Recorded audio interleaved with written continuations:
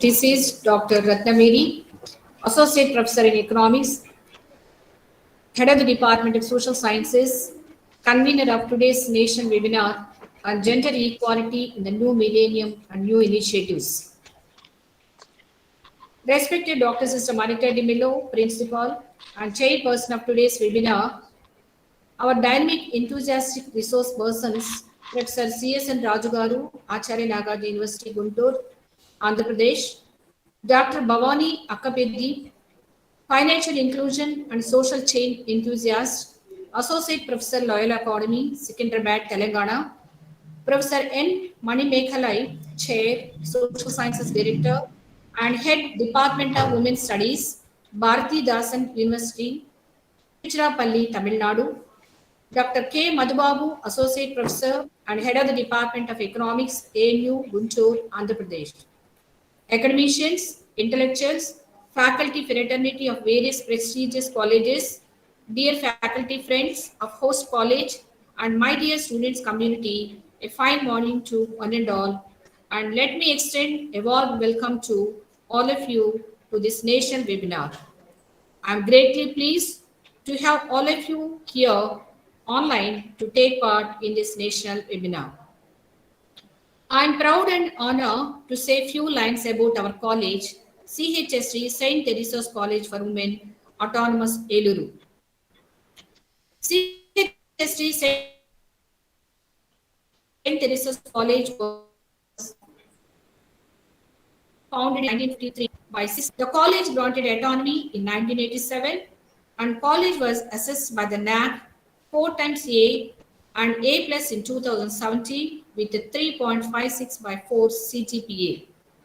College with potential for excellence in 2005 and RUSA 2.0 component 8, ATIL ranking 2020 band A and ISO 9001 2015, 14001 2015, 5001 2011 certified. And present, the college is affiliated to Adikavi Nanaya University, Rajamahendravaram.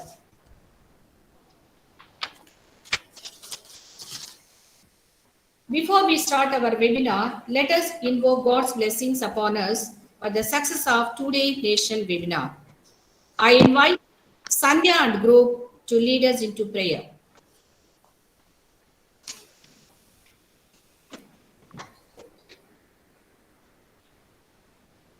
In the morning, I thank you for the breath that I have, the new strength, the good hope, the light on my path.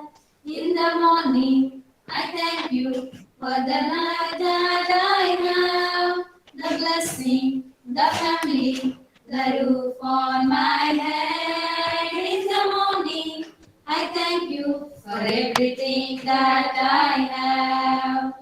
Thank you, Lord, thank you. You are kind and good to me. Thank you, Lord, thank you. Thank you for everything that I have.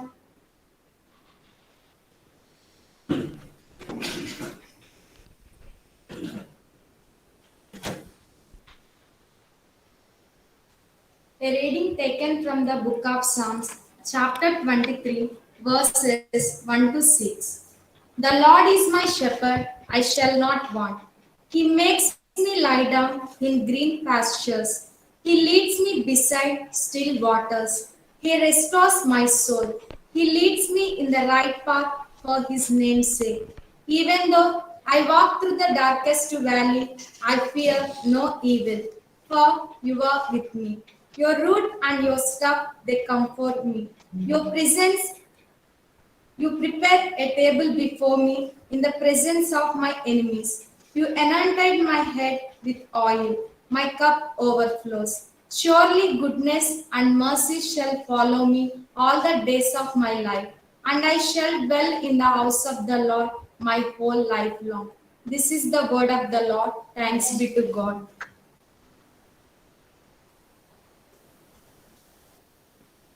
All of you close your eyes. Let us pray to God for the sake of this day. Father, Lord of life and love, thank you for the gift of this day. Bless us as we have gathered here to organize and attend a webinar. Bless our principal, Reverend Dr. Sister Marietta de Mello, with good health and wisdom. Bless our today's resource person, Professor Ch.S.D.St.Theresa, with knowledge, and all our management sisters. Bless all our teaching and non-teaching staff and their families. Lord, in your generosity, safeguard us. Protect us from all the dangers and keep us safe in your sight. Bless all the students with wisdom and knowledge. Help us to be faithful in all the endurance. With gratefulness in my heart, I ask this prayer in the name of God and Savior Jesus Christ. Amen. Thank you, girls. Now, I extend a warm welcome to our beloved dynamic principal, Reverend Dr. Sister Marietta de Mello, chairperson of today's national webinar on gender equality in the new millennium and new initiatives. She is the real motivating force to success and get so many laurels of our college. Welcome, sister.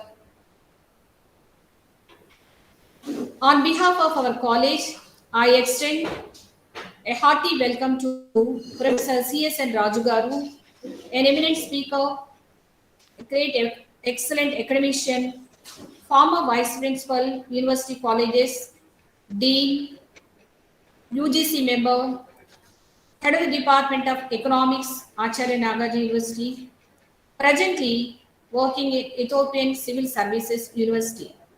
Welcome, sir, to our two-day national webinar. Once again, welcome you, sir, to our midst.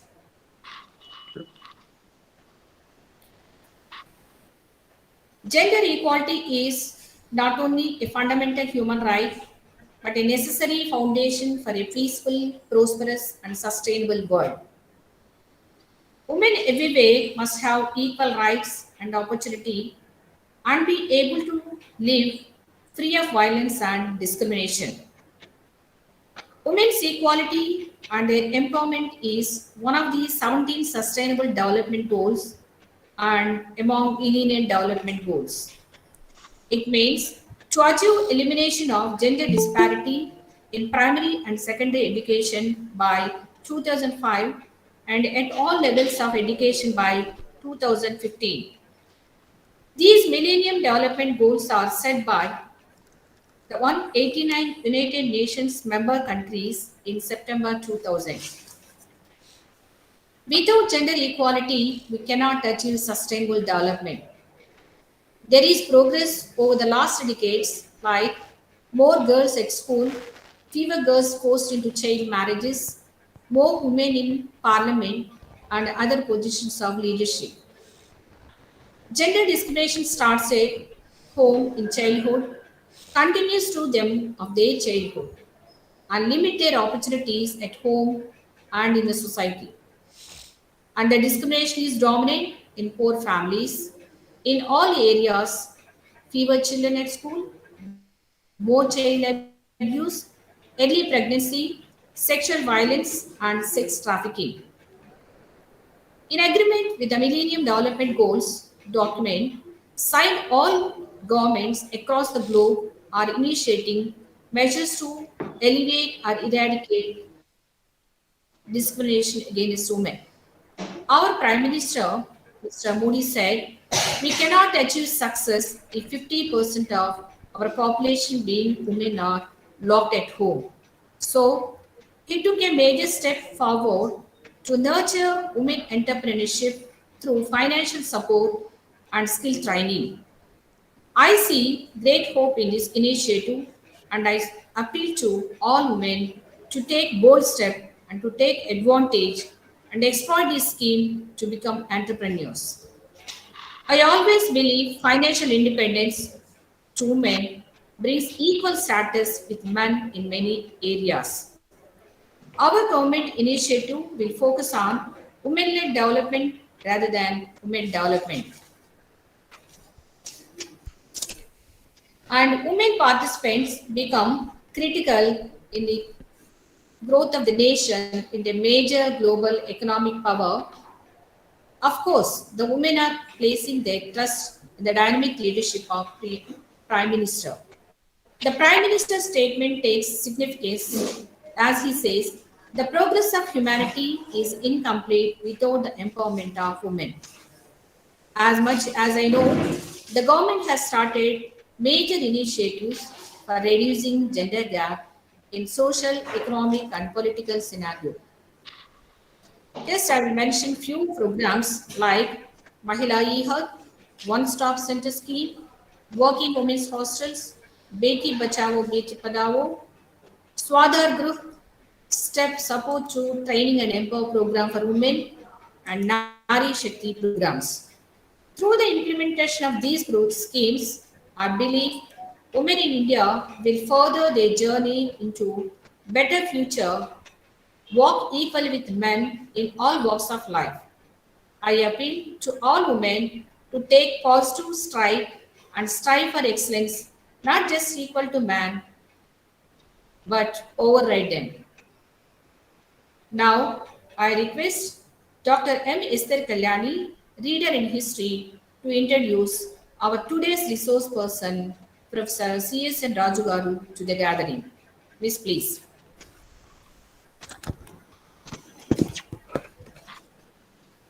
A very good morning to all the participants. Respected dear sister, Principal, Dr. Marita Di Mello,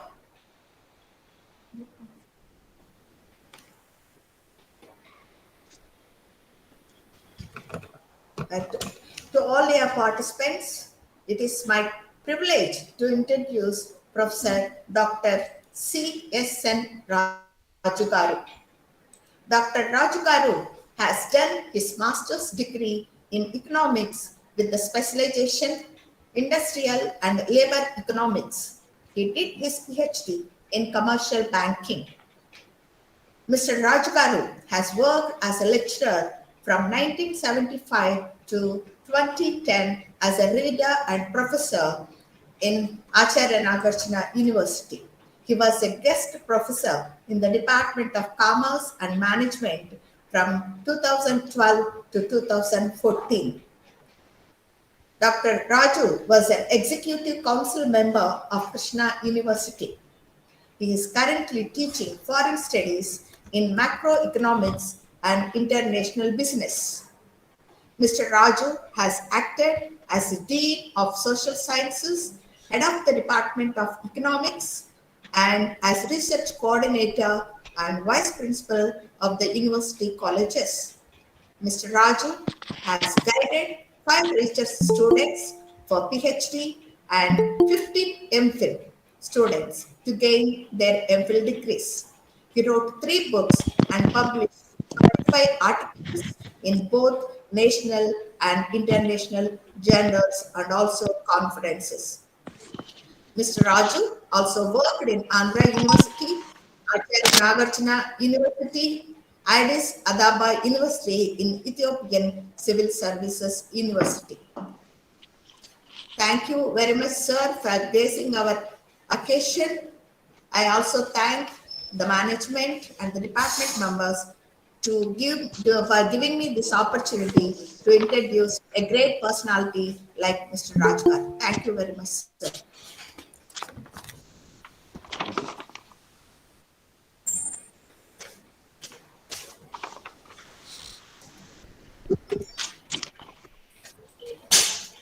Thank you, Kalyani, for nice words about our Professor C.S.N. Raju garu. So once again, welcome you, sir, to this two-day national webinar. It gives me immense pleasure to invite our resource person, Professor C.S.N. Raju garu, to address the participants, to share his views and enlighten us on gender inequalities and gender gap.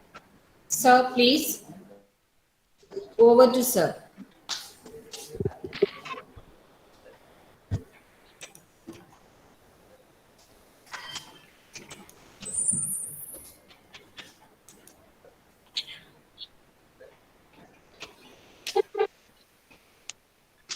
Good morning, all the participants. I feel it a great privilege Good morning, sir. to. Good morning. Can you hear me? Yes, sir. Yes, sir. Yeah. Good morning, all of you. I am particularly very happy and privileged to speak today in St. Theresa's College, Elur. I am particularly happy, and I want to thank the principal sister, Dr. Marietta De Mello, for giving me this opportunity. And I also am very grateful to Dr. Ratna for specially inviting me to this occasion and speak. Even though there are many more eminent people around, but still I feel that I'm a very humble person, and I feel it very great privilege and an honor to be asked to present a lecture on gender inequalities. I have been visiting St. Theresa's College for quite some time. Earlier also I have come. I think I came sometime in 2004 or 2003 for the first time. But after that, a few years back again I came. Then Dr. Ratna was head of the department. I'm very happy still she is the head of the department under her able leadership. The Department of Economics is functioning very well. I also feel that Dr. Marietta De Mello, the principal, and Dr. Ratna are both a very privileged people because they are empowered. That is exactly what this occasion is meant for. How to empower women and what are the problems and what are the efforts people are making on themselves, and what are the initiatives by government to encourage people to empower themselves. So already you can see your teachers in the college, in various faculties, the principal, the vice principal, and also the hostel wardens and others who are empowered. So it is always the teachers who influence the students to be something. I hear many of my old students telling me, "Sir, I will want to be like you." I tell them, "Don't try to be like me." The reason is that to be a teacher, you have only mental satisfaction. You can enhance your intellectual skills, read a lot, help students, and help research scholars. But teachers are among the most lowly paid persons in India or also abroad. So try to become something, try to become entrepreneurs, try to become administrators, even enter into politics. We need decent people in the politics. So there are so many avenues. So when I speak to girls, I always have a problem. In fact, almost all the batches of my students in the last class, I ask one thing. Generally, the students, among the students, girl students and boy students are 50-50. Let us suppose like that. Sometimes varies, sometimes 30% girls and 70% boys, vice versa. So whenever I ask, suppose there is a class of 50 and 25 are girls and 25 are boys. I ask the girls, this is the last class. How many of you would like to work after taking MA Economics from this department? And I see that only 5 people raise their hands. That means 20 students, they do not want to work. So this is the predicament of India. We always blame the politicians, this chief minister or this prime minister, he is not doing much and that. But how much we are actually interested in improving ourselves.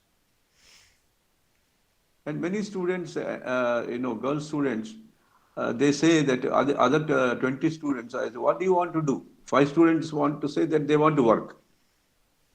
The remaining students, 20, what do you want to do? They say that they would like to marry. So marriage, I am not saying is unproductive. Marriage is definitely very most productive thing in the world. Marriage, raising up the children, and helping the husband to be more productive. This is all, hidden values, hidden worth of a homemaker. We call them actually in economics or in the modern world, we don't call it as housewife.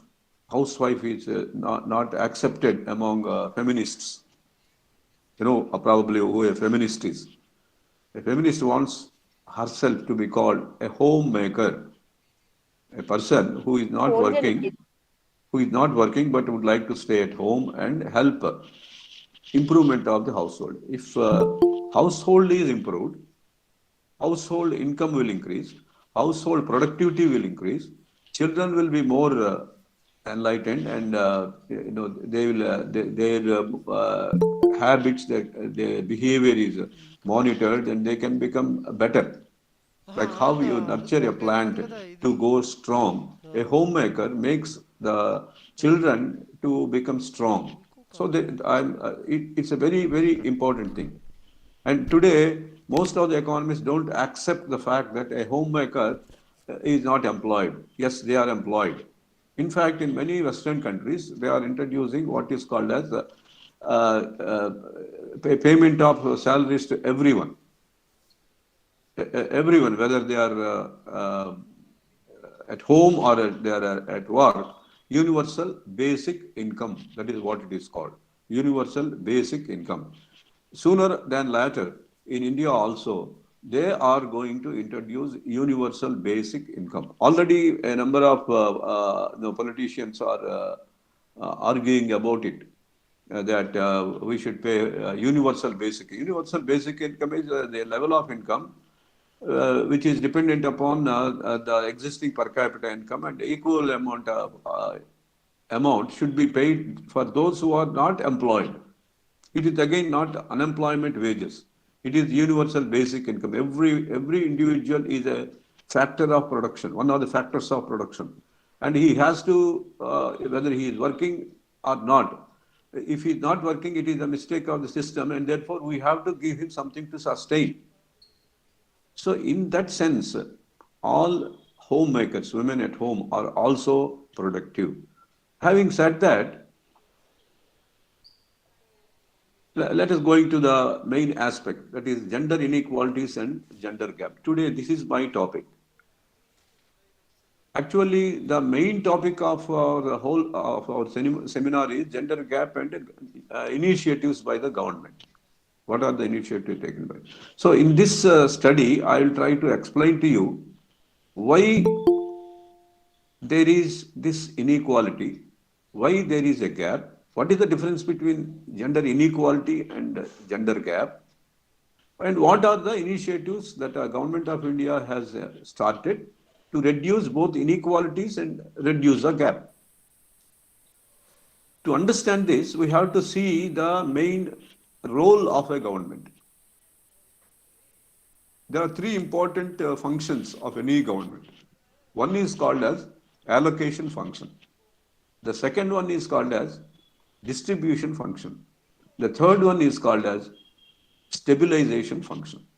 Allocation, distribution, stabilization.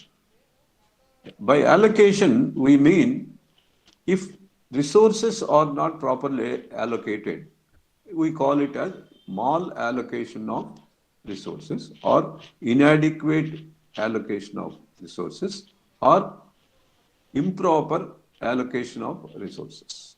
So what is the problem if resources are not properly allocated?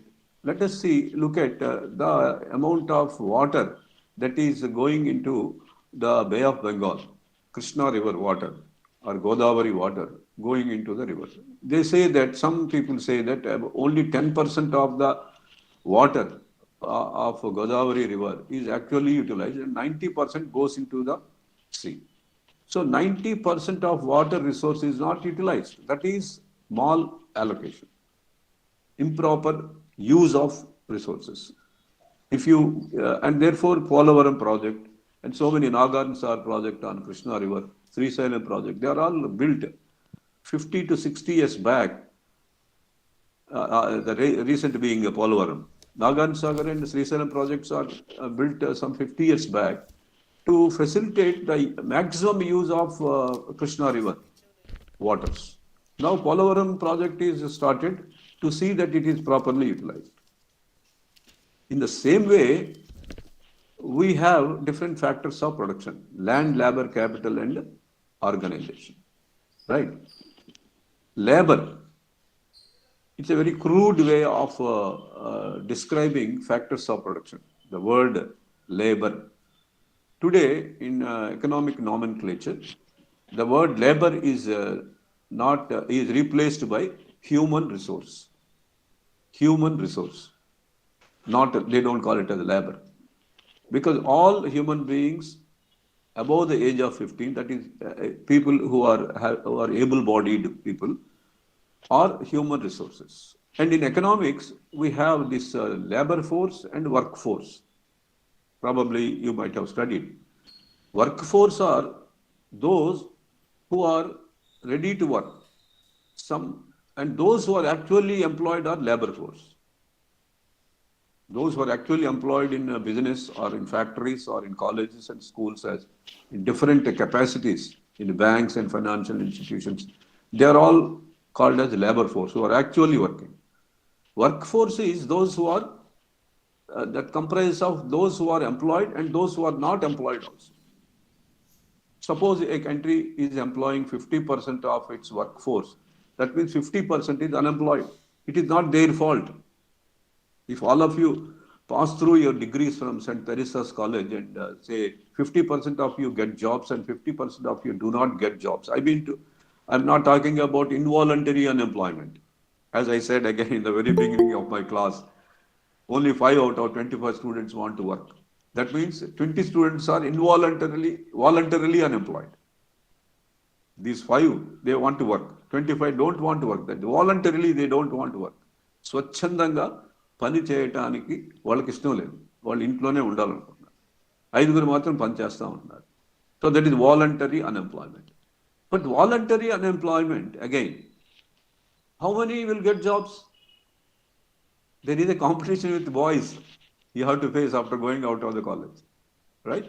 So again, when these five students multiplied by different colleges and universities are going to be the workforce, not the 20 students who are voluntarily they want to remain unemployed.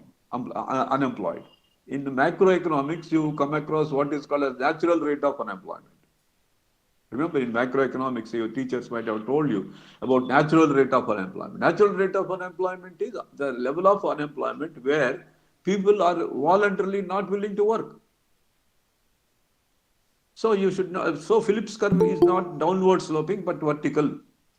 They say that the modern macroeconomic theories like rational expectation theories or even behavioral economics school say that Phillips curve is not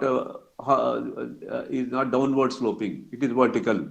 Unless you pressurize, unless you do something to make the voluntarily unemployed person to work, the curve will not move to the right. It stays like that. It is in this light that UNDP and many World Economic Forum, UNDP and Government of India, they have identified there are certain 17 goals. They identified 17 goals for sustained economic development. They have identified 17 goals of sustained economic development. Please show the second slide. Second slide, please.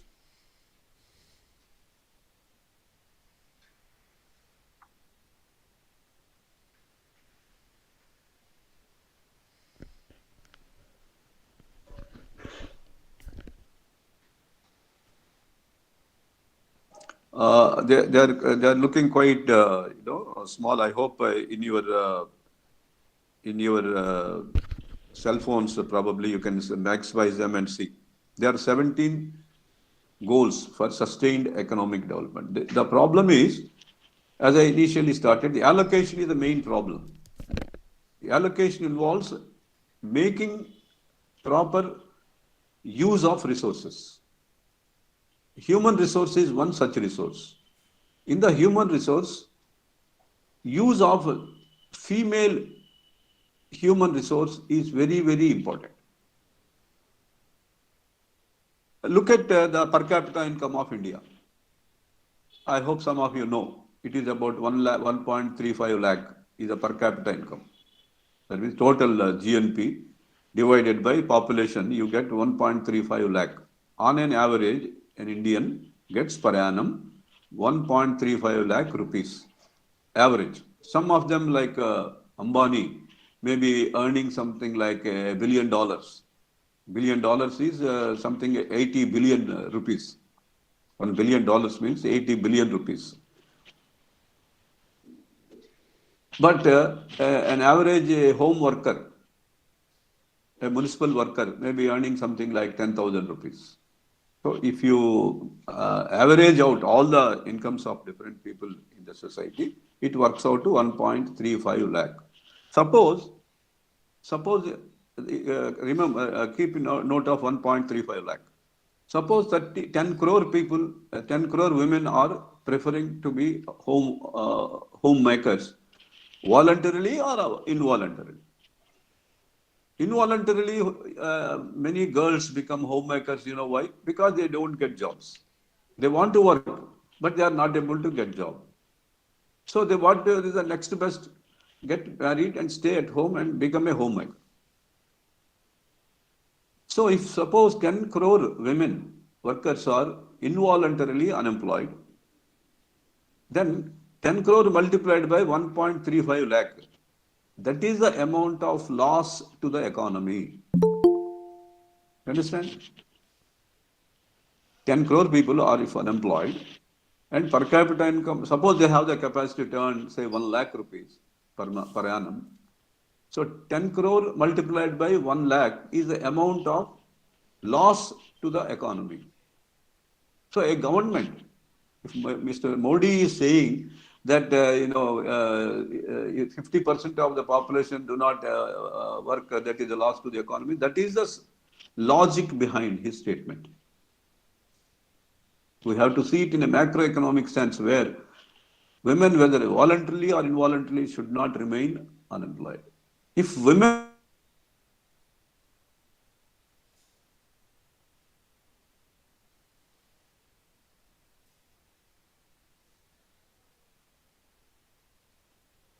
getting jobs, they are getting jobs but losing them quickly. So that is, on an average, 10 crore women are unemployed. So that is a loss to the. So, and the other group is there who are voluntarily remaining unemployed. So when women are voluntarily remaining unemployed, then it is the responsibility of the government to start some programs so that they get means of earning income. And that is why these initiatives. Let us look at these 17 development goals. 17 development goals. One is no poverty. Reduction in poverty, we can say more pragmatically, we can say uh, reduction in poverty levels. Second thing is we are facing the problem of hunger. You know, in 2004 or 5, Government of India has initiated a program called food security. Today, we can't say people are hungry. People are hungry. Not, everybody is somehow or other able to get food. So many subsidies are there, food subsidies, everything is there. In Andhra Pradesh, government of Andhra Pradesh is sending 10,000 rupees to every household, right? Pradhan Mantri Yojana for transfer of funds to their bank accounts is there, is it not? So people are not hungry. 2004, Government of India initiated food security program. You know, food security is where you should get all proteins, vitamins, minerals, carbohydrates, fats in appropriate proportions so that you don't get impoverished on account of lack of ability to work. The first one is no poverty. Second one is no hunger. Hunger means not if you eat, one cup of ice cream, you may not feel hungry. So that is not the thing. You must have balanced food. So that is the idea behind no hunger or what is called as food security.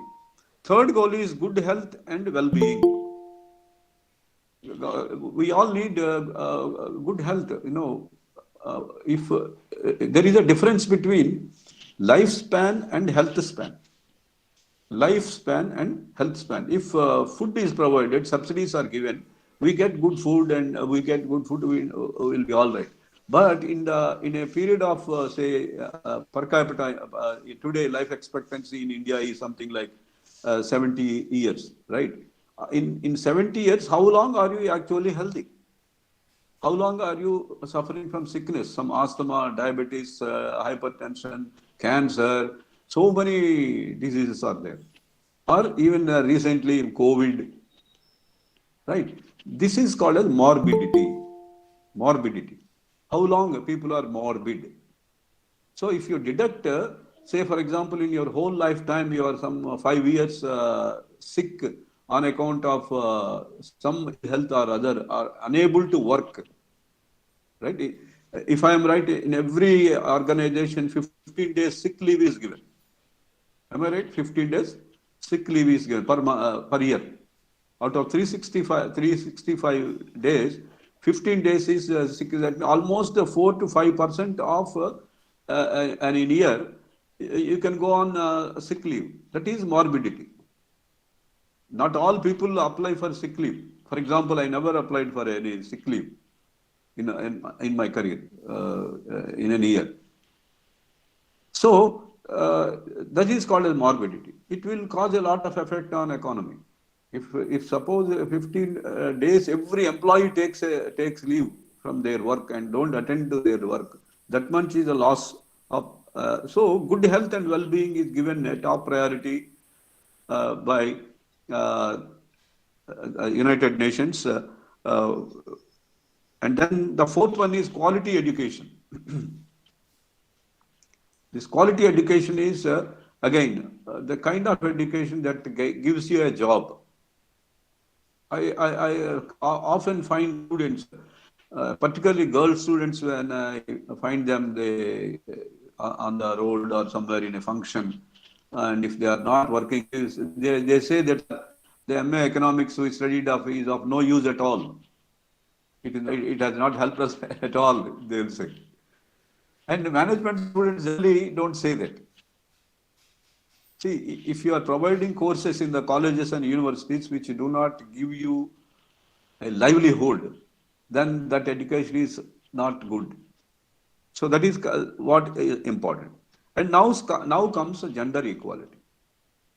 See, in pursuit of eradicating poverty, in pursuit of eradicating hunger, in pursuit of providing good health and well-being, in pursuit of providing quality education, what is the access for girls or women in these four is spoken by gender equality.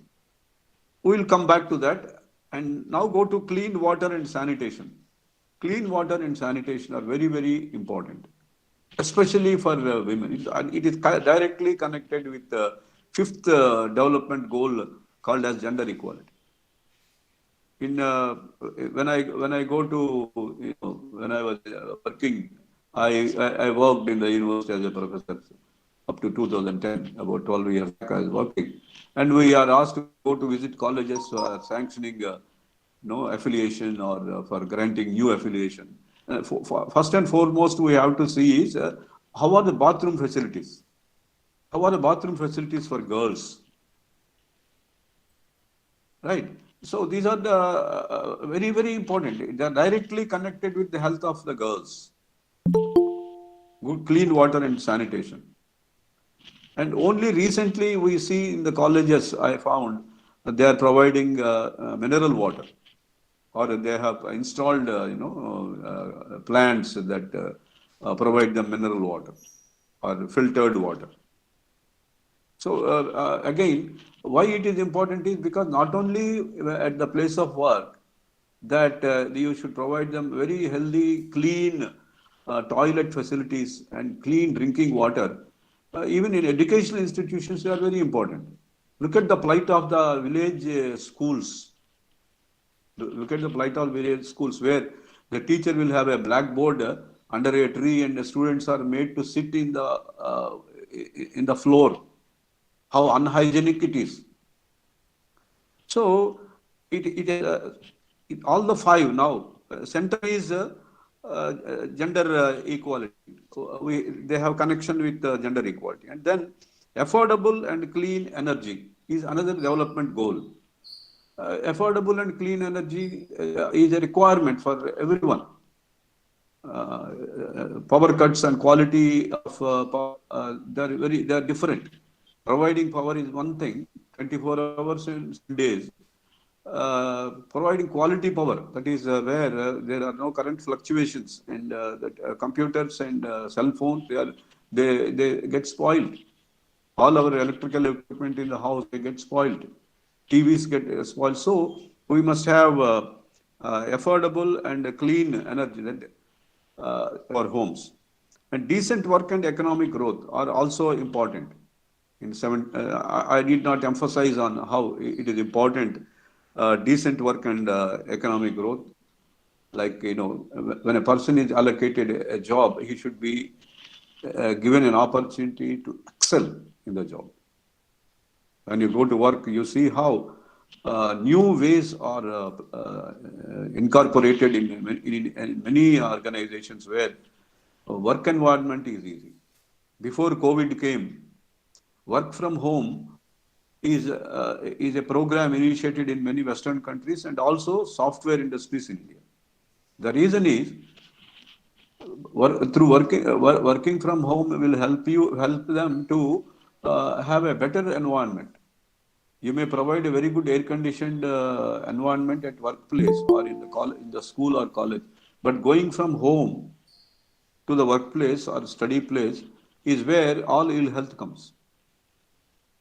So we have to consider that decent work or educational institutions and economic growth are highly connected.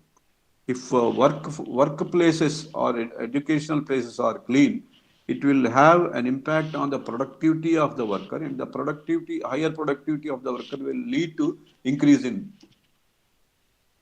output per capita, and therefore the GNP. In pursuit of attaining in 2000, the GNP of India was $1.7 trillion. $1.7 trillion in 2000. By 2020, it has reached something like $2 trillion. And now they say, 2022, they say that is around $3 trillion. And the aim of our government is by 2025 to reach $5 trillion economy. So in pursuit of attaining that goal of higher economic development and growth, we should provide decent work. And then innovations in industry and infrastructure is a ninth important development goal. New innovations. So I'll skip that and go to the 10th one, reduced inequalities. See, gender inequalities and general inequalities are different. This is about the racial differences. Gender inequalities are different. Racial inequalities are different. The difference between rich and poor is different. So we have to overall inequalities in income and expenditure have to be reduced. Women may not face gender issues, but they will definitely face inequalities in income and expenditure. That is general one, not necessarily for all of men and women. We all face this inequalities in income and expenditure. This causes a lot of problem. And then sustainable cities and communities. Sustainable city and a community are different. Most of the cities today are entering into a second phase called communities. People belonging to a certain social strata, not based upon race but income. They have different kind of communities. Some have, gated communities. There is a problem in Hyderabad. I understand that some boys, some thieves are wearing, knickers and attacking homes where there is no security, right? Ch.S.D.St.Theresa gang, you probably might have heard them. So, because these houses are not provided with proper security, independent homes are cakewalk for thieves. So, people are developing into communities. So, cities are developing from one stage to the other stage, developing into communities. So, this has to be carefully monitored. And then responsible consumption and production. Responsible consumption and production. This is a very important thing. In Andhra Pradesh, in the beginning, there was a lot of talk about prohibition, right? That means sale of alcohol. So alcohol is irresponsible consumption. Point. It is not considered as a productive one. Alcohol consumption is cigarette consumption, alcohol consumption, gutka consumption. These are all, redundant consumptions. Michon, there is one economist who calls it as redundant. Even if they are not there, it won't affect the society. Alcohol, cigarette, and all other, drugs or other cheap drugs like gutka to expensive drugs like LSD or marijuana and all these things are irresponsible consumption. There are a lot of restrictions on it. And still, to some extent, the government allows them to produce. So, the irresponsible production. If there is a production, then only there is a consumption. You might have heard recently some film stars and their children exposed to, drugs and be caught by National Narcotics Bureau, right? So this has to be carefully monitored. Today, in most of the Western countries, women are, habituated to drinking and smoking a lot. If you go abroad, you will see that more than men, it is women who are found with a cigarette in their between their fingers. I saw a lot in public places. Men are smoking less, in my observation. Women are smoking more. And when you go to, visit a restaurant where drinking is allowed, I found 50% men, 50% women drinking. So this also has a great impact on productivity. That is the problem. Productivity. It spoils the culture. It spoils the society. So responsible consumption production is also an important development goal. Climate action. One of the schemes that are enunciated, one of the schemes that are enunciated by Government of India is about about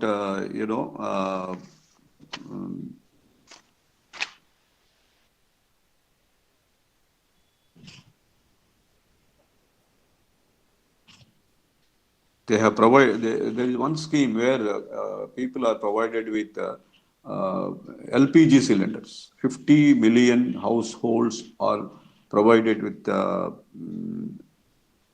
Swadesh Grah, if I am right, where they provide so that smoke use of firewood to cooking is totally eradicated. You understand? So there is. We'll come to that later. It is to prevent climate degradation, deforestation. We will be in villages. Households use firewood for cooking, and it causes environmental problems, smoke problem, and also deforestation. So that is another important climate action. And 14th one is life below water.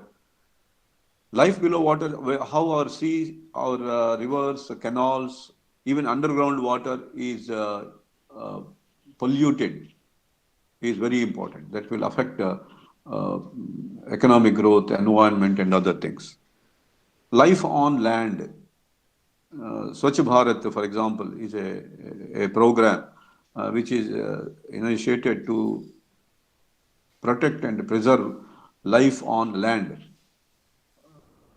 because of household, retail, and industrial pollutions. Peace and justice, peace in a country and peace with the neighborhood also is very important according to the 17 development goals. Partnerships and goals. Partnerships and goals is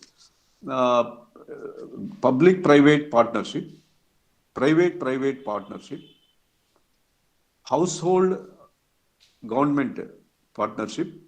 Household government partnership is, for example, if you have solar panels and if you are not using the solar power, you can sell the power to the government, right? Such initiatives are also brought. These are all the initiatives that are, if you see carefully, found in various programs of the Government of India and also Government of Andhra Pradesh. So these are all the development goals of United Nations, which UNDP and other organizations, which have helped economic growth in India, but has a very, very close connection with the gender problem. At the core of all these development goals is gender equality. There are two aspects about gender equality.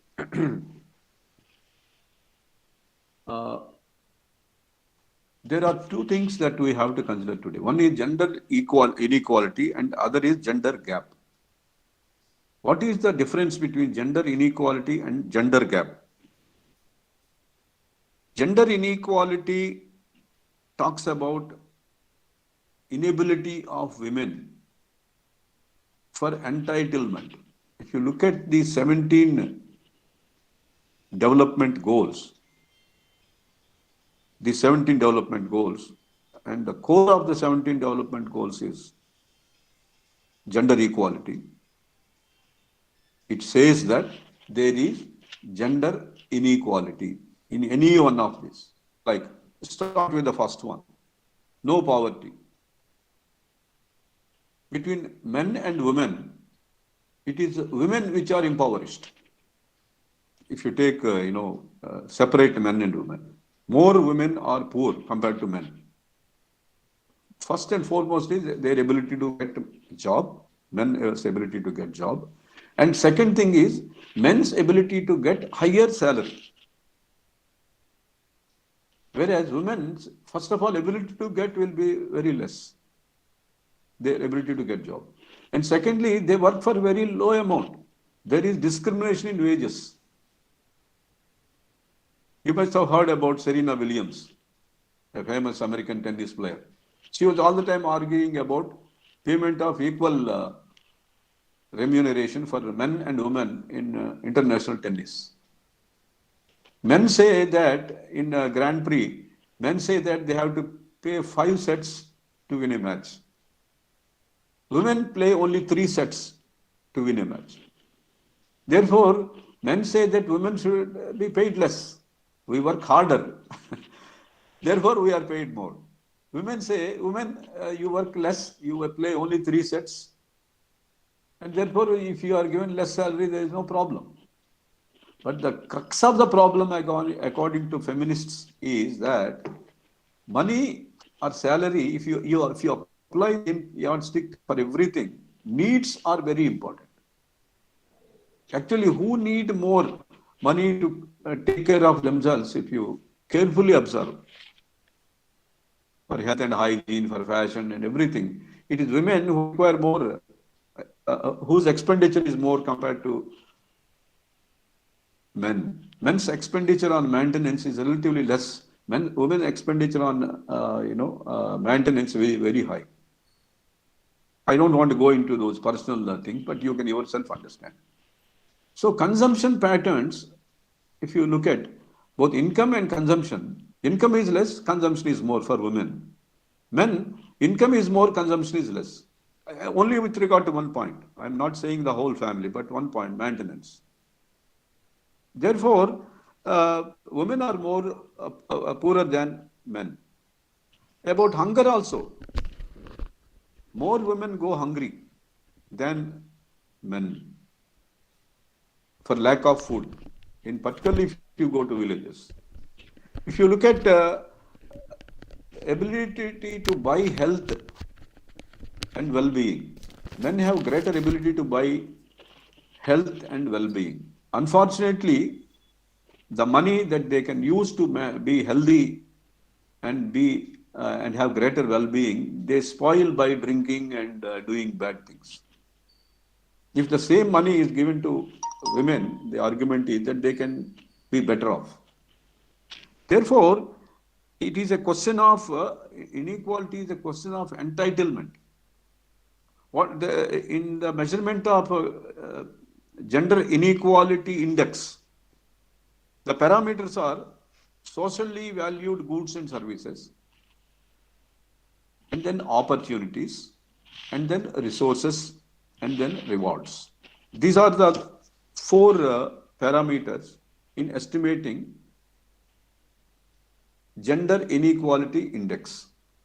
Index numbers, you might have studied in 10th class itself, right? Index numbers, particularly those 2 index numbers, Paget index number and Laspeyres index numbers, in statistics you might have studied. So that index number, I think mostly it is Paget's price index they use. P1 Q1, sigma of P1 Q1 divided by sigma of P1 Q0, P0 Q1.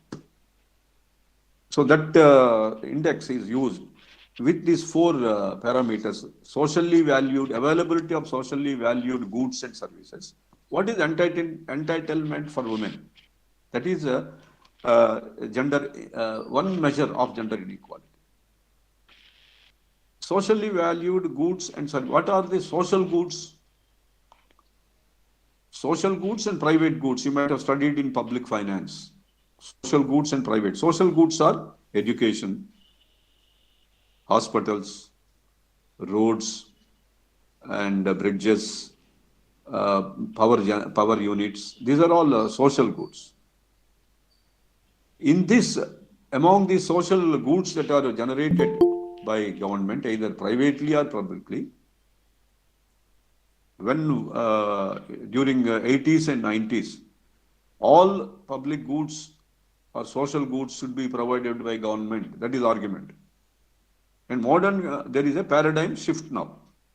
The paradigm of before 1990s, that is 1990 is 1 year which is considered as a dividing year. There is a paradigm shift in 1991. New economic policy, right? Remember? New economic policies has come under Prime Minister P.V. Narasimha Rao. New economic policy has come. And then the Prime Finance Minister was Manmohan Singh. They introduced privatization. Before 1990, it is public sector. Now, after 1990, it is a private sector. So people, social goods are also are exclusive domain of public sector. Only government should provide. But now there is a paradigm shift from 1991. By 2020, the shift was so heavily biased against the private sector that social goods are provided by almost all social goods. Very soon, railways also may go into the hands of private individuals. Right? Already, airlines has gone. A lot of public sector undertakings are there is a disinvestment in public sector undertakings. LIC is going to be privatized. Most of the banks, private sector, public sector banks are denationalized, and a lot of public sector undertakings like Vijayawada, like Vizag steel plant, right, is going to be private. A lot of problem is going on there about Vizag steel plant to be going to be private. This is a paradigm shift. We call it as paradigm shift. The paradigm shift is because now a government identified that these social goods need not necessarily be provided by government. Private people can provide them better. Come back to what I said. Three functions of government: allocation, distribution, and stabilization. So in the process of allocation of resources, it is not that the government has failed.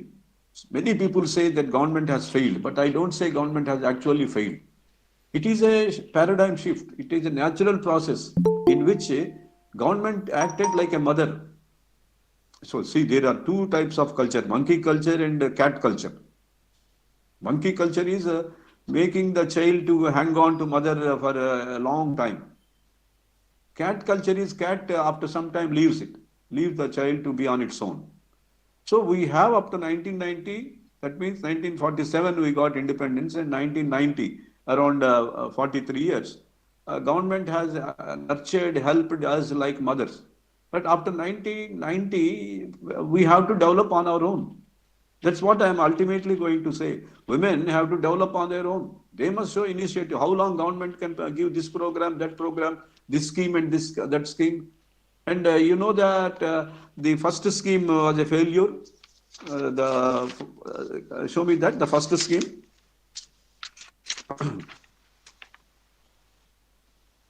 Beti Bachao, Beti Padhao was a failure. You know that? Because there are no takers. Beti Bachao, Beti Padhao was a failure. That means too much of government pushing, thrusting on you will not help. You must come out and you must take advantage of a particular scheme government has provided. And if nobody comes forward, what will they do? They give to Tom, Dick, and Harry, probably their own party members. And then you say that this party is only helping their own members. So that is women or anybody. It is a question of entitlement. We have them at our disposal, and we must take them. So that is about socially valued goods and services. Opportunities is another important yardstick in the measurement of gender inequality index. Opportunities.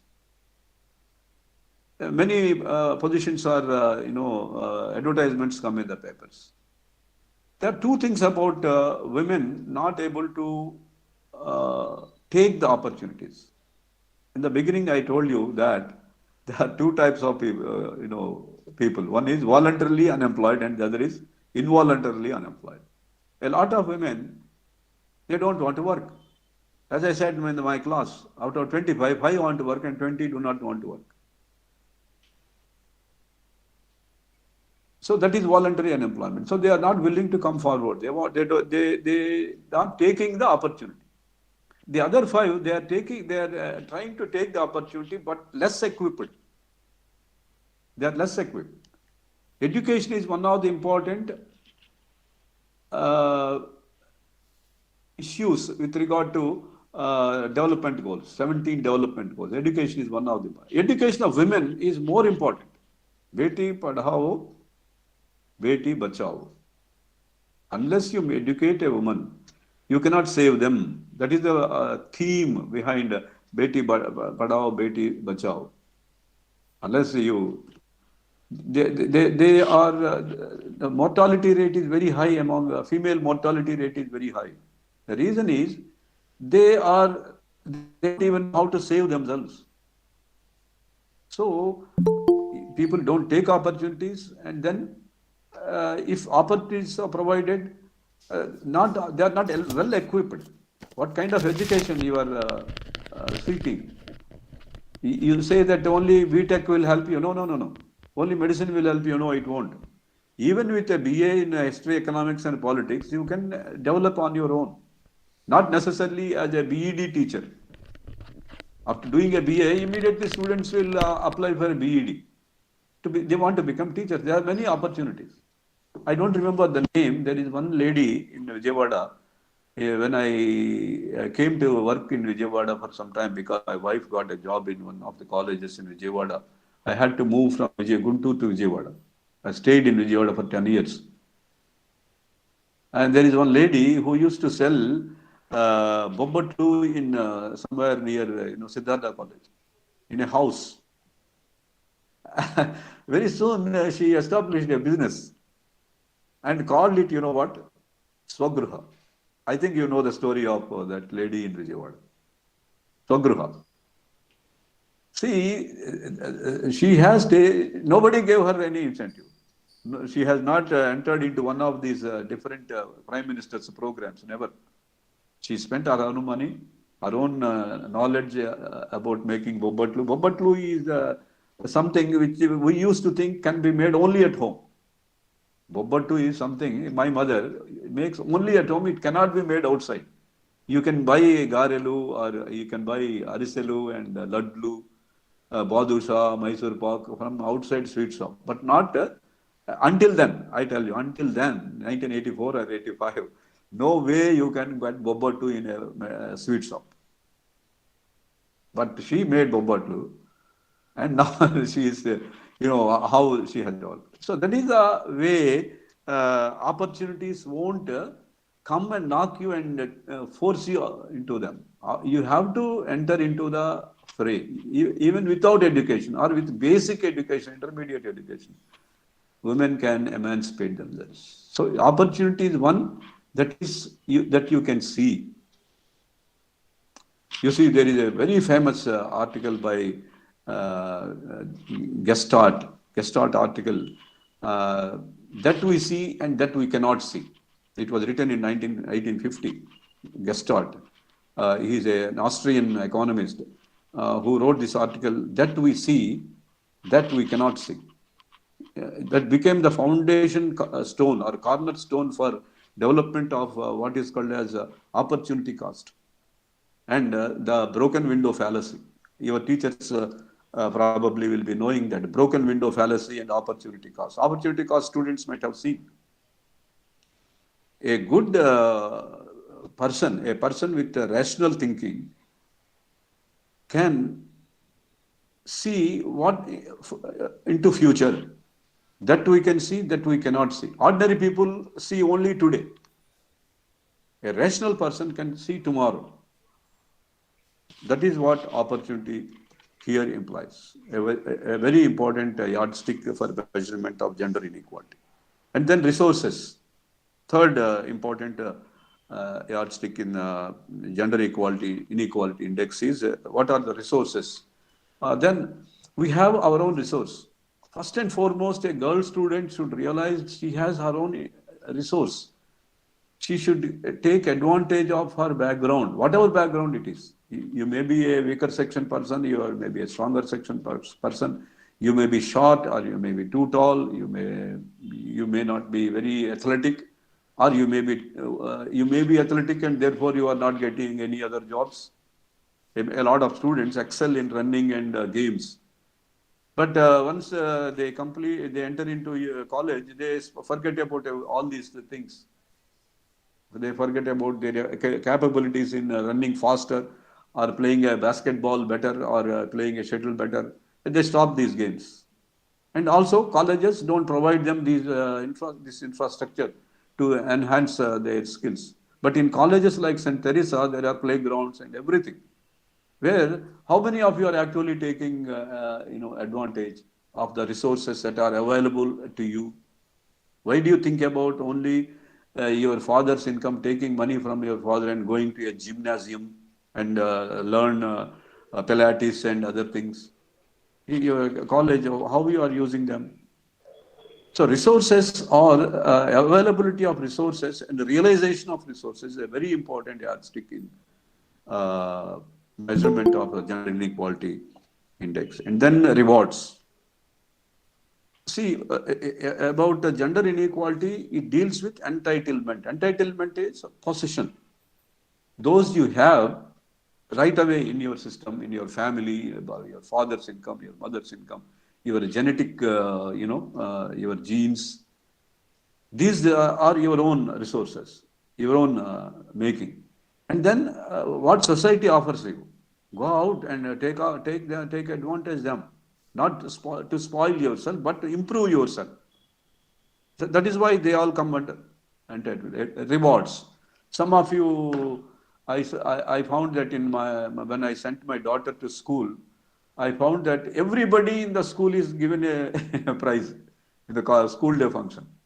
In the school day function, I found every student, there are about 1,000 students, and every student is given a reward, something or other, in some game or some quiz or some elocution competition, a running competition, or that rope pulling competition. So many games and so many extracurricular activities are conducted that every student somehow or other gets a job, gets a reward. But when you go from school to intermediate, suddenly you feel that rewards, you are not getting rewards because of the change in the infrastructure, change in the environment, and motivation towards different things. These are sometimes you have to look into look for yourself and get, or you should join such organizations and institutions where you can reach them, you can get rewards. Sachin Tendulkar or Saina Nehwal, these people discontinued, after school, and what they are good at, they try to excel. And in pursuit of, becoming world champions, they did not forget about the basics, that is learning. And that is why, even though Tendulkar is only an intermediate guy, and Saina Nehwal discontinued, after her intermediate, they improved their communication skills. You see? So that is very important again. It is because of the increase in better communication skills. Today, most of the retired sports persons, or most of the retired cinema actors, most of the retired teachers like me, still have opportunities to earn. You remember? So this is all rewards are directly Padma Shri or this Shri or that Shri they give you, but you yourself can reward. You yourself can pursue and get rewards, which are not explicit, which we cannot see, but we enjoy. Right? So these are the important aspects of inequality. So inequality deals with entitlement. Now gap, gender gap and gender inequality. That is the main concern of our seminar. Gender gap. Gender gap arises because of inability to achieve things. Entitlement is inequality. Gap is because of our inability to achieve things in life. Achievements. Women achieve less, men achieve more, relatively. I don't say that they are all great. It is great. They are great, and that is why they got it. If you look at the achievements, there are many women. I particularly look at Kiran Mazumdar Shah, Indira Nui. Remember those names? Probably most of you know it. You heard about their husbands' names? No. They achieved something. There is one case I want to tell you. Recently came in the newspapers about one lady by name Ramachandran. She was made SEBI chief. She was made SEBI. SEBI, you know, SEBI is our controlling agency of all the capital money markets. And she took the help of a Swamiji, they say. It is in the newspapers, even today, yesterday, day before yesterday, if you look at the newspapers, you find. She took the help of a Swami that now the SEBI is investigating into who that Swamiji is. So she depended upon a man to her day-to-day most sensible, most important job to be the chairman of SEBI, and she messed up everything because she depended on a man.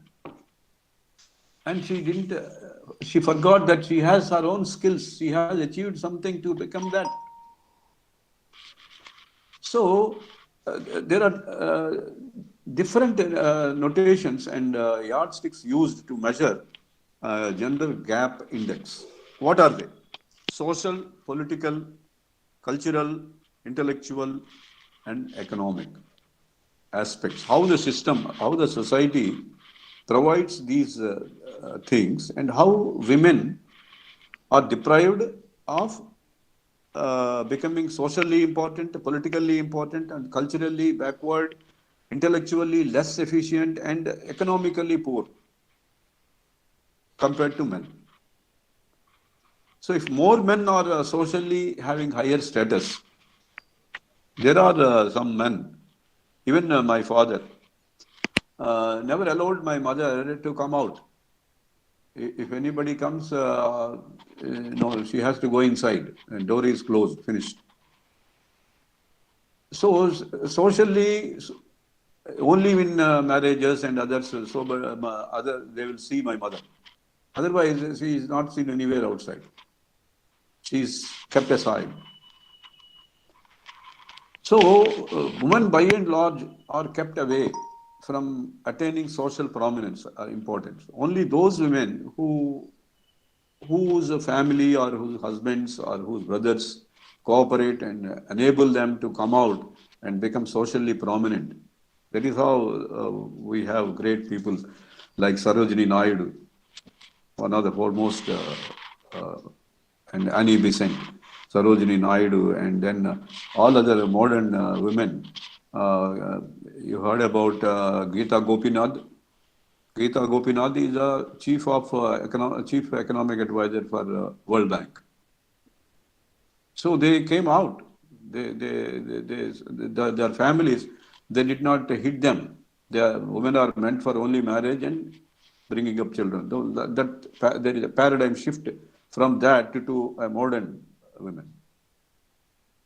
Geeta Gopinath was so liberal, and nobody knows her husband, Geeta Gopinath's husband. He is also a very prominent person, and she married a Muslim. He is also an economist. He married a Muslim. So free they have become. I'm not saying more than that. And politically prominent. Only 3% of women, it seems, represent in politics worldwide. Worldwide, if you see, only 3% women represent. And in our parliament, also very few women are members of parliament. And actually, the number of ministers in the present government, last year it was 23.1%, and now it is only 9.1%. Number of women holding jobs as ministers, it has declined. And workers' participation rate, that means female workers in factories or education institutions or commercial banks and others, has declined from 24.8% in the last year to 22.3% this year. And the number of women in different workplaces. And in professional and technological areas, now only 29% women are present, holding jobs. And in senior and managerial level, like Indira Nooyi or Geeta Gopinath or Kiran Mazumdar Shah, in senior and managerial level, now only 8.9% are women. So this is what is called as workers' participation.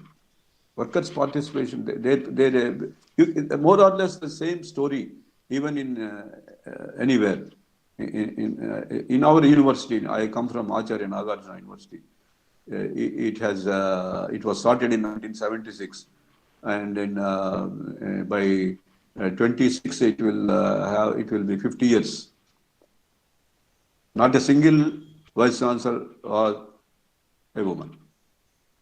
So it is going to take more than 50 years for a university to produce one female vice chancellor. If you go to UGC, no woman ever became a UGC chairman. So this is how workers' participation is considered as an important achievement.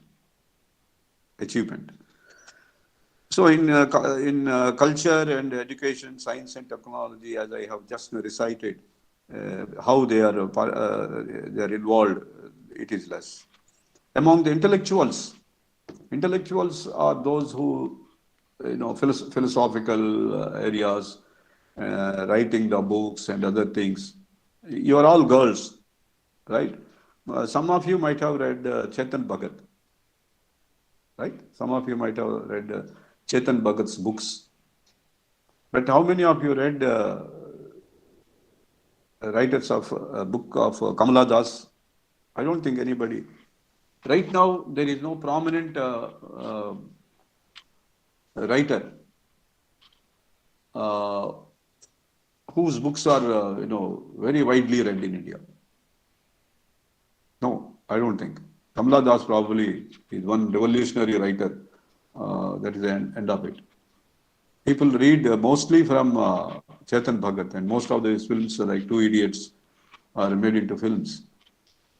So intellectual area, how many are actually present is also taken into consideration.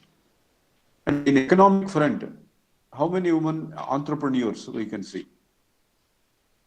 So these 5 parameters are used to construct gender gap index. It is about achievement. Gender gap talks about what women have already achieved.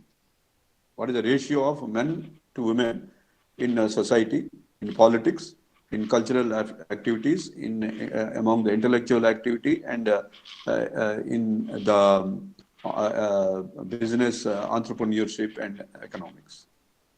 This is about achievement. Gap talks about achievement.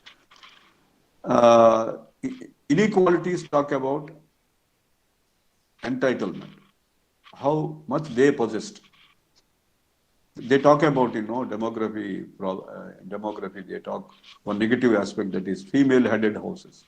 Number of female-headed houses are increasing, they say. It is good actually. If females are the heads of the house, it is supposed to be good. Why it is bad in demography, in population studies? Why women-headed houses are wrong? In certain cultures, in Himachal Pradesh, in Kerala, and some other northeastern states, women are the head of the house, not men. But overall scenario, if we see, female-headed houses are negative in demography.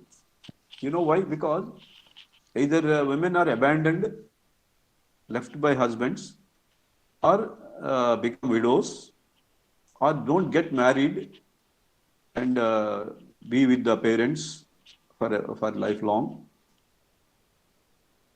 Female-headed houses are increased. That is a negative thing. If for all the practical purposes, it is, if they are socially valued, they have greater opportunities, they have greater resources in their hand, they are chiefs of an organization, and the whole house property belongs to her, not the husband. And they are rewarded like Padma Shri or Padma Vibhushan or something that they get rewards. That is where we can say women are emancipated. So now go to the next slide.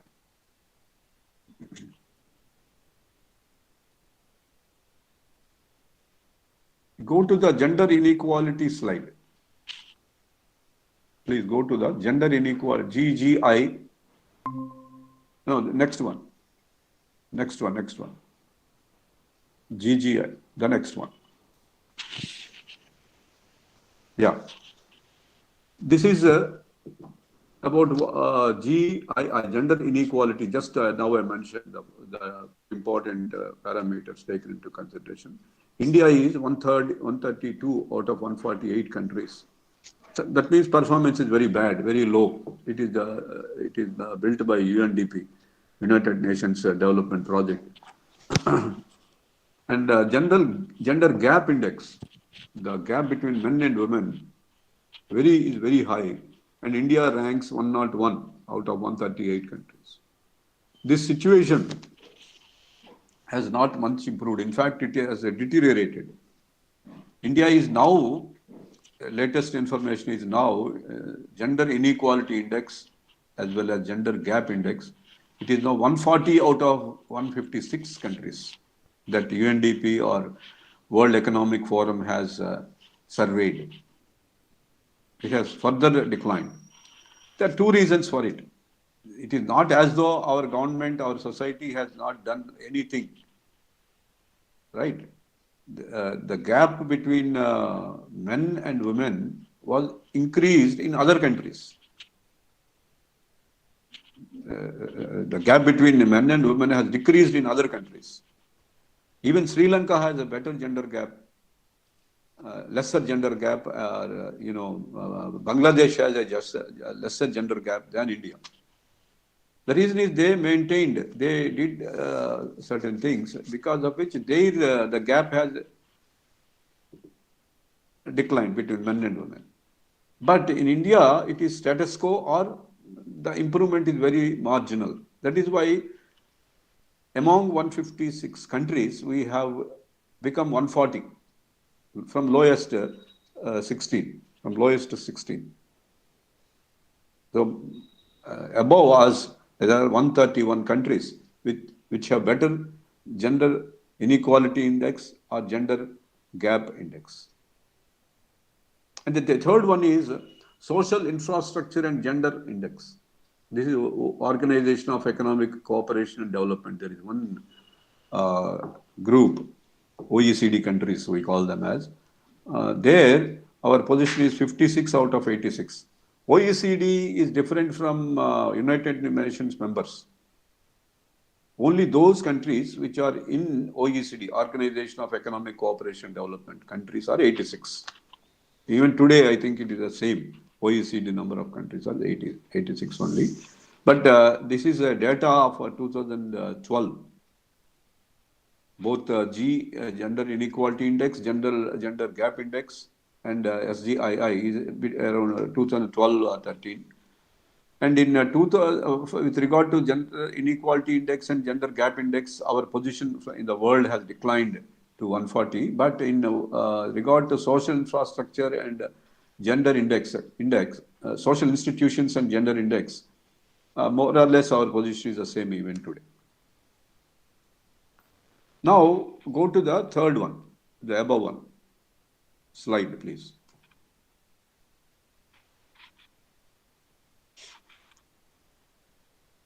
Why the rift has increased?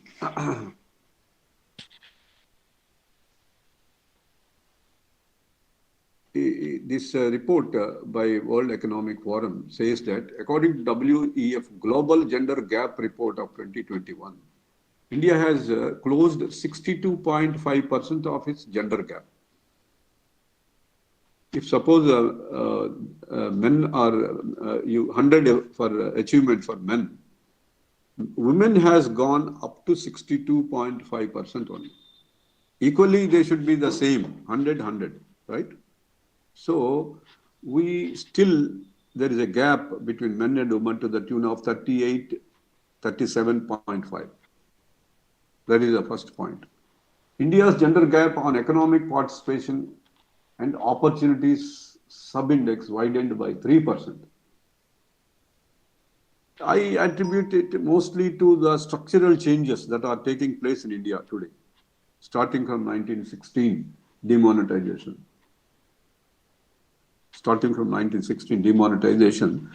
There is a structural adjustment in India. In 1991, Prime Minister Narasimha Rao and then Finance Minister Manmohan Singh have advertised to a greater extent SAP, Structural Adjustment Program. Some of your teachers must be students at that time. That is, structural adjustment is from basically public to private. Privatization, liberalization, globalization. LPG, liberalization, privatization, globalization, is a structural adjustment program. From 2014, that is the era of the new government and the new Prime Minister, there is unannounced structural adjustment program. Or structural adjustment is taking place. They wanted to unearth black money. Yeah, they want to remove counterfeit currency. They want to remove financing terror funds. Right? It's a good thing, good objective, demonetization. But demonetization, one side, whether it has achieved these objectives or not, I don't want to talk like a politician, but definitely it has some impact. But it may not be very high. But the thing is, it causes a lot of problem to employment. Micro, small and medium industries have suffered like hell. So who are the worst victims? Employees. Among the employees, who are the worst victims? Women. That is the problem. So the second point, India's gender gap on economic participation and opportunities sub-index widened by 3%. It has started from 2016 onwards, in my opinion. But this COVID problem has further accentuated it.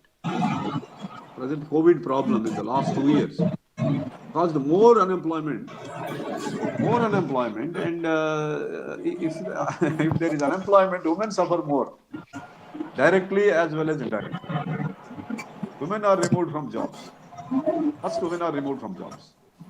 And second, men who is the father, who is the owner of the house, who maintains the house, when he loses the job, again woman suffers with low income in the house.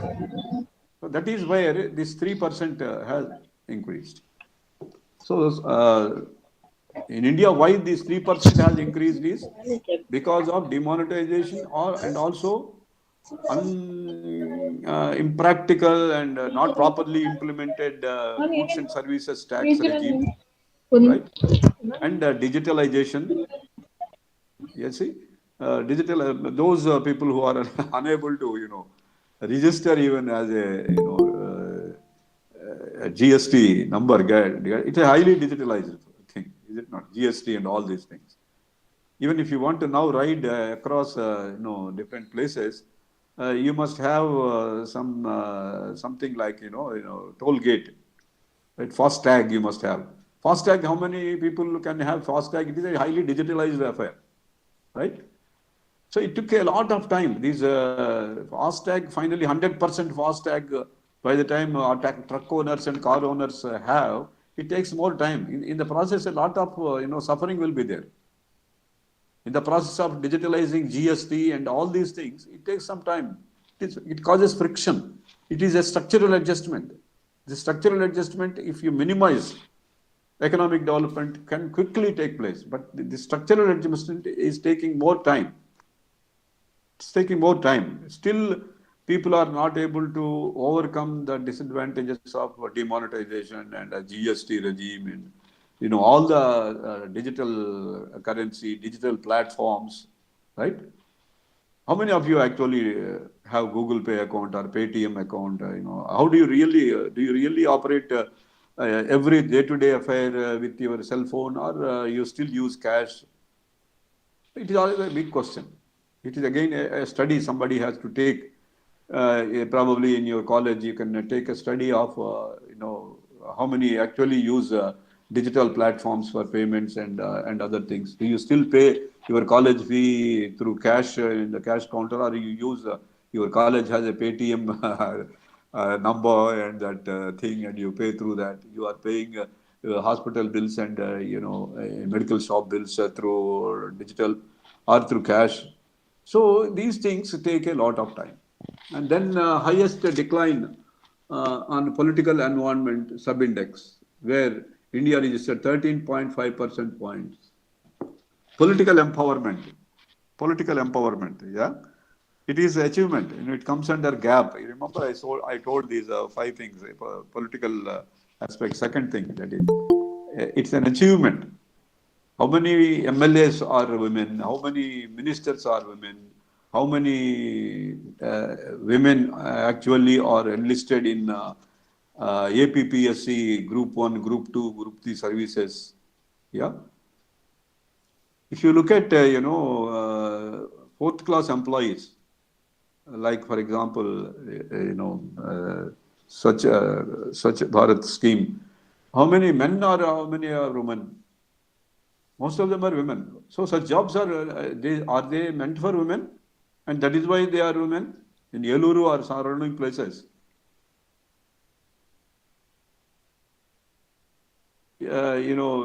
Street, workers will be coming. Remember, to collect our garbage. How many are men and how many are women? In a street, they are all women.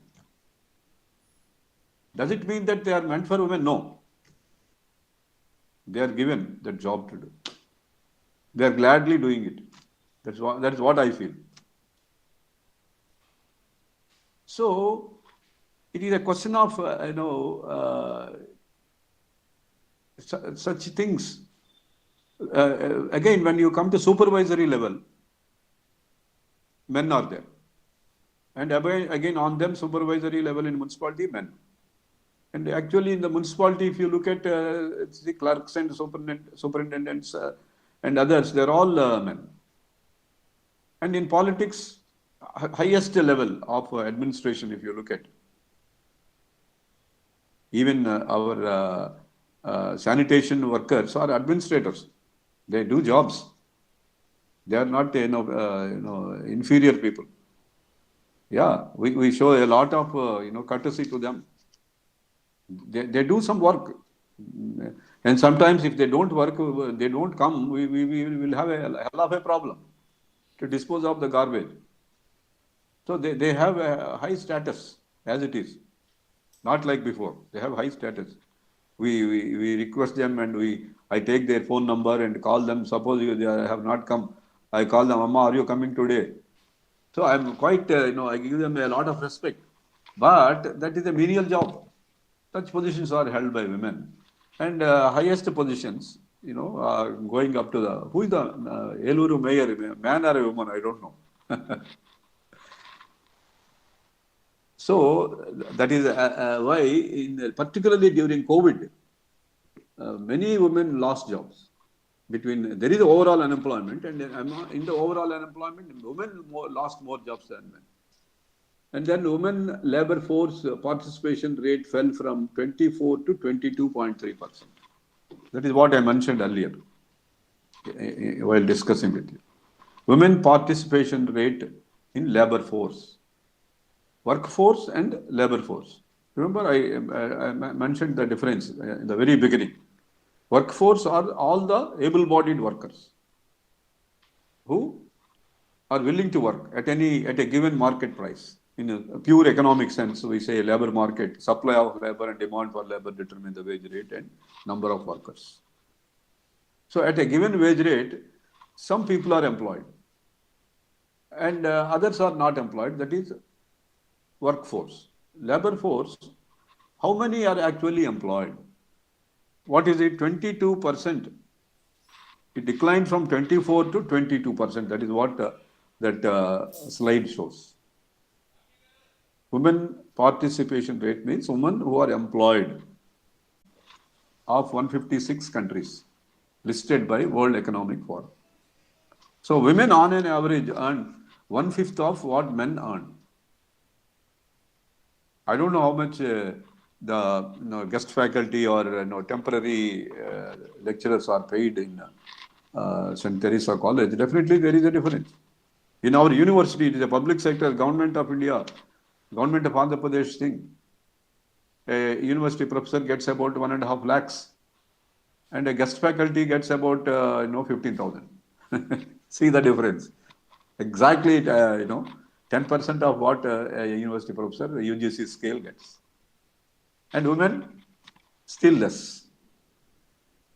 So that is about estimated only. It is roughly, that is how some random sampling is done. Some stratified random sampling is taken, and in which it is found that women get 1/5 of what men get. India's rank among the bottom 5 discriminating against women in health and survival subindex. India ranks among the bottom 5 giving health facilities to women, proper health facilities to women. India ranks bottom 5th. As COVID-19 impact continues to be felt, global gender gap has increased by a generation from 99.5 to 135.5 years.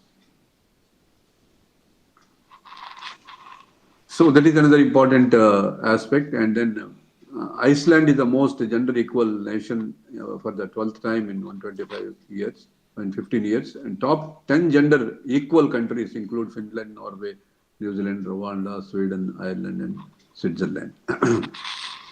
So this is as far as the gender gap is concerned.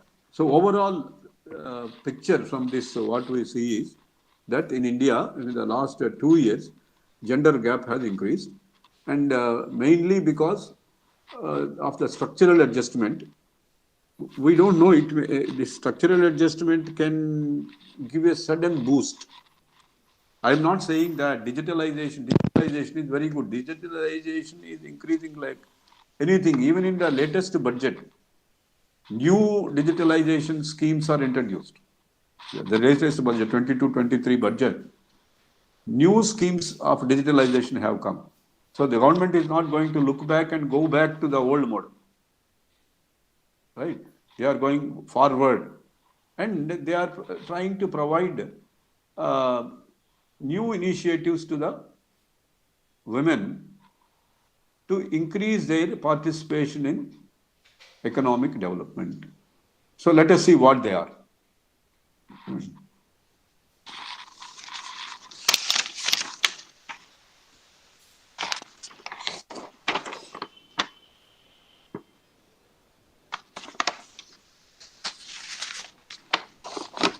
Next slide, please. New initiatives.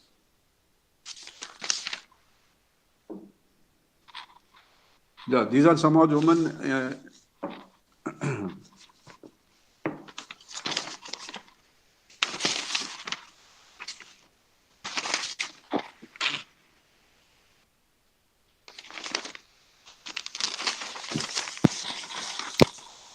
There is one thing which is somehow missing in this. I am sorry. Actually, I have listed some 13 programs which are in the one important scheme which encourages women entrepreneurs.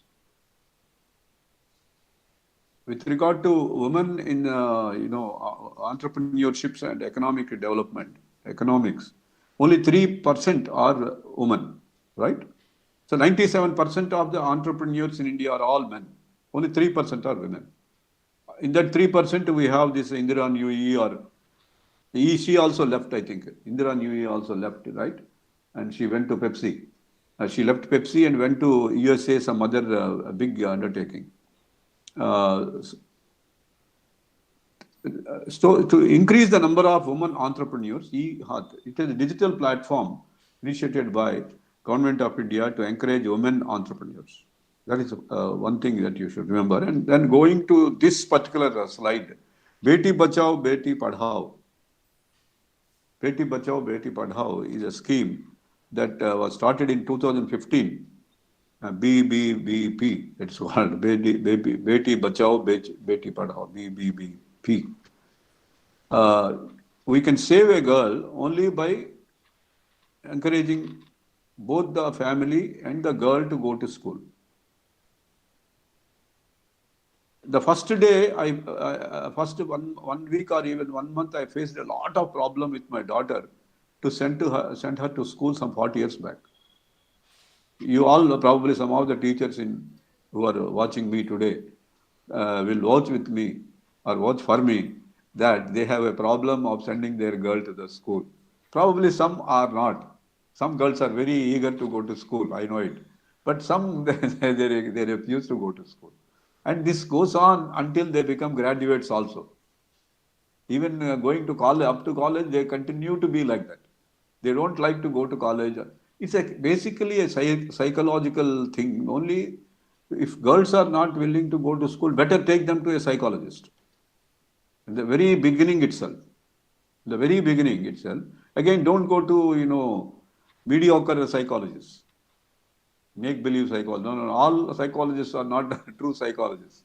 Better go to a medical psychologist like a psychiatrist, where they will tell you how to change the attitude of your daughter to go to school. So that is as far as a girl is concerned. I don't want to go further. What about you? What about the attitude of you if you have both a girl and a son? Whom do you give priority to? This is again from individual to individual, it varies. It depends again. I don't blame all parents. If they prefer son to girl. That again, what is the attitude of the girl? Is girl really that smart or no? After all, everywhere there is what is called if you have studied a BEd in education, they talk about what is called as the signal theory. Blue-eyed boys, white sheep, black sheep.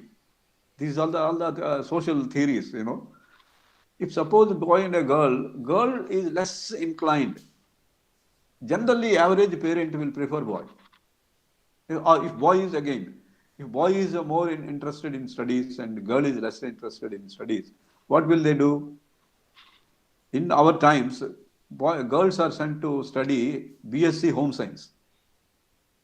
BSc Home Science. You know why Home Science is meant for cooking and other things, and then stitching this and that, and nutrition and all that.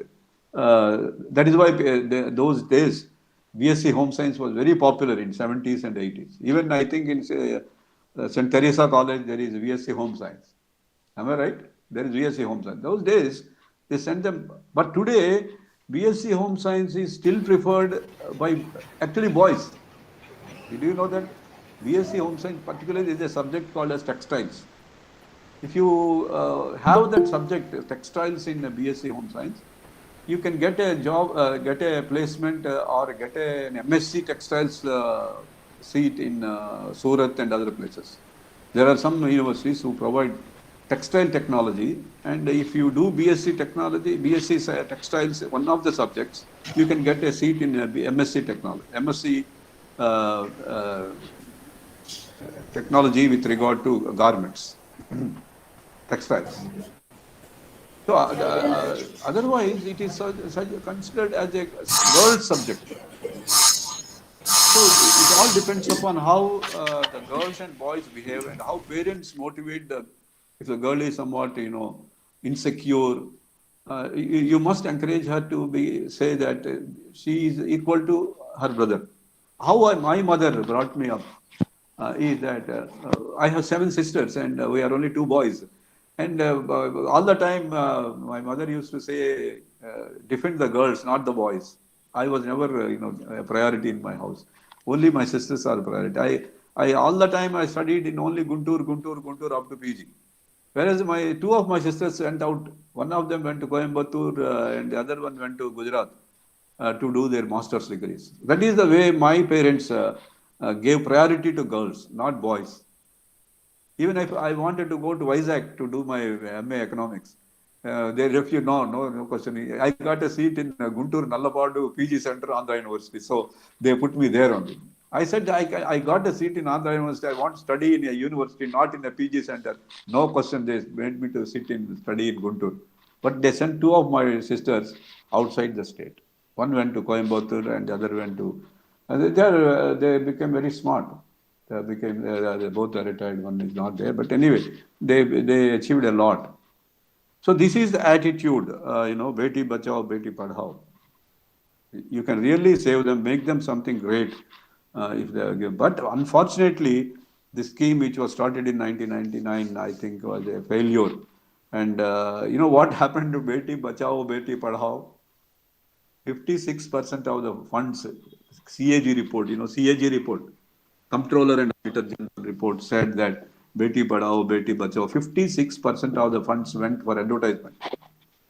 Hoardings and all that, TV advertisements and all that.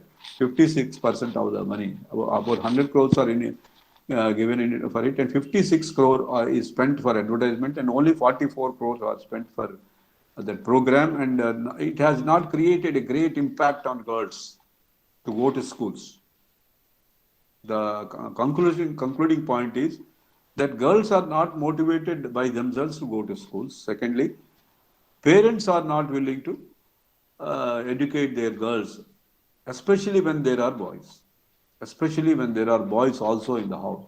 Parents preferred boys to school and girls stopped, discontinued education, dropout, you call it a dropout rate. And that is one thing. And second thing is one-stop center scheme. One-stop center scheme is to support women affected by violence.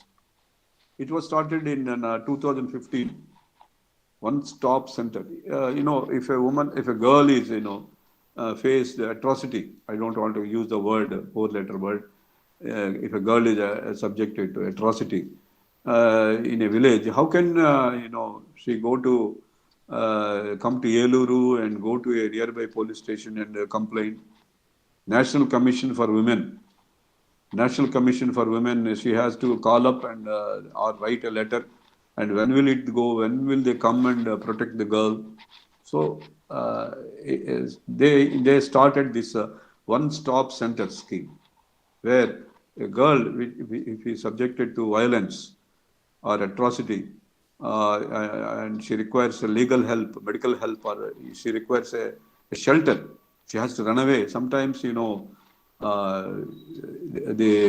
household violence. There are some movies also recently I have seen where women are subjected to, girls are subjected to problems with the very home itself. So they run out of the house, immediately some shelter has to be there to protect them. This is a wonderful scheme started in 2005, one-stop center scheme. And then Women Helpline Scheme, 1091. I think you also displayed in your college this number. In prominent places, all colleges and schools, they should display this number 1091 or 181. If the girl who is subjected to this problem or her friends or her relatives know it, they can call and report the matter. Quickly action has to be taken. And if action has the time taken between the phone call and the rescue has to be minimum. Once the phone call goes, within less than 1 hour, they have to come and protect the girl. So this is a Women Helpline Scheme for domestic violence. This is particularly for domestic violence. Recently, I saw one movie on Netflix where the uncle molests the girl. And she never reports, nobody reports, and everybody hides it. So this is where domestic violence takes place. And then Ujjwala scheme. Ujjwala, that is, there is a small spelling mistake. Uggawala, I put, sorry. Make it as Ujjwala, Uggawala, Ujjwala. It is a scheme for women below poverty line and also SC, ST and BC women, for which LPG connections are given. LPG connections are given, one cylinder is given.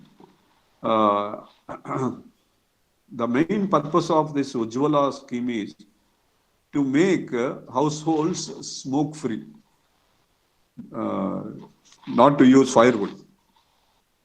Himachal Pradesh has become the first state in India to 100% implement this Ujjwala scheme.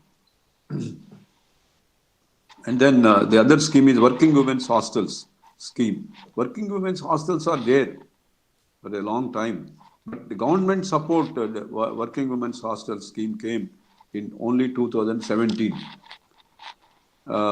It is for help. It is not only for girls and women who are single and working in organizations. Earlier, Working Women's Hostels are meant for students and employees. But today, it is meant for not only students and employees, but also women who are helpless, who are thrown out of the house by husbands, who fought with the husbands and with anger come out and finds no place to go. For them, Working Women's Hostels extended. And the nature of Working Women's Hostel also has changed. Like they also act as care centers. Working Women's Hostels have care centers attached to them. And then sixth point also, Ujjwala. This is a new scheme which came in 2017, following Ujjwala 2016. There is another Ujjwala 2017. Under this scheme, Saubhagya concept is emerged, and it provided free electricity to households managed by women. Electrifying houses managed by women. This is Ujjwala 17. And Swadhar Grah. Swadhar Grah is for women in difficult circumstances. 234 centers are established in India where police protection is given to women who face difficult situations either by husbands or by boyfriends or street urchins or by anybody, bullying. Even if there are cases in Delhi and Bangalore and other places where students in colleges are bullied because of their appearance, body shaming, you call it. Body shaming. If body shaming is done, you can approach Swadhar Grah, and the police will come and apprehend fellows who bully the girls. And also, psychological counseling is given. Swadhar Grah program, like what I said, body shaming. And also, recently, Government of India has liberalized, the schemes towards third gender, LGBTQ. I hope you know LGBTQ. These people are bullied. These people are born with some disadvantages by birth or whatever. They are bullied. They are not given jobs. They are they are beaten. They are thrown away from the houses. Right. So for them, psychological counseling. First of all, their minds are inferiority complex. Remember, inferiority complex they develop, and they need psychological counseling before they enter into job, before they go to school. They have to be given psychological counseling, not by parents but by licensed psychologists if they have some issues. So that is a very good program which was started in 2017. Swadhar Grah. And Stree Shakti Puraskar. You remember in regarding gender gap, I mentioned about rewards. Women are rewarded less, men are rewarded more. Or most of the rewards that are there, men will take away, women are not considered. So, especially for women, Stree Shakti Puraskar award is given. In our university, during the time of one Vice Chancellor, Professor Haragopal Reddy, he introduced this the scheme of giving awards for women achievers. If I am right, first award went to Vijayawada Montessori Mahila Kalashala principal entrepreneur, Dr. Koteswaram. She was first given that award. So otherwise, if she is alive, she should. I don't know if she got a Padma Shri. I wonder, but in my opinion, such people should be given a Padma Shri. And also one famous principal of St.Theresa College, the first principal of St.Theresa College, and also Andhra Layala College, Guntur, Father Francis. They deserve Padma Shri or Padma Vibhushan, but they are not given. Their services went unnoticed. And I hope one day we all will recommend Dr. Di Mello to the award of, Padma Shri and Dr. Ratna for Tri Shakti Puraskar. Right? So these are the things that will make women show more interest in doing more for society. That is why it will bridge the gap. Our awards bridge the gap. And then Rajya Mahila Sammelan and Zilla Mahila Sammelan. These are other awards specially meant for at state level or district level.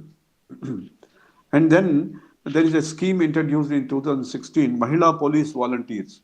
After Nirbhaya thing, Mahila Police specially meant for interrogating and taking care of women. So men cannot handle a rape victim, right? A rape victim comes and reports the police station. What can men do? How can they examine and decide? So immediately women police have to be there, and therefore Mahila Police Volunteers. This is different from Mahila Police. Mahila Police, Grama Volunteers, that is one our Andhra Pradesh government has introduced recently, right? Mahila Police Volunteers are the national level program, which was introduced in 2016. Mahila Shiksha Kendras. No, our housemates, they know only to use a broomstick and sweep the house. Remember? And they know how they wash the clothes in a bucket. But they don't know how to operate vacuum cleaners. They don't know how to operate washing machines. Remember? And so this Mahila Shiksha Kendras empower women, educate women in using modern gadgets, even if they are household workers and others. Not necessarily Mahila Shiksha Kendras provide learning skills for menial jobs. It's not only that, but turning them into entrepreneurs or cell repairs, TV repairs, right? These things are also educated by Mahila Shiksha Kendras. This is a program which was started in 1994, and it was changed to Mahila Shakti by the present government in 2017. Originally, Mahila Shiksha Kendras 1994, made now as Mahila Shakti Kendras 2017, which promotes literacy among women and also skill development. And finally, Nirbhaya Yojana. It was started in 2013. It is for protecting women in unfortunate conditions. These are the things that, if you look at these 13 students who are listening to me, can you carefully see which programs actually provide empowerment? We are talking about actually gender gap, right? Gender gap and gender inequalities. Somebody has to, switch off the mic. I'm hearing a lot of sound. Yeah, thank you. Out of these 13 programs, I want to give you as homework, which programs actually make you empowered and which programs are meant for safety and protection of women. No, don't do it now. I will. This is for your own perusal and homework. And third question is, directly empowerment programs are there, right? They give jobs, or they give some scope, or they make them entrepreneurs. They teach you skills, and therefore you can earn more income with some programs out of these 13. Actually 14. Mahila e-Hath. Also you add, and there are 14. In that list there are only 13. Add the 14th, that is Mahila e-Hath, which makes people, which trains people to become entrepreneurs, right? So anyway, that is actually the program which empowers women, right? So like that, there are other programs in these 13 which actually empower women and help reducing the gap between men and women in empowerment. Men are more empowered, women are less empowered. Among which of these 13 programs, women are empowered so that gender gap is reduced? That you have to answer yourself. After all this exercise by me, continuous talking. This is the problem with the webinars, right? There is no interaction. I love to interact, question answer model. That I miss that is possible in the classroom, but in webinars it is not possible. Anyway, the second thing among these 13 you have to identify is which programs actually protect and safeguard women. That is the second question you have to answer. Third question is, does safeguarding and protection of women empower them? If you safeguard and protect women, and they are now not afraid of anything, they can walk on the roads midnight, 12 o'clock in Eluru. Today, in Eluru, is it possible for girls to walk in the roads at midnight, 12 o'clock? In Hyderabad, they do, but and have a lot of problems. But I wonder about in places like Guntur, I stay, and Eluru, you stay. So, what will happen if you protect them? Does it mean that women, why should women walk on the roads of Eluru at night 12 o'clock? You can ask me a question. If it is interaction method, I would have, some of you would have asked me and I would have given the answer. My reasoning is, why we should protect women and give them safeguards is, that improves the productivity of women. So today, you see, my daughter-in-law is given a job to work for a Canadian firm, but she has to work according to American times. America and India. America has 3 time zones again. That's a big problem. I don't want to enter into that. Now it is actually 12 o'clock, right? Now it is 12:20 approximately, 12:20, right? Approximately in the eastern part of America, it is 1:30 in the midnight. So if you want to work now, they will be sleeping. So if you want to work according to their timings, you have to go to office midnight, 1 o'clock in Eluru. If all organizations are not now closing work from home and asking people to go to workplaces and work. And if some software industries are there in Eluru, I hope Eluru, oh my God, Eluru is a terrific place. I was reading about it, and it has a lot of history. And what is its original name? I found somewhere, I wrote somewhere, and I don't know. Halapuri, sir. Sorry? Helapuri. Sorry? Helapuri.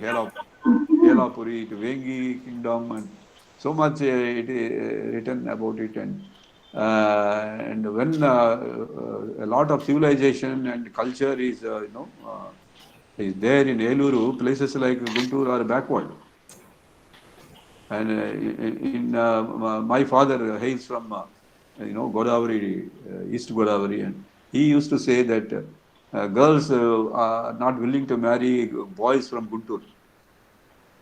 So backward Guntur is, and so forward, about 60, 70 years back. Compared to 60, 70 years back, even Eluru, that is the West Godavari headquarters, and Rajahmundry, that is East Godavari headquarters. Am I right? I don't know. They are highly flourished. They are very well developed and the most rich places. So I think that cannot be stopped. Sooner than later, Eluru and other places in Godavari also flourish, like Hyderabad or Bangalore and other places where women have to work in the night time, let us suppose, and go to offices and come back from offices at night time. So how protection and safety will enhance, among these schemes that I have listed, 13 schemes, which schemes provide safety and protection to women, and how it will enhance the productivity of women? You write a small note, okay, and then go to the last slide. Go to the last slide, please. Last. That one, yeah. There is a paradigm shift. Nobody is going to stop it. Women empowerment is going to take place under these circumstances. They will not be it is not going to be the same. Some German experts said that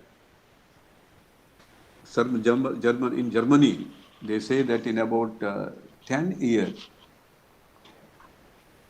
the number of women going to offices will increase so much that the number of men staying at home will be equal to the number of women who are actually staying at home today. So much women are going to participate in workforce. That is called a paradigm shift. A shift where men are empowered, men are everything, to a shift where women are everything and women are more empowered than men. Any serious shift towards more sustainable societies, that is sustained economic development. 17 sustained economic development, World Economic Forum, I listed. Look at them again. 17 economic goals. For sustained, what is sustained economic development? Sustained economic development that lasts longer without environmental degradation and other social conflict. If there is a social conflict and environmental degradation, that will not lead to sustained economic development. You have to keep pace with the existing sustained economic development. It has to include gender equality. So that is actually how I started. The fifth important goal of sustained economic development is gender equality. Go and see that 17. Don't go. The slide, the thing need not be changed. That fifth goal of sustained economic development is sustained development, gender equality. Right? So we cannot attain sustained economic growth and development unless there is a serious shift towards more, unless there is inclusion of gender equality. That's why I made it as a central point. But what is today's picture? How women are successful women. I want to tell about successful women. What are they doing today? I have two images. Successful women. What is their condition today? This is their condition. Successful women. Successful women, not I am talking about unsuccessful women or women who are unemployed. Employed women and successful women. Look at the difference between man and a woman. She is sitting with a lot of insecurity at left-hand side at a corner with a low income. And a man is sitting very well at a high position. So this is the current scenario. This has to change. That is the gap actually. Where woman is sitting, where man is sitting, that is the gap. So women's position has to rise to be equal to man. And then The position of women is today is like that. She started from a base. She got educated.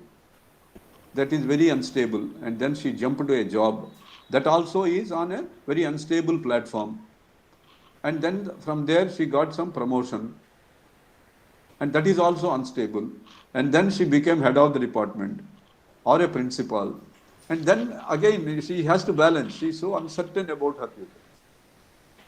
That image shows about the precarious condition of successful women. It should not be like that. They should be stable. They should be strong. They should not feel threatened. Right? That is why if you look at those 14 programs that I have given,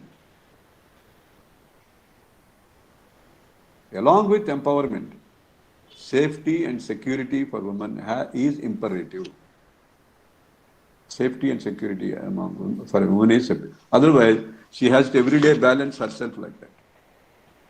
And definitely in decision making in parliament or in bureaucracy or the fourth estates, right?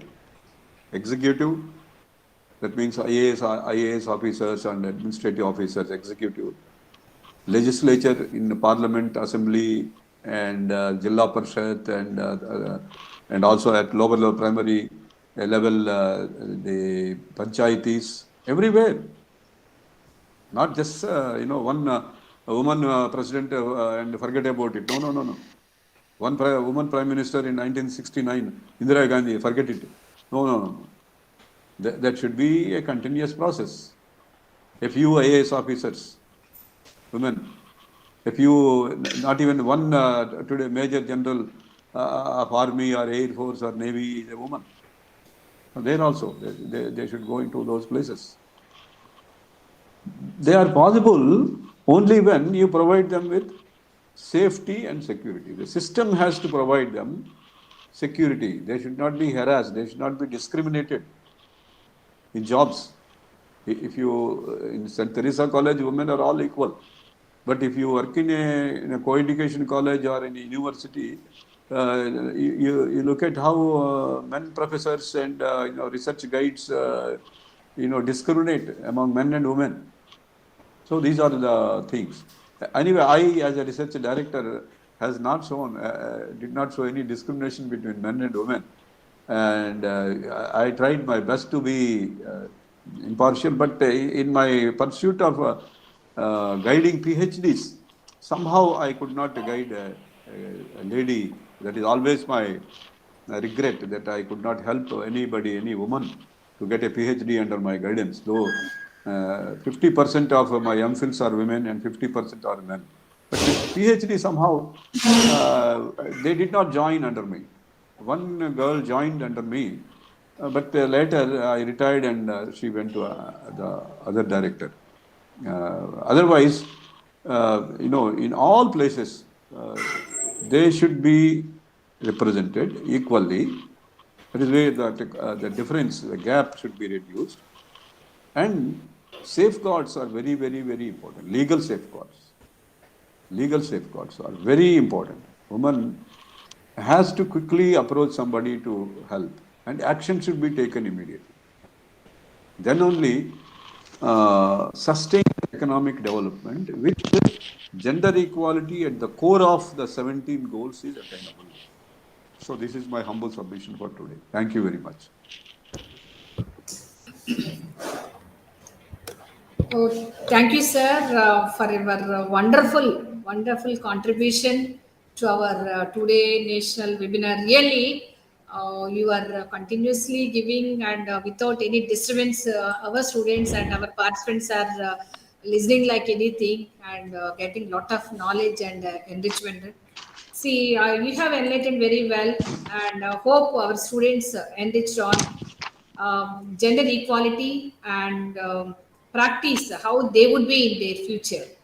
You have highlighted allocation of resources, distribution of resources, and stabilization of resources, and 17 sustainable development goals, and gender equality and gender gap, and India's global ranks, that GII and GGI and SIGI, and then women workforce, especially in COVID-19, and next women empowerment, 14 women empowerment schemes like the Beti Bachao and One Stop. So really, you explained 14 programs very well. Really, sir, I don't know, I do not have any words to express, and really, the topic itself chosen by me with the help of you. Really, it is apt to our women community, and really thank you, sir, once again. And girls, I think your ideas are really inspiring to our students. And session is open to interaction, girls. Now I invite our dear participant to interact with sir. And if you have any queries, and you can ask Sir, and he will clarify. Really, he gave 2.5 hours talk without having 1 minute waste. Uh, please, Gus. Hello.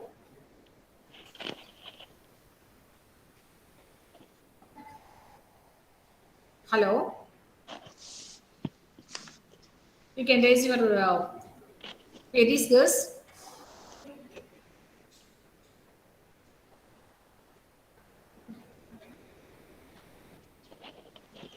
Good morning, sir. Morning. Sir, my name is Bhuvaneshwari, THP Group, first year. Okay. Sir Ask Bhuvaneshwari. అంటే ఇప్పుడు చాలా facilities అయితే వచ్చినాయి కానీ మెన్కి ఉమెన్కి శాలరీస్లో differences ఎందుకు చూపిస్తున్నారు sir? One is culture అమ్మా. మన కల్చర్ అలా ఇవ్వకూడదు, అందరూ సమానం అనుకునే లాంటి సొసైటీ ఉండాలి కదా, అదొకటి. Basically is a cultural thing. Second thing ఏంటంటే విమెన్ ఆర్ లెస్ ప్రొడక్టివ్ అనేది ఒక problem. Women are less productive and they are weak. And they are weak. For example, pregnancy టైంలో 9 months వాళ్ళు వర్క్ చేయలేరు, చేస్తారు కానీ లెస్ ప్రొడక్టివ్గా ఉంటారని అంటారు. అలాగా కొన్ని బయోలాజికల్ ఇష్యూస్ ఉన్నాయి. అయితే అవి ఎవరు ఒప్పుకోరు. ఇప్పుడు ఉమెన్ ఆర్గనైజేషన్స్ కానీ, యునైటెడ్ నేషన్స్ కానీ, గర్ల్స్కు ఉన్న biological problems should not come in the way of paying them less అని మాత్రం ఉన్నది. అయితే మనం మన సమాజంలో చూస్తుంది ఏంటంటే organized sector and unorganized sector అని ఉన్నాయి కదా. ఆర్గనైజ్డ్ సెక్టర్ అంటే గవర్నమెంట్ సెక్టరు, తర్వాత లేబర్ డిపార్ట్మెంటు, తర్వాత ఇన్కమ్ ట్యాక్స్ డిపార్ట్మెంటు, అలాగే జిఎస్టి, ఇలాగా కొన్ని వాటికి రెస్పాన్సిబుల్గా ఉన్న ఆర్గనైజ్డ్ మార్కెట్లో ప్రైవేట్ సెక్టర్లో ఉంటారు. అదే గవర్నమెంట్ సెక్టర్ అనుకోండి, there is no difference in India. Particularly there is no difference in the pay structure or anything. జీతాల్లో తేడా లేదు గవర్నమెంట్ ఆర్గనైజేషన్స్లో, అందరూ ఒకటి. ఇంకా ఆడవాళ్ళకే స్పెషల్ ప్రివిలేజెస్ కూడా ఇచ్చారు, లైక్ మెటర్నిటీ బెనిఫిట్స్ ఇచ్చారు. అలా కొన్ని ఆర్గనైజేషన్స్లో చైల్డ్ కేర్ సెంటర్స్ కూడా పెట్టారు. కొన్ని గవర్నమెంట్ ఇప్పుడు మీరు పబ్లిక్ సెక్టర్ వీటికి వెళ్ళి చూస్తే BHPV, steel authority of India, ఇలాంటి వాటిలో పబ్లిక్ సెక్టర్ అండర్టేకింగ్స్లోకి వెళ్తే అక్కడ చైల్డ్ కేర్ సెంటర్స్ కూడా ఉంటాయి, స్కూల్స్ ఉంటాయి, అంతా ప్రొవైడ్ చేశారు. ఎక్స్ట్రీమ్లీ గుడ్ అది. ప్రైవేట్ సెక్టర్కి వచ్చేసరికల్లా ప్రైవేట్ సెక్టర్లో మళ్ళీ మంచి సెక్టర్స్ ఉన్నాయి. సాఫ్ట్వేర్ ఇండస్ట్రీలో కానీ, ఈవెన్ మంచి సెక్టర్ విప్రో కంపెనీ కానీ, లేకపోతే ఫార్మస్యూటికల్ కంపెనీస్లో కానీ ఈ ఉమెన్కి మెన్కి ఈక్వల్ శాలరీస్ ఇవ్వటం కాకుండా ఎక్స్ట్రా బెనిఫిట్స్, మెటర్నిటీ బెనిఫిట్సే కాకుండా చైల్డ్ కేర్ సెంటర్స్ కూడా పెడతారు. అలా సింగిల్ మదర్స్కి స్పెషల్ ప్రివిలేజెస్ ఉన్నాయి. ఇంటికి వెళ్ళి కారులో తీసుకొచ్చే ప్రొవిజన్స్ కూడా ఇచ్చారు. So it's good. As it ఈస్గా డిస్క్రిమినేషను పేపర్ మీద మాత్రం లేదు. అయితే when it comes to practice, కొన్ని ఈ ప్రైవేట్ సెక్టర్లో కొన్ని డిస్క్రిమినేషన్ చూపిస్తారు, ప్రమోషన్స్లో చూపిస్తారు. ప్రమోషన్లో ఈవెన్ ఇన్ యూనివర్సిటీస్లో, యూనో పబ్లిక్ సెక్టర్, గవర్నమెంట్లో ఆడవాళ్ళకి మగవాళ్ళకి తేడా చూపిస్తారు. వాళ్ళకి సర్వీస్ రిజిస్టర్స్ అని ఉంటాయి. ఆ సర్వీస్ రిజిస్టర్స్లో వాళ్ళకి ఎక్కువగా చూపిస్తారు అన్నమాట. వీళ్ళకి తక్కువ అచీవ్మెంట్స్ చూపిస్తారు. పేపర్స్ రాయాలి, రీసెర్చ్ పేపర్స్ రాయాలి, పిహెచ్డీస్ గైడ్ చేయాలి, ఎంఫిల్స్ గైడ్ చేయాలి, తర్వాత ప్రాజెక్ట్స్ తీసుకురావాలి. ఇవి ఏదో ఒకటి చూపించేసేసి ఆడవాళ్ళకి కంటే మగవాళ్ళకి ఎక్కువ అని ఇచ్చేస్తూ ఉంటుంటారు. నేను అది యూనివర్సిటీలో గమనించాను ఆ రకమైన ఇది. And because of natural disabilities మగవాళ్ళలాగా ఆడవాళ్ళు కొన్ని ఏరియాస్లో చేయలేకపోతుంటారు అన్నమాట. సో అక్కడ వాళ్ళు ఫేస్ చేస్తారు. అయితే శాలరీస్లో డిఫరెన్స్ ఉంటుంది. when it comes to giving them promotions or other benefits, కదా, ఎక్స్ట్రా యాక్టివిటీస్ కొన్ని చేపిస్తుంటారు వాళ్ళు. వాటిల్లో మెన్కి ప్రాధాన్యత ఇస్తారు. సో కొంతమంది ఉమెన్ ఆన్ దేర్ ఓన్ మాకు వద్దు అనేవాళ్ళు ఉన్నారు. I know my friend's wife who working in a bank joined and retired as a clerk. ఎందుకంటే ప్రమోషన్ వస్తే వేరే స్టేట్కి వెళ్ళి పనిచేయాలి. So they on their own they lose. ఇప్పుడు రత్నమేరీ గారిని మీరు గుంటూరు సెల్లా కాలేజీలో పనిచేయడారంటే she will not be willing, even if she is given some 1,000 rupees or 10,000 rupees extra income, she will not take it.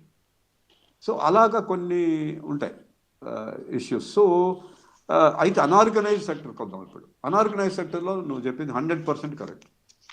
Unorganised సెక్టర్లో ఈ పనిచేస్తాయి. వాళ్ళకున్న బయలాజికల్ డిజబిలిటీస్ దగ్గర నుంచి, వాళ్ళ టైంకి రాలేకపోవటం నుంచి, వచ్చిన తర్వాత ఎఫిషియెంట్గా చేయలేకపోవటం నుంచి, ఆ ఉమెన్ స్టడీస్లో ఎన్ని ఉన్నాయంటేనమ్మా ఏజ్ వైజ్ డిస్క్రిమినేషన్ కూడా కనిపిస్తుంది అన్నమాట.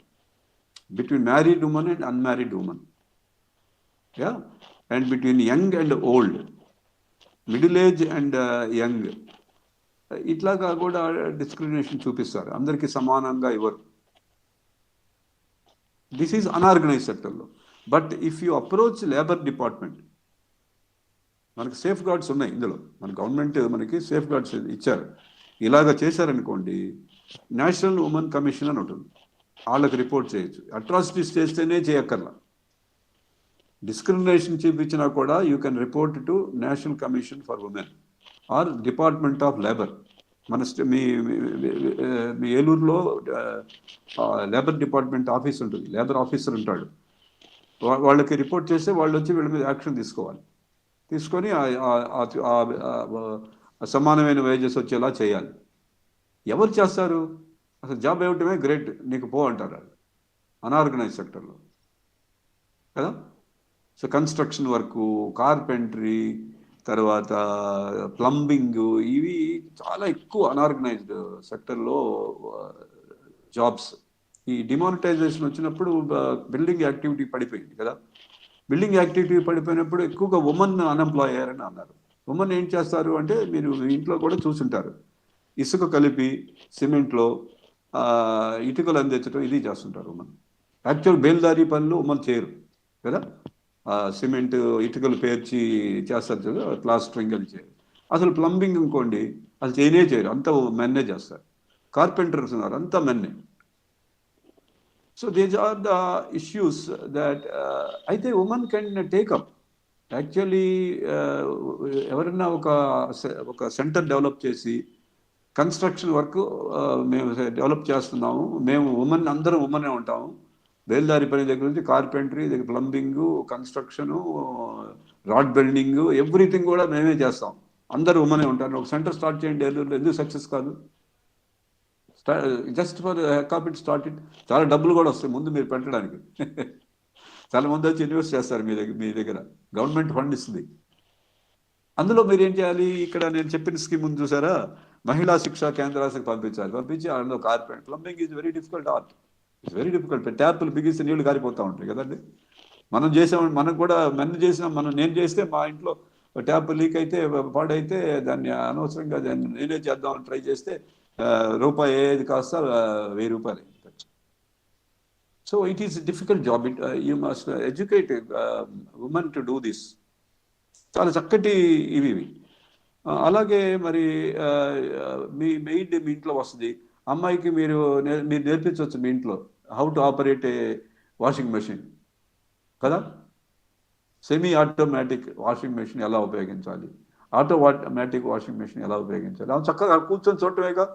లేదా అందులో బట్టలు వేసేసి ఆ బటన్స్ నొక్కేసి వెళ్ళిపోయి ఇల్లు ఉడ్చేసే లోపల అది తయారైపోద్ది, అది తీసుకెళ్ళి బయట ఆరేయటమే. బకెట్లో వేసి ఆ మురికి మనం మురికి వాటిని వాళ్ళ చేతులతో దాన్ని వాష్ చేసేలా చేయటం తప్పు కదా. మనం ఎంతవరకు చేస్తున్నాము? సో ఇవన్నీ కూడా బ్రాడ్గా మనం తీసుకోవాలమ్మా. Government always takes care. I think ఎవరైనా సరే వాళ్ళు రైట్ వింగా, లెఫ్ట్ వింగా, కమ్యూనిస్టా, క్యాపిటలిస్టా, మార్కెట్ ఎకానమీయా, లేకపోతే రిలీజియస్ థియోక్రటిక్, ఎవరైనా సరే మనుషులు వెల్ఫేరే ఆలోచిస్తారు.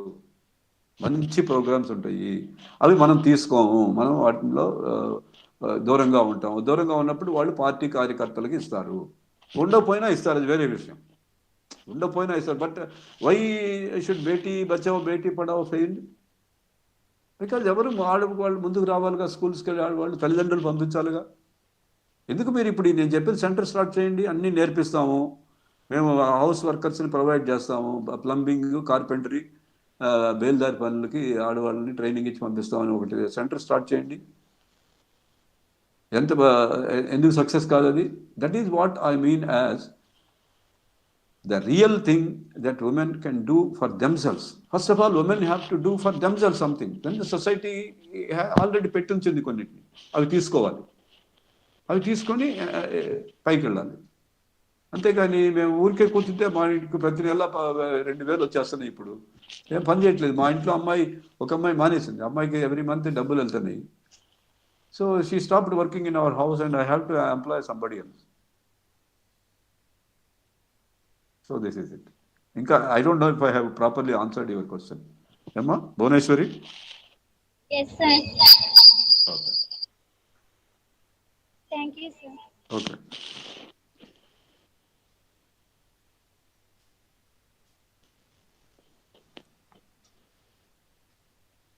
Anybody else? Good afternoon, sir. Good afternoon. Myself, Joyce. Joyce. Yes, sir. Sir, as you said, you have many schemes, but most of the women don't even know those schemes. So, what are the measures that we bring to reach the society? That is the only question. What are the measures?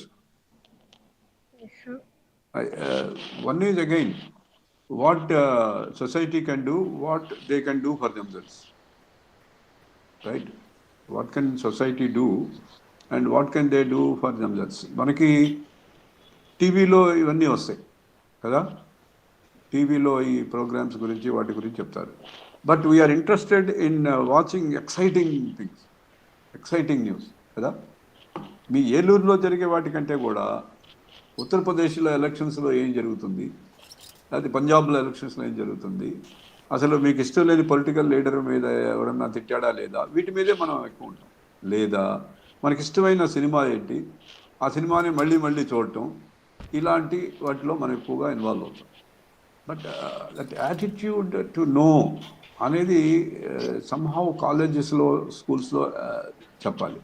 అందుకని నాకు తెలిసినంతవరకు ఈ programme అయిన తర్వాత ఇప్పుడు నేను చెప్పిన 13 ఉన్నాయి కదా, వాటికి పోస్టర్స్ తయారు చేయండి. నేను అందుకని ఐడెంటిఫై చేయమన్నాను విచ్ ప్రోగ్రామ్స్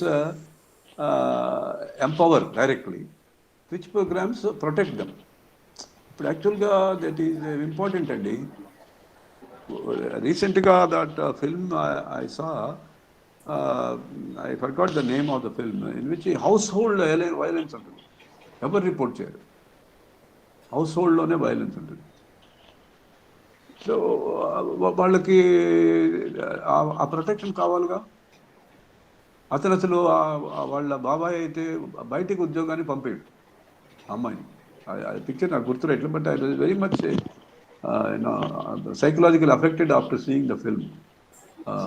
వాళ్ళ ఓన్ బాబాయ్ అమ్మాయి మీద అత్యాచారం చేస్తాడు, ఆ అమ్మాయి ఏమో రిపోర్ట్ చేయదు, పెద్దదైపోతే చదువుకుంటుంది, చిన్నప్పుడే చేస్తాడు, మరి కంటిన్యూస్ చేస్తున్నాడో తెలియదు. ఆ ఊర్లో లేకుండా బయట ఉద్యోగం చేయాలని వెళ్ళింది. బయట ఉద్యోగం చేయాలని వెళ్తే అమ్మాయి బీటెక్లో చాలా మినిమం మార్క్స్ వస్తాయి, 40% మార్క్స్. అమ్మాయి ఎంతకీ జాబ్ దొరకకపోతే ఒక ఒక ఒక అబ్బాయి డాన్సింగ్ నేర్పించే అబ్బాయి దగ్గరికి వెళ్ళి ఈ అమ్మాయి డ్యాన్స్ నేర్పిస్తుంది, నాకు నీకంటే బాగా డ్యాన్స్ వచ్చని చెప్పి ఏదో భరతనాట్యం లాంటిది ఏదో డ్యాన్స్ చేస్తే చాలా మంది ఆడవాళ్ళు వచ్చి అందులో ఆ డాన్సింగ్ స్కూల్లో చేరుతారు. అట్లాగా అతను డాన్సింగ్ స్కూల్ డెవలప్ అవుతుంది. కానీ ఇంట్లో ఏమని చెప్పుద్దంటే సాఫ్ట్వేర్ ఇండస్ట్రీలో పనిచేస్తున్నానని చెప్పుద్ది. ఎందుకున్నాయి ఇలాంటి పరిస్థితులు? That is where protection, I think. అలా ధైర్యం, వాళ్ళు బయటికి వెళ్ళగలం, మనం సాధించగలం. వెళ్తే అసలు ఇంట్లోంచి బయటికి వెళ్ళిన తర్వాత రైల్వే స్టేషన్కి వెళ్ళి టికెట్ కానీ రైల్లో ఎక్కి హైదరాబాద్ వెళ్ళడం అనడానికి ఎంతమంది పాపం. అది తప్పు. నేను ఇప్పుడు ఈరోజు ఇక్కడ అది చెప్పకూడదు. నేను ఇలా చెప్పానని కూడా ఎక్కడికి చెప్పొద్దు ఎవరు. I will never advocate girls to run away from there houses. Please, I'm not saying that. But ఆ నాలెడ్జ్ కావాలండి. ఏదైనా పరిస్థితి వస్తుంది, అలాంటిది పరిస్థితి వస్తే అందరిని బయటపడటం ఎలా అనేది తెలియాలి కదా. So I feel that your college can have some posters, at least numbers only chusara, emergency numbers 1091 and 181 if I am right. వాటిని తప్పకుండా పెట్టాలి ఎమర్జెన్సీకి. తర్వాత ఈ స్కీమ్స్ కొన్నిటిని గవర్నమెంట్ స్పాన్సర్డ్ స్కీమ్స్, వాటి గురించి చెప్పాలి. నేను యాజ్ ఏ సోషల్ థింకర్, నేను I acted as dean of social sciences. నేను ఎకనామిక్సే కాకుండా political science, psychology, sociology, social work, public administration, వీటన్నిటికీ కూడా డీన్ అని ఒక పొజిషన్ ఉంటుంది. దాన్ని చేశాను యూనివర్సిటీలో ఉన్న. So I'm very fortunate, not because I became dean, I enjoyed the post. No, it is not that I enjoyed the post, but I could read a lot. I could read a lot of social work. What is social work? What is sociology? What is subjects they are? Public administration, political science, law theories, social contract theory, Locke, Hobbes and Rousseau. Which is the political science law? What a great thing. Inni 100 సంవత్సరాల క్రితం అది చేయకపోతే ఈరోజు మనం ఎలా ఉండేవాళ్ళం. అందుకని మనం కొంత అవగాహన పెంచుకోవాలి, మనం చూడాలి, ఉన్న దానిలోనే బతుకుదాం, జీవిద్దాం అన్న అట్లా ఉండకూడదు. So institutions can do a lot of service by encouraging such things, like awareness about their rights and their duties and what the society can do, what the law and order provides, how it protects. ఎంత problem అంటేనండి, ముందు తెలిసిన మీకు అదృష్టం ఉండాలి. ఆ particular ఆ రోజు మీరు రిపోర్ట్ చేశారు, పోలీస్ స్టేషన్కి ఫోన్ చేశారు, ఏదైనా జరిగింది, మీ ఫ్రెండ్ వాళ్ళ ఇంట్లో ఏదో ఫలానా ఇలా జరిగింది, మీ ఫ్రెండ్కి ఎవరో ఇలా చేశారని జరిగింది, మీరు రిపోర్ట్ చేశారు. ఆ ఫోన్ తీసుకున్నవాడు మంచివాడు అయి ఉండాలి, ఆ పోలీస్ కదా. మనం చాలాసార్లు ఆ ఫోన్ ఎత్తుకొని ఆయన పెట్టేసేవాళ్ళు చూస్తాం. It is not that simple అండి, but we must make an effort. We must bring change in the police. That is when we become real partners in our country's progress, not economic development. Economic development is a very small part. Progress is more important. Socio-economic, political, cultural progress. మన culture great అని ఇంకోళ్ళని ఎవరినంటే వాళ్ళ మీద పడి తిడుతూ ఉంటాం. కానీ గ్రేట్నెస్లో నుంచి మనం ఏం తీసుకున్నాం, మనం ఏమి ఇవ్వచ్చు సొసైటీకి, అది ఇంపార్టెంట్. ఓకే అమ్మా. జాయిస్. Good afternoon, sir. Good afternoon.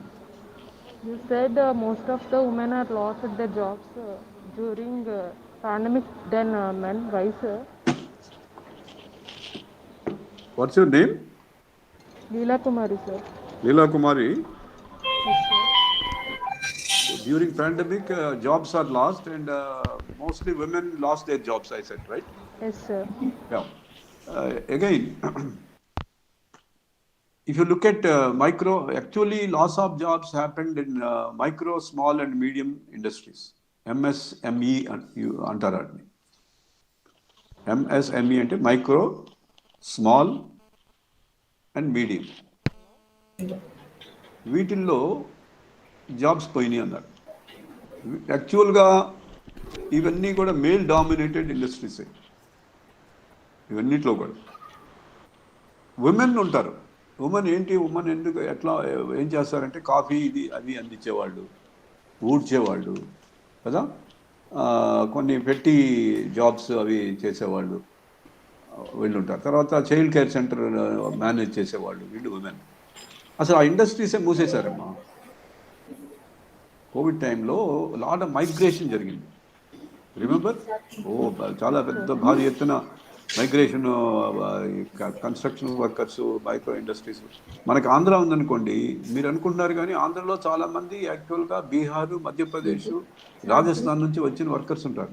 Nepal నుంచి వచ్చే వర్కర్స్ కూడా ఉంటారు, సెక్యూరిటీ వీటిలో కదా. సో వాళ్ళకి ఏమైందంటే జాబ్స్ పోయినప్పుడు మీకు తెలిసే ఉండాలి, పేపర్లో కూడా చదివి ఉంటారు. ఇది నేను కొత్తగా చెప్పేది ఏం లేదు. It is like carrying cold to new castle అంటారు ఇంగ్లీష్లో కదా. తెలిసిన విషయాల్ని మళ్ళీ చెప్పడం, carrying cold to new castle. But still, I'm trying to recall. That way, I am not doing anything wrong. I say that during pandemic, these small businesses are closed, and women workers who are actually doing petty jobs among them are totally out. ఆడవాళ్ళు ఉన్న కొన్ని కంపెనీస్లో అయితే ఉన్నాయి. నాకు తెలిసిన ఒక footwear company ఉంది, విజయవాడలో ఉంటుంది. అందులో ఉమెన్ని తీసేసి ఆ ఉమెన్ పనులు మెన్తో చేయించారు. ఆ టైంలో వాళ్ళకి టర్న్ ఓవర్ లేదు.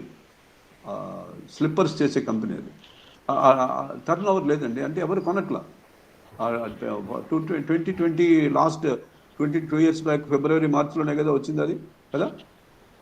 సడన్గా మిడ్ నైట్ ఆయన ఏమో డిక్లేర్ చేసేసి లాక్డౌన్ అన్నాడు కదండి. లాక్డౌన్ అనేసరికల్లా లాక్డౌన్ అయితే మరి వాళ్ళకి తిండి ఎలా, మరి కన్స్ట్రక్షన్ లేకపోతే డైలీ వేజెస్ ఇస్తారు కదా.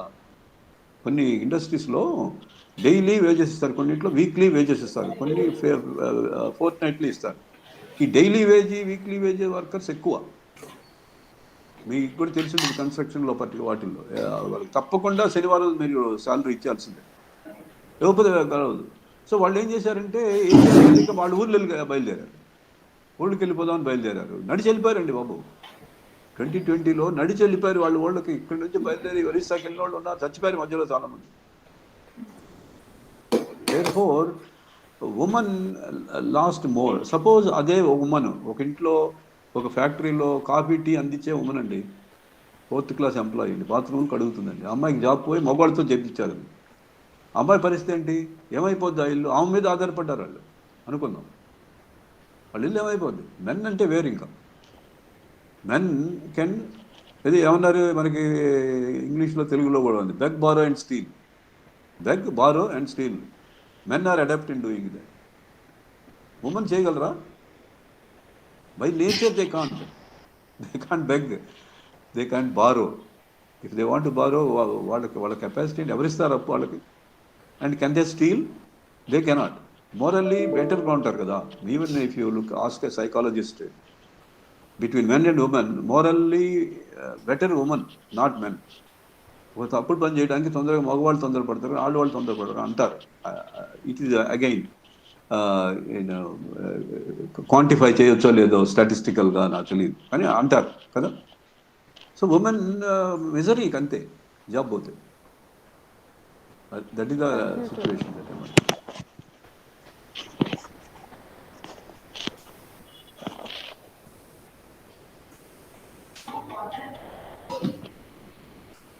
Yes. Hello.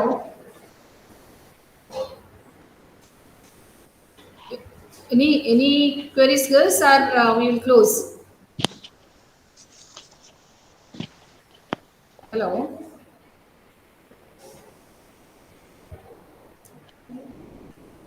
Okay.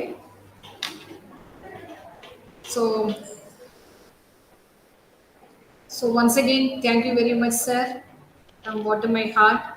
And really, you contributed a lot to our college. Last year, this time, I think we conducted workshop, and we gave your contribution. Now, I think in future also we hope, and I think you are a friend of our college, and to do some more programs. Thank you once again, sir. And now I invite the Vice Aileja, Assistant Professor in Politics. 1 minute. Can I speak? Yes, sir. Yes, sir. I want to express my appreciation first for taking up a very good seminar. And I want to thank Dr. Sister DiMello, Dr. Marit DiMello for encouraging it and providing all the infrastructure in the college to organize this seminar. And I want to thank all the technical staff who managed this seminar by presenting the slides and everything perfectly.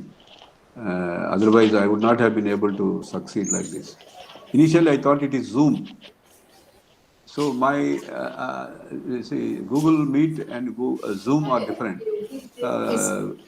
Share screen thing in Google and Zoom is very quick. You can see that on the screen. But in this share screen, somehow those steps I forgot. Sometime back I was handling Google Meet also. But mostly recently also Zoom only I participated. That is one thing I had to depend on your technician. You said your technician name is what? She's my colleague and Saileja. Ms. Shailaja, thank you very much. You have done a great job. And Welcome, you sir. have, yeah, thank you so much. I can see your face. I wish you all the best, and I hope you will do many more such things for different other departments also. Right? You are the resource person of your college, right? For all the technical things. You are a computer sciences lady? No, sir. Politics lecturer. Politics? No, Very nice. Then you remembered what I said, the social contract theory. Hobbes, Locke and Rousseau. Right? Remembered? Okay. Thank you very much. Yes, Thank sir. you, Principal Sir, Madam, Sister Dr. DiMello, Marit DiMello. Thank you, Dr. Ratna. Dr. Ratna was a very active, very enthusiastic scholar in our department. She was there when I was in service, and she has influence, and many people got inspiration, young scholars through her. She mixes up with everybody. She's actually a good organizer of events. That's what I felt. Even my retirement function, she was very prominently. She did that, and at one time I wanted to reject retirement function, but after seeing such a brilliant people, and I want to take back my memories, and therefore I accepted to that retirement function and Dr. Mary's role in Thank you, sir. organizing that, and I can never forget. And but overall, she's a good researcher, what I feel, and others who are pursuing research and want to become PhDs, they can take a lot of help from her. She has, I think, everything, negatives and plus points about doing research, how to go ahead and not only selecting a problem and go pursuing it, but also the logistics. Particularly for the scholars who come from outside and work on part-time basis. I think she's the best person to go to. She is the go-to person, I can say, for all those people who want to do research. And Thank you, sir. her stay in the department before her and after her are totally different.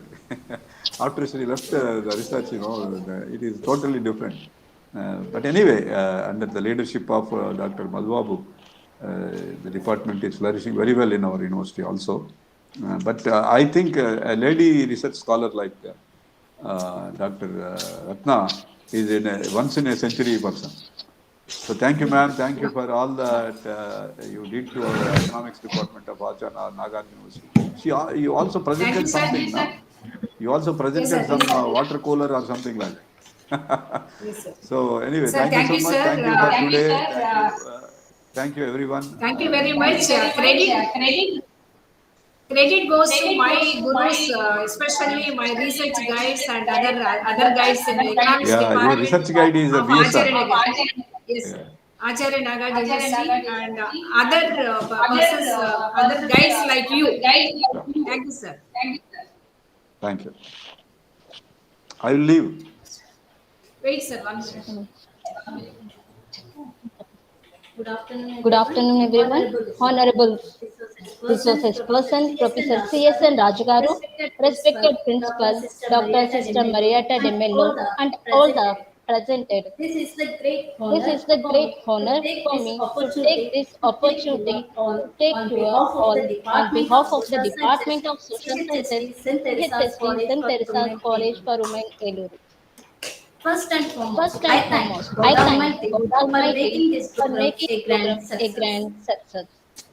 I express I my express gratitude my to gratitude our to honorable our resources honorable person, resources person, Professor Professor C.S.N. C.S.N. Rajugaru, Raju Garu, Acharya Nagarjuna Acharya University, Nagarjuna Guntur, University, for Guntur, being for being with us with in us spite of in his spite of busy his schedule busy and schedule sharing and his sharing views his views on the on the importance of importance of gender gender equality to equality achieve to more achieve more sustainable sustainable society for society future for future generations. generations.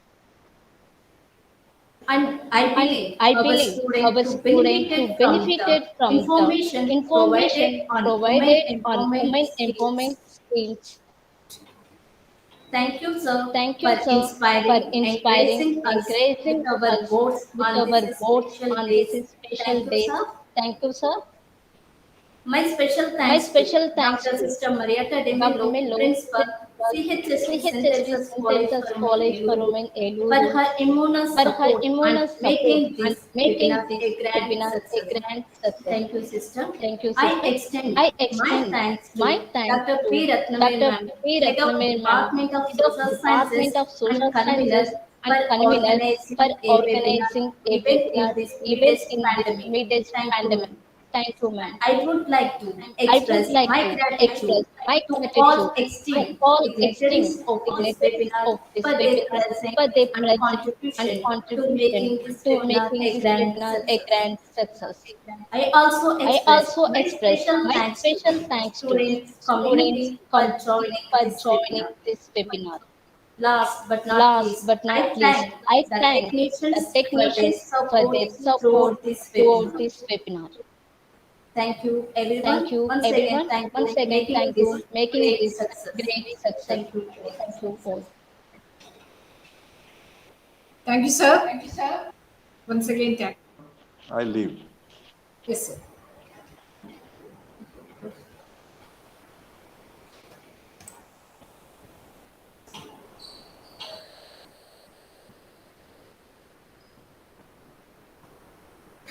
ఇది cut చేయాల్సింది ఒకటి చెప్తాను బాగుంది కానీ ఇది నాకు cut చేసి అదే మీరు కట్ చేసే లోపల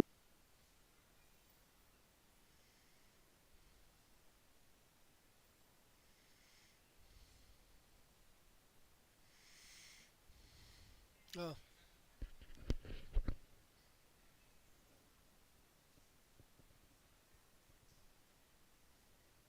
so is it? Millennium and new initiatives. Respected Dr. Sister Marita De Mello, Principal and Chairperson of today's webinar, our dynamic enthusiastic resource person, Dr. Bhavani Akapedi, Financial Inclusion and Social Change Enthusiast, Associate Professor, Loyola Academy, Secretariat, Telangana, academicians, intellectuals, faculty fraternity of various prestigious colleges, dear faculty, friends of host college, and my dear students community, good afternoon to one and all. Let me extend a hearty welcome to all of you to this national webinar. I extend a special welcome to our today's resource person, Dr. Bhavani Akapedi, Financial Inclusion and Social Change Enthusiast, Associate Professor, Loyola Academy,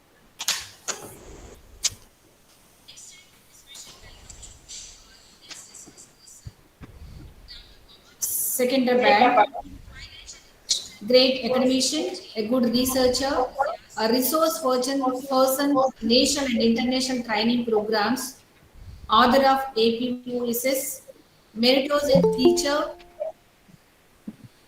panel member, and a very active and enthusiastic person in AP and Telangana.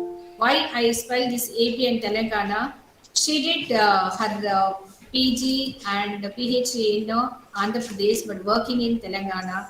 both twin states are lucky enough to have this our Dr. Bhavani ma'am. So I request Mrs. R. Chittama, Associate Professor in Politics, to introduce our today resource person, Dr. Bhavani Garu, to the gathering.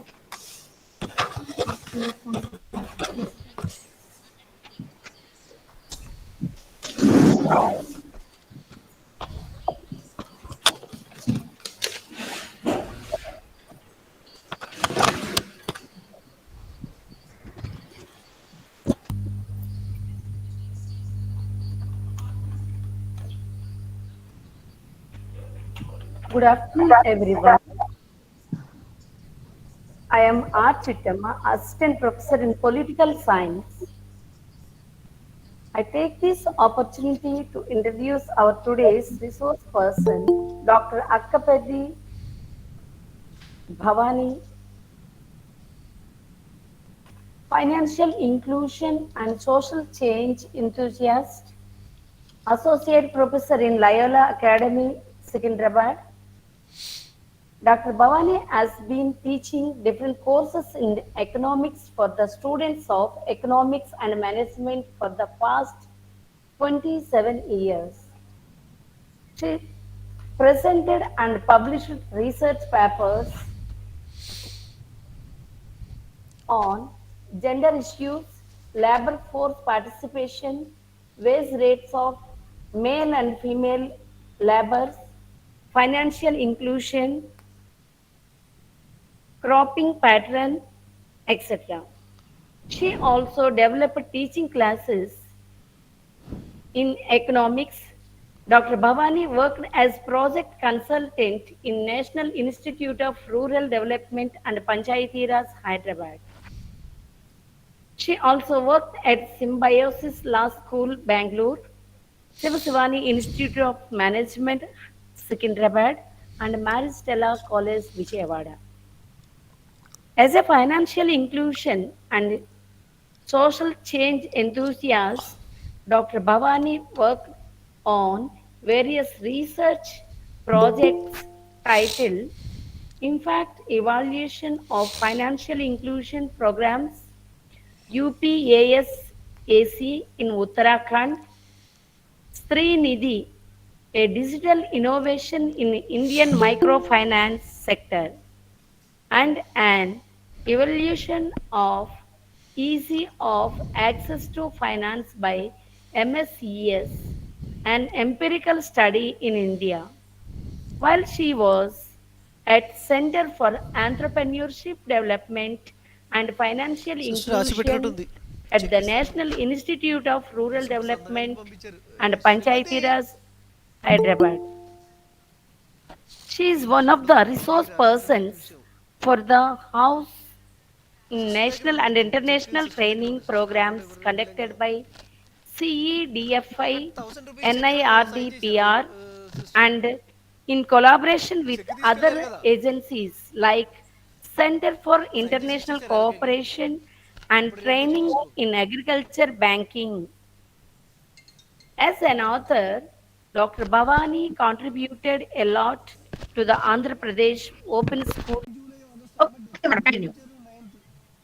She was one of the authors of the course material Microeconomics for MA Economics Correspondence course, which was edited by Professor C.S.N. Raju. The management of Maristella College rewarded her for her meritorious teaching in the year 1999. She is a resource person in making of educational video program Indian Economy for Educational Multimedia Research Center, which were instituted by UGC at Usmania University. This was telecasted in Doordarshan and UGC's 24 hours higher educational voice channel. She has been the resource person, panel member, and chaired various sessions for seminars and workshops at different colleges. OUPG College, Secunderabad, Anura Group of Institutions, Hyderabad, New Horizon College, Bangalore, Aurora's PG College, and Maristella College were some of them. She initiated the corporate social responsibility wing Sanghi Bhav at Sivasivani Institute of Management, Secunderabad. She led the financial inclusion drive with the support of the students and communicated with the nationalized commercial banks. The program was a great success in connecting people with the banking system. She also initiated a program called Earn While You Learn. Earn While You Learn in 2004 at Maristella's College, which helped many students to be financially independent and brought awareness among them.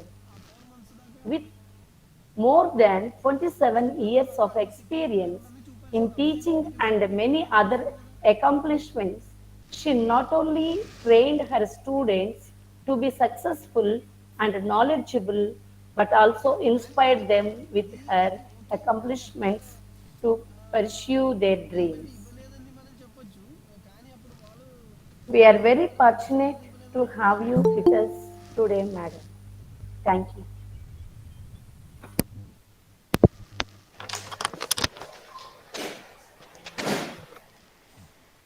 Thank you, Miss, for a nice introduction.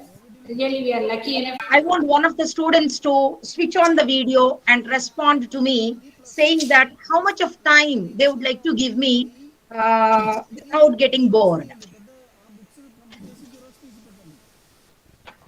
I want one of the students to switch on the video, tell me till what time they are ready to listen to my session.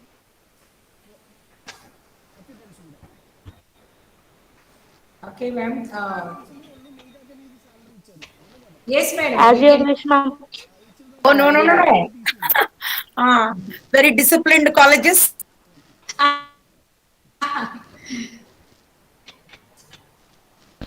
Yes, madam. You could take it, whatever the amount of time, no problem.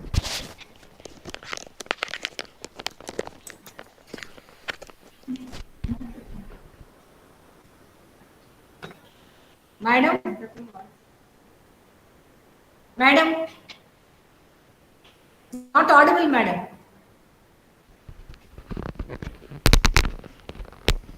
No?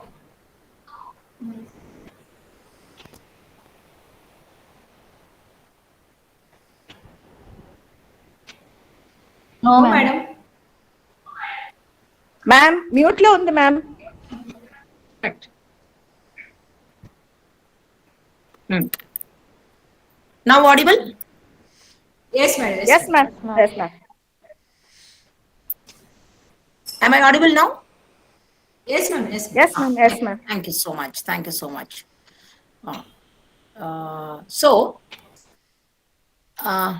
Who is this? Leela. Come on, tell me. How much time are you giving me, Leela? Or Anusha, how much of time you are giving me? Ma'am, 1 hour, ma'am. Okay, very good. Nice. Thank Okay, you, ma'am. so you remind me, it's your responsibility to remind me at 3:40.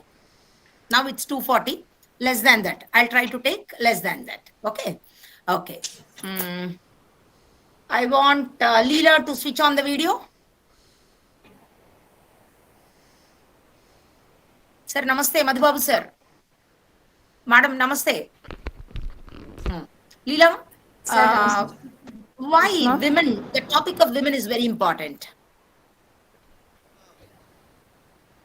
190435, please switch on the video.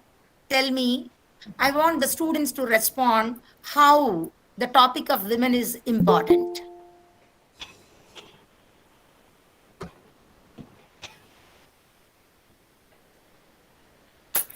I want a session which is very, very interactive. Already to some extent, our creativity is lost. We are unable to meet each one. Okay, there are issues of such kind. Okay, so at least we'll make it as interactive as possible, though it is online. Okay, so Leela, because your name is seen to be, I'm able to see your name. Okay, that's what I'm making you talk to. Come on, Leela. Because they are playing very important role in our lives, ma'am. How? Why women are important? We do not have men's studies. Yes, Is ma'am. there anywhere, did you see any department talking about women men's studies? I Yes don't or know, no? ma'am. Hmm. No, ma'am. Then why women are very important?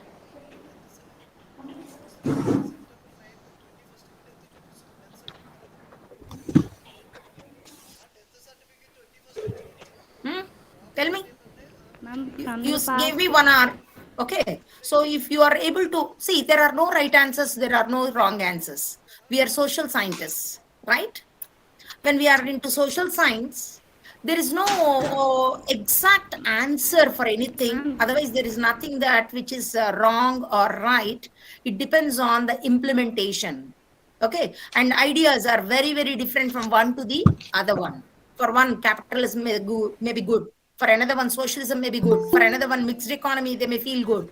For one, taxing the rich is good. For another one, lesser taxes are good. So there are different opinions, different ideologies. Come on. Why women are important? Why are we talking about women and from women's studies and all these things? ma'am, it's in our culture itself, ma'am. Since Oh, in from the past we started to give importance to women, ma'am. oh, Even if we look at the goddesses, we have many women. I mean, we worship women, ma'am. oh. And also in Rigvedic time, we have given importance to women too, ma'am. Hmm. Okay, very And nice. That means, of course, you are very young. Okay, did not see the life as on now, a protected child. Okay, under the shelter of the parents. So naturally, what you read in the textbooks, you believe that. Okay, whatever you said is very right. But the condition of the women is not that good. Because of that, we are talking more about women. Okay, I mean to say that is there are different, that is, you are talking about culture gave a lot of importance to women and all that. If that is the case, the work participation rate of the women, literacy amongst women, education amongst women should be at par with other men. It's not so. You sitting in St. Theresa College, I sitting at Maristella College, all around us are women. Teachers are women, students are women. So we feel that every woman is doing very good and every woman is educated because our world is so small. But in reality, it's not so. You and me are not the average Indian women. I'm talking to the students, even Leela, whoever spoke to me. Okay, you and me are the fortunate lot of the women. Okay, because of our parents, we are born to them. Because of that, we are like this today. We are being educated. I was educated at Maristella. You are being educated at St. Theresa. These words are from my heart. I'm like this today only because of Maristella. Otherwise, even the family did not encourage for my education much because cultural. Okay, get her married.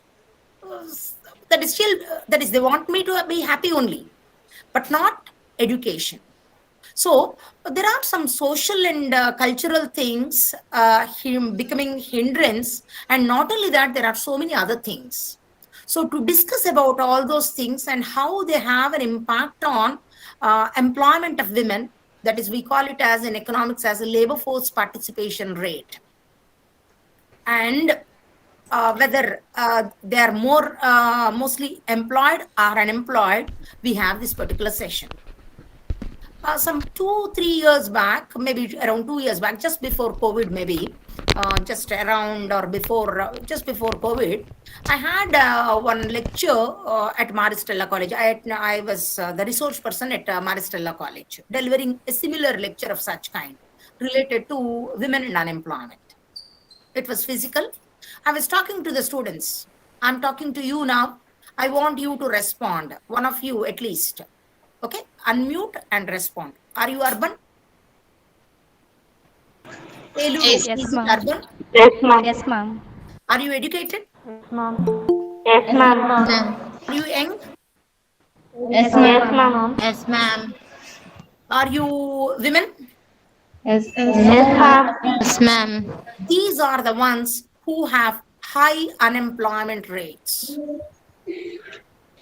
Are you getting me? Compared to rural, urban unemployment is high. Of course, in rural areas also now unemployment is increasing. That's a different issue. But otherwise, compared to rural areas, unemployment is high in the urban areas. Compared to elderly, that means there is every possibility that you be unemployed and I be employed. In the sense, depending on the age, younger age groups are more unemployed than older age groups. Women have higher unemployment than men. Educated have higher unemployment rate than uneducated. These are some issues very important to discuss, and wherever possible, in whatever way it is possible at the micro level, maybe we can look for some solutions. So this particular session is going to talk about what is making women do not come out at par with men into the world of work. Okay, and so we will be discussing different other things. I thought of bringing more data, but even then data is available, data is not available. Both are right. Okay, that is, if you Google it, you'll get the data. So I have concentrated, I have spent more time on structuring and bringing it, talking about the problems, because you being women students in specific, I wanted to bring it to your notice what's happening to women. Okay, so just a minute, I'll share my screen to you.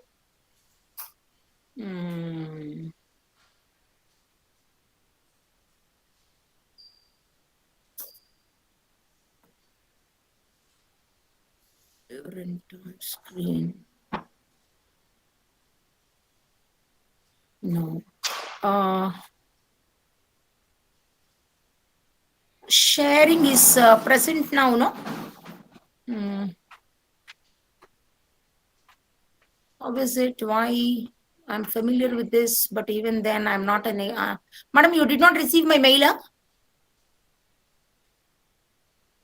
Okay. Thank you so much. Somehow I'm unable to. So this is my slide. Increasing unemployment among women and educated. Of course, though I titled like that, I have given less data. I have concentrated more on women. Okay. Please, madam, go to the next slide. So, research on women in India is, madam, can you do it full screen?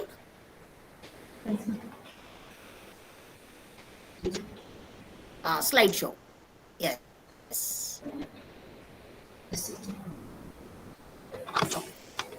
Okay. So research on women in India, how is it? When did it get started? During 1970s, it got started. Okay. Nerusu Maunika is reading this slide for me.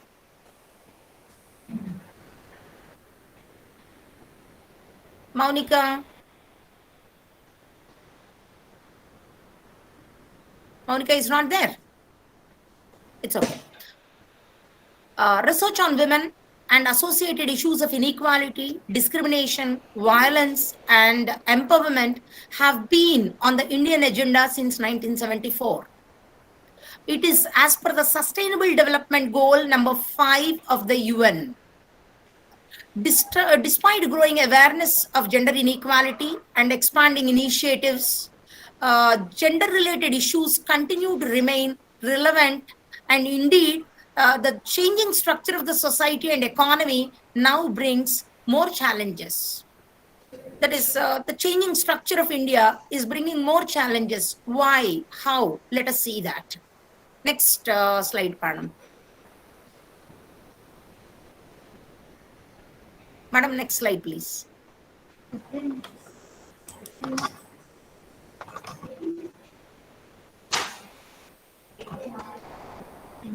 So the broad areas or themes of research can be divided into like this. Related to women, the broad areas of research can be divided into like this: gender, work and welfare, gender and human development, violence and discrimination, technology, entrepreneurship and leadership. Okay, these are some of the broad areas of women studies research. Next slide, please, madam.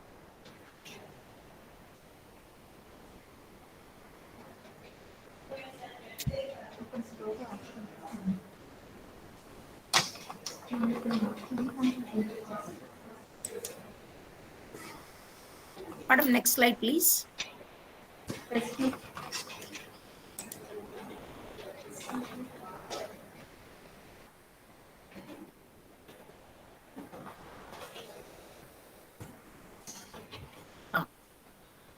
I want every student to focus on this. This is my phrase. Okay. What I'm talking to you is that women from the world are missing. Few women are missing from the world. How am I going to explain it to you? How am I going to make you believe that yes, true, the number of women what we have today are much less than what are supposed to be? For that reason, I'm going to the next slide. See, these are the missing women in the world and India. Okay, during 1960s, the female population as a proportion of total population was 49.97 in the world. Ma'am, your audio is not clear, ma'am. Why? Now? There is little disturbance here at, what is that? What do you say? Maybe in the internet, but otherwise I'm okay. I am getting it right. Yes, no miss. problem. Yes, sir. No problem. Yes, sir. Thank There you, is sir. problem, I think, in college. Okay. Thank you, sir. So, missing women, I'm using the word missing women. So, during 1960s, the women were 49.97% of the total population of the world. In 2018, that is, I have this data of 2018, one of the recent years. As per that, the population of female decreased from 49.97 to 49.58. This led to this many women missing. How many? 29,301,281. This many women are missing. That is, as the proportion got reduced from 49.9 to 49.5, that means around 0.4. This many women are missing from the world. Come to India. During the 1960s, women were 48.3%. Now they are 48.0 in the total population. This led to how many? 5 million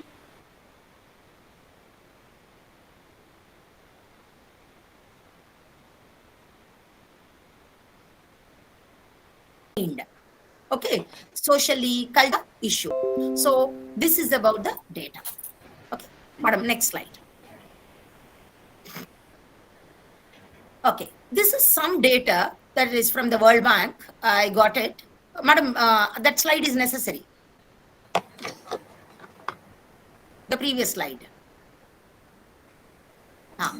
So these are something gender indicators in the India and the world. Wherever NA is there, not available. Data is not available. Okay.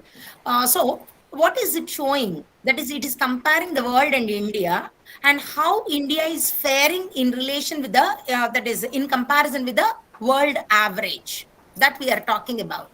So educational attainment, at least bachelor's or equivalent population, for the world, for the whole world, it's not available.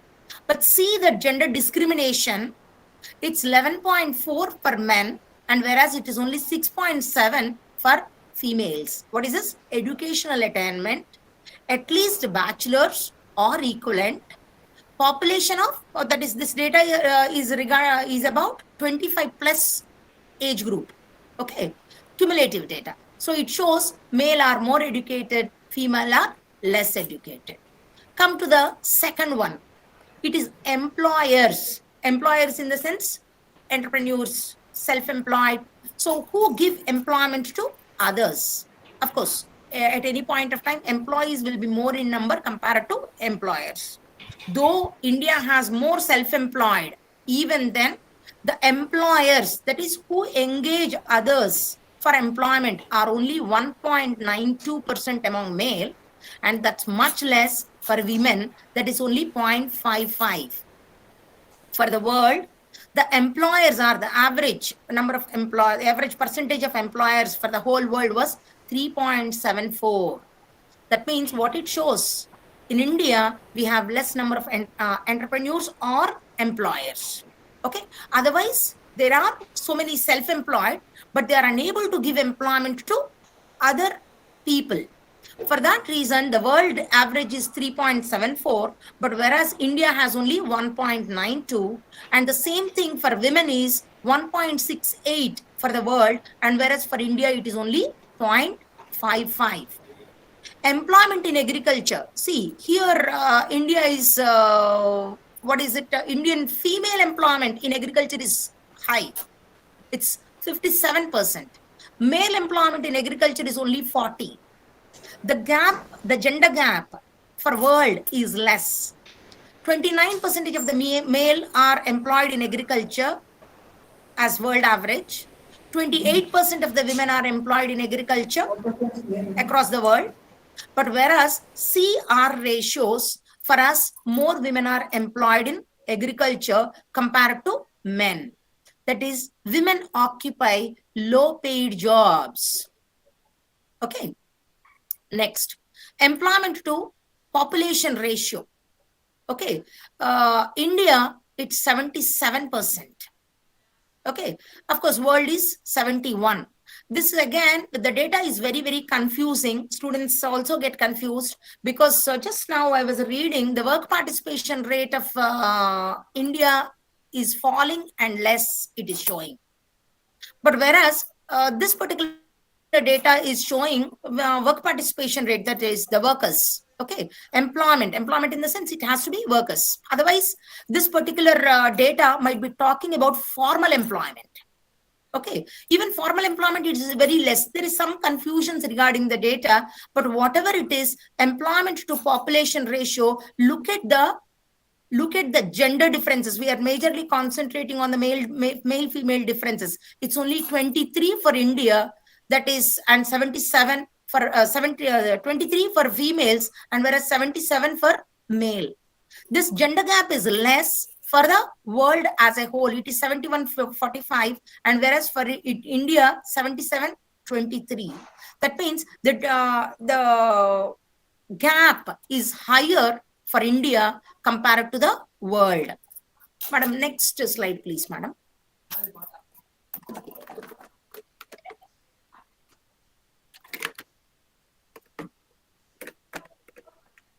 Here we are giving some data related to services available for population, provided by the government, provided by the country.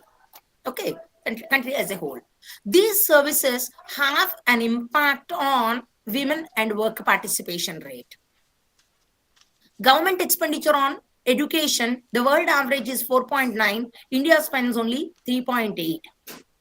Because of the gender differences, when it is out of pocket costs, there is every possibility that And we have seen some cases of such kind, maybe as family size got reduced and we are in better off places. For that reason, maybe the girls, whoever are studying at St. Theresa, may not be feeling that discrimination. But otherwise, I have seen some families where the male child is sent to a convent school, English medium, and the girl child is sent to the government school, Telugu medium. Okay, so when government is not spending, automatically it is the girls who lose. Okay, of course, for that reason, there are some government schemes now these days. But otherwise, even now, India is spending much less compared to the world average. Households with water on the premises. Of course, for the world, data is not available. But whereas for India, only 66%, that means 33% of the population do not have water within their home. That means they need to fetch water from somewhere. That means whose work is that? It's women's work. Then you have, of course, this type of data I seriously dislike of India's.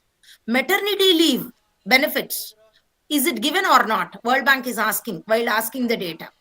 We India say that one means yes, maternity leave is given to women. Okay. How much salary is paid? Is it zero salary or 100% salary? Something of that kind. So to that, what is it saying?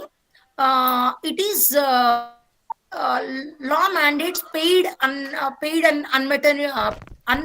or unpaid maternity leave, and India is one with percentage of wages paid 100% wages paid during the maternity.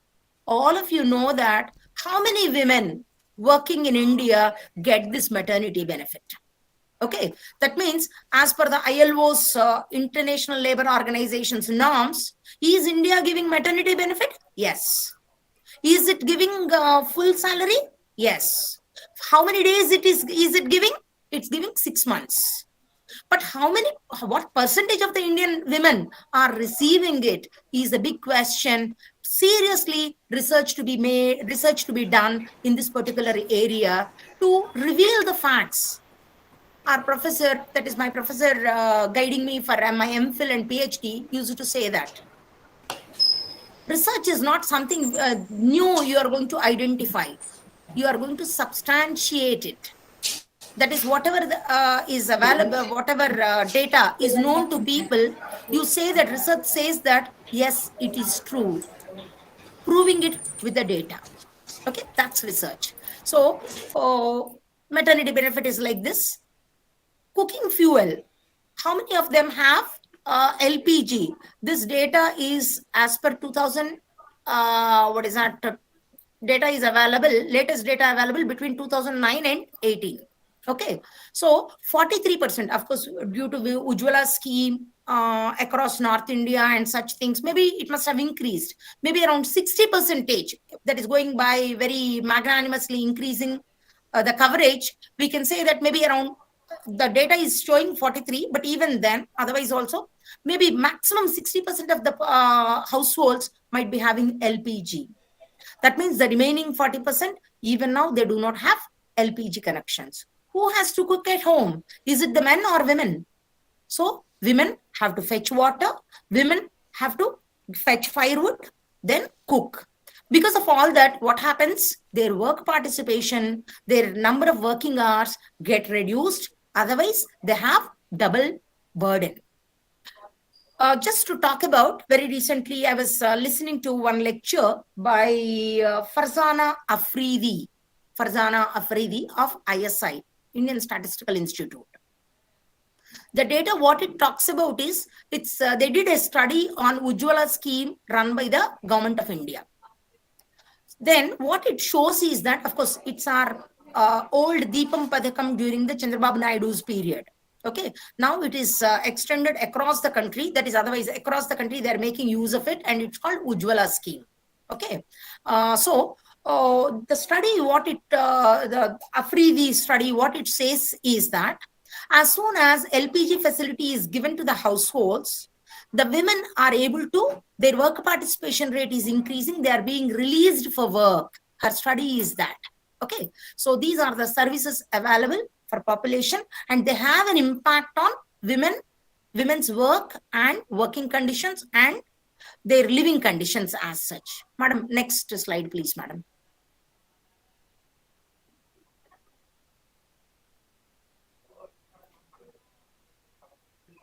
Okay, so these are the challenges women face.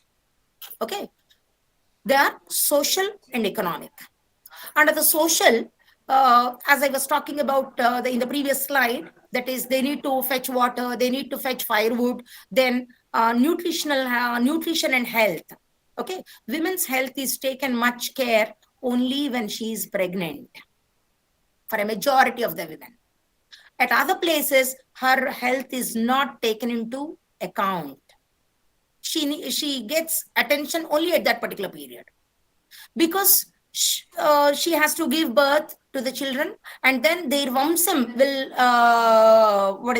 continued. For that reason, women's reproductive health only at that time conditions. Work participation rates of women are low compared to male work participation rates. In urban areas, the work participation rates of females are much less compared to the male. Again, that particular seminar which I was attending, I was otherwise listening to, Farzana Afridi and others. Why in the urban areas, the female work participation rate is low? As women are illiterate compared to men, as women have less educational qualifications compared to men, then they have less skills compared to men. So in the job market, from the supply side, in the urban areas, they do not have appropriate skills to get employed. For that reason, they remain unemployed. First of all, they do not come out to work. Even if they come out, they do not have appropriate skills. For that reason, automatically from the supply side, they are unable to supply quality labor force. Then automatically there is higher unemployment. Otherwise, they are not even in the labor force. They are not even in the labor force. Labor force in the sense, they are not even offering themselves as workers. Okay. Next, coming to wages. Are men and women paid equal wages? No. Of course, again, for that, there is another thing. They are not into the similar jobs. They are into different types of jobs. For example, take agriculture. What men do is very different from that of what women do. Even in other sectors are segregated into different sectors. That is, in some of the sectors, you see more women. For example, education, health.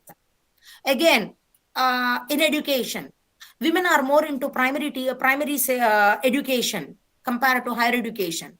Again, please don't compare St.Theresa, because St.Theresa is a women's college. Hence, you see all women into higher education. But in general, if it is government school, there will be more men. If it's a private school, there will be more women. Okay, so this is about the work participation rates. Then again, wages. We are talking about the wages. It's even for the same job, women are paid less. They have less bargaining strength. They consider themselves as secondary earners. Though their income is very, very important for the family, many of them, they consider themselves as secondary earners, in the sense, in Telugu, we call it as Venneelaku Channeelu. Okay, but otherwise, they do not consider it as the primary breadwinner. Though they are. Again, I'm telling you, it's not about you and me. Just see the manual labor households, construction workers, domestic servants, and all such people. The women are the primary earners. Man does only one thing. Whenever he earns, he will consume alcohol, and good man sleeps at home quietly. Okay. Another one who is not even, that is, even he will be beating the wife, children, and all such things happen. So women's income is very, very primary, but they do not consider it like that. And for that reason, they do not focus on the girls' education. So this is going on. This is not getting rectified. That is, if you say that, madam, are the conditions deteriorating? I cannot say. In some of the families, yes, there is improvement. Because of that only you have your madam Ratnavani madam, not Ratnavani madam, Vani madam, and here Sailaja madam and all these things, and even Bhavani for that matter. That means we were able to come out of that vicious cycle. We were able to educate ourselves. But again, there are so many which are remaining in the same condition, no, without any improvement. Working conditions. I was talking about in another slide, maternity benefit and all. Women work for longer hours. Look at nurses. They work for longer hours. Okay, not only that, in different other segments, sectors, women work for longer hours because they are very docile. They do not have the tendency to fight against. Okay, that makes employers, some of the employers, especially in textiles and some of the things, they choose women for this reason because they take less time to go for a cup of tea. Okay, and all such things. So they are workaholic and they do not want, they are docile. That's all. Docile in the sense they do not agitate. Okay, so this is the challenges for women, social and economic. Next slide, please, madam.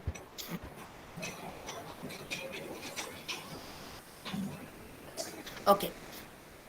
Thank you, Raju sir. Without Raju sir's suggestion, I must not have gone for this particular side, what the government is doing in terms of to empower women. Yes, government is doing, but it's not sufficient. You and me, I'm talking to each and everyone, whoever is present. 61 members are present. I'm talking to each and every one of you very seriously. Okay, only when you and me also work towards this, maybe we can bring some change. As soon as I talk about you and me have to work, I remember when I was working at Maristella, I remember one father, I think Don Bosco father was talking about a story, a starfish story. Okay, when one man was walking on the seashore, I believe, and putting back each of the starfish into the sea. So another man asked him, I believe, you are putting back the starfish into the sea. Can you save all the starfish? He said, no, I cannot save all the starfish on the coast.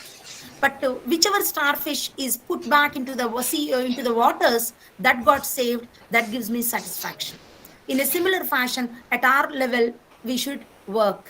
I'm also maybe one of the starfish which got saved because of Maristella and because of professors like Raju sir. Seriously, this is from my heart. I'm talking to you. Okay, because I'm a serious student and I appreciate Raju sir's efforts for preparing for our classes and delivering the classes. And I'm a fan of macroeconomics because Raju sir taught us. Okay. Coming back to some of the initiatives, Raju sir actually told me to concentrate on this. Beti Bachao, maybe majority of you are aware of it. Okay, which is Beti Bachao is one-stop center scheme, women helpline scheme, Nirbhaya, Ujjwala. Actually, now I understood. There is one economist by name Guy Standing. He is an economist from ILO, International Labour Organization. I listen to him. Okay, he says India has many schemes, thousands of schemes. But whereas the penetration of the scheme and the beneficiaries, the impact of that particular scheme is much less because population is very high, all those things. But each government, each new government, when it comes to the power, it floats more and more schemes. They would like to pose to the people that they have so many schemes benefiting the people. But penetration is very, very low. One example I'll give you. Okay, that is in Telangana, the Chief Minister K. Chandrasekhar Rao floated one scheme called double bedroom scheme. That is for the poorer households, he is going to give the double bedroom houses. For me as an economist, it is only to fool people. There are so many poor people in the country, in Telangana. For how many poor people is he going to give the two-bedroom houses, double bedroom houses? Is it possible? Can the state government do this? From whose money, from whose pocket are they going to collect it?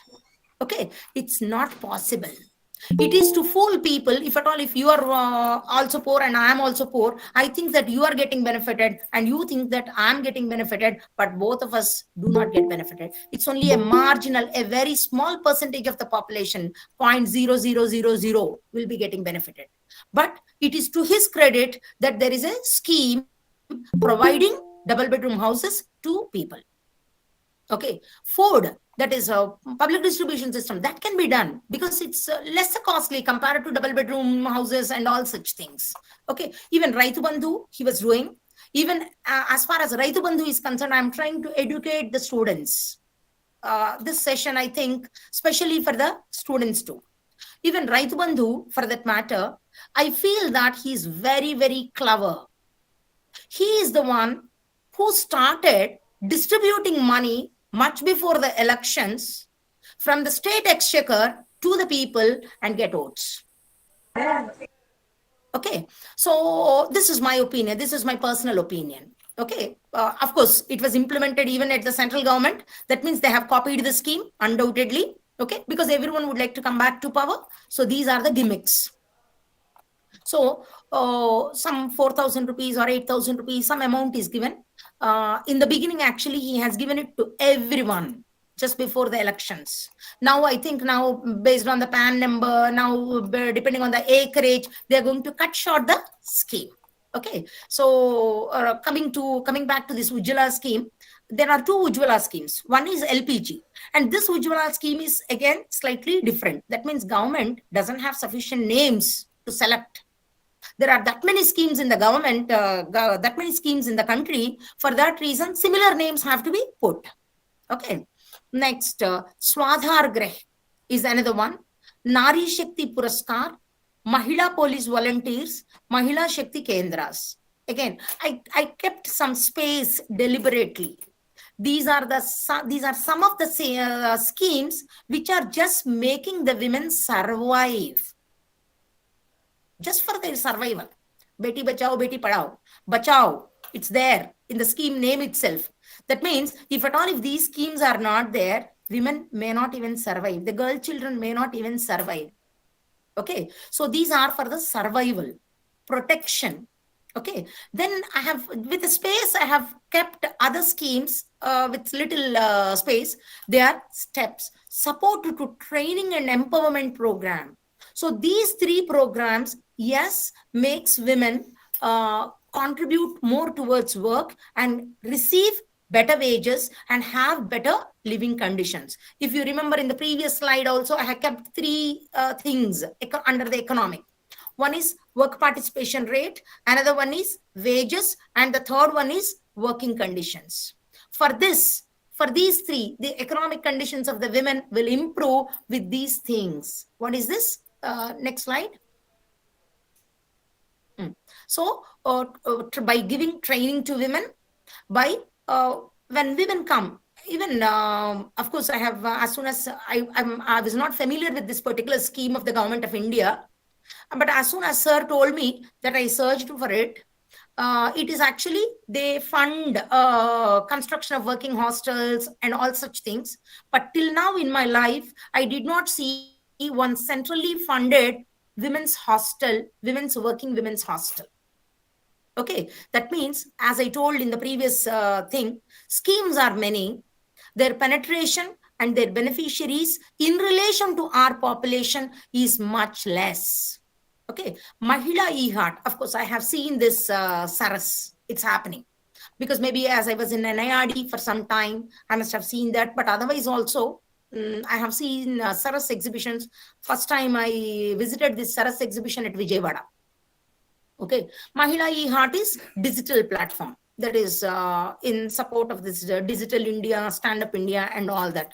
These two schemes encourage self-help group women and also artisans to to demonstrate, to exhibit their products. One is physical exhibition and another one is digital platform. Madam, next slide, madam.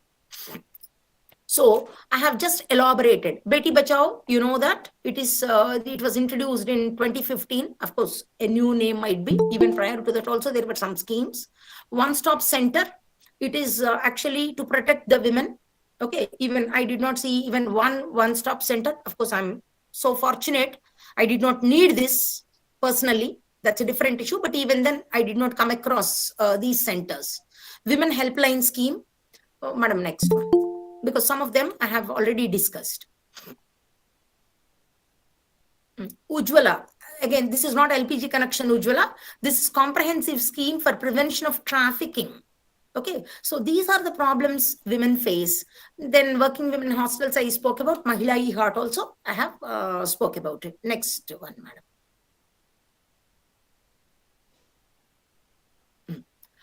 So India's labor force participation. I'm coming to the, that is, I gave a lot of introduction in terms of, I'm trying to make you identify, I'm trying to make you understand why women work participation rates are low, why this, the differential, why the gender gap is more, because of all those things, whatever I spoke to you. So India's labor force participation rate is very low by world standards. That is, it's not for male, it's not for female, it is both for male and female. The average labor force participation rate is around 47 and the world average is about 66%. If you remember, in one of my slides, I have shown it as 77 for India, and for world, it's little less than that. But again, as I told you, the different database gives different data. Okay, but even definitional issues are also there. What is labor force participation? What is a worker? Both are different. Labor force participation is who are available for work in the labor market. That means who are looking forward for work. Okay, but whereas work participation rate or otherwise workers is who are working. That is some of the differences. For students, it is a little difficult to understand that. Okay, so leave it. But whatever it is, the labor force participation rate of India is less than the world average. And India's labor force participation dropped further to 46.2, 46.3 in December 2020 compared to the previous year. This is very evident. Even as per when I was doing my PhD, I have compared census since 1872. The work participation rate, I'm not talking about labor force participation, I'm talking about work participation. It was decreasing on a continuous basis. So the explanation what we were giving is, as per capita incomes increased, and at the same time as educational facilities, education, that is availability of education is increasing, automatically when children are into schools and colleges, they're not joining the labor force. For that reason, the work participation rate is decreasing. To that extent, it's good. To that extent, it's good. But if not at that particular point, at another point, they have to join the workforce. Next slide, madam. Now we are coming to the India's female labor force participation. India's female labor force participation rate is very low, and another very serious problem is it's falling. I have one of my friend who is working at CES. Raju sir also knows her. She's Aparna. Even they did some papers on this. What they say is that why labor force participation rate is falling is when a woman is in the labor market looking for employment, when she doesn't get employment for few months, for few years, she drops from the labor market. She says, I'm not looking for employment. Of course, even her skills, already she has lesser skills and her skills become redundant. Because of all that, this is one of the explanations for the falling labor force participation. When they are disappointed again and again in the labor market without getting an opportunity to work, they are withdrawing from the labor force. This is the analysis the economists are talking about. I regularly listen to Santosh Mehrotra, a labor economist. Okay, even his studies also talk about these things. I think students understood. Otherwise, in the question answer session, again, I will, depending on your questions, I'll focus on it. I repeat, this is very important for every one of you. India's labor force participation, female labor force participation is low, first of all. And another thing is, it's falling. Already low and now falling. In the very beginning, while starting the session, I asked why women are important. They are 50% of the population. If they do not work, automatically the size of our GDP is going to be low. The size of our per capita GDP is going to be less. For that reason, as they also have two hands, if provided they are given equal opportunity, the size of the GDP, there is every chance that the size of the GDP increases. For that reason, women have to come forward. But what's happening? Women are withdrawing from the labor force. Why are they withdrawing?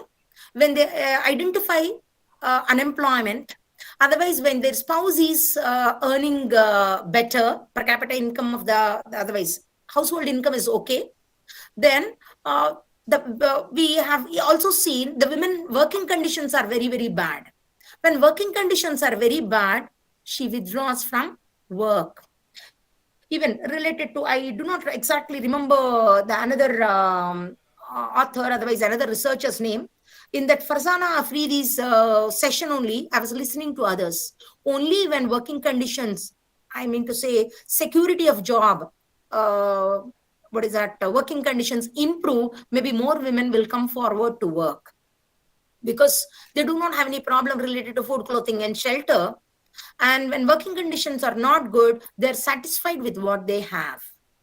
Women have to come forward for work to reduce the disparities of income in the economy. For that reason also, it is very, very necessary. Next, what is that we have next? Researchers have shown that this fall is because of rising household incomes that reduce the need for women to join. That means, what is it showing? Women work because of a need. Okay, it's not an aspiration. When they need, they work. Again, it's not for a majority of us. Okay, increased enrollment into higher education, all of you for that matter, all the students whoever are pursuing, because of the higher education and enrollment ratios, they're not participating in the work. Okay, of course, cultural and other factors, social factors.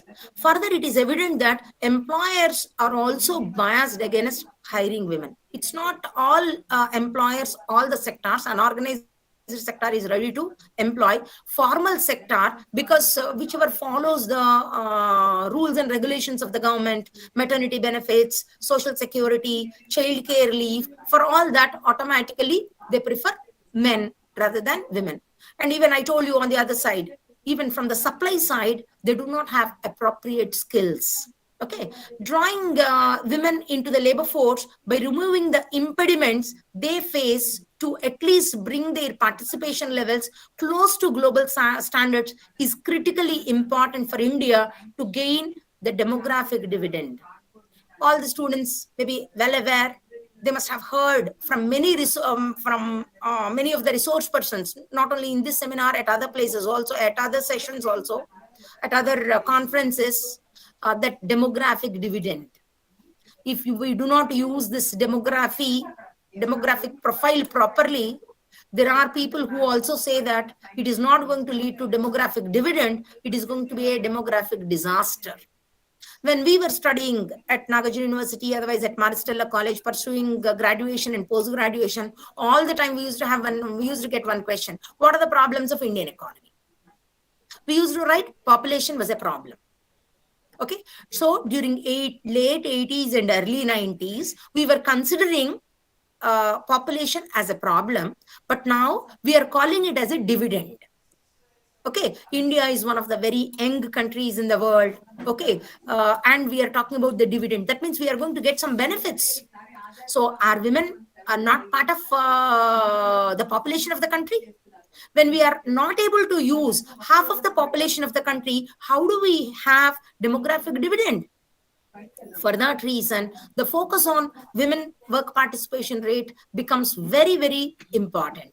Madam, next slide. I'm coming to the end, students, almost. Okay, this is the unemployment rate. I took it from CMIE while copying, pasting, and all that. I missed the source. This is from CMIE, Center for Monitoring Indian Economy. As far as 21st February 22 is concerned, that star mark actually I kept for that. We are in working for management institutes, we were told by many people, we are in a VUCA world, volatile, uncertain, complex, and ambiguous world. Okay, so each and every day we are experiencing that VUCA very, very abundantly. Okay, so I was about to start my session. There is a placement drive happening and they wanted to occupy my room. Okay, so luckily I brought my laptop.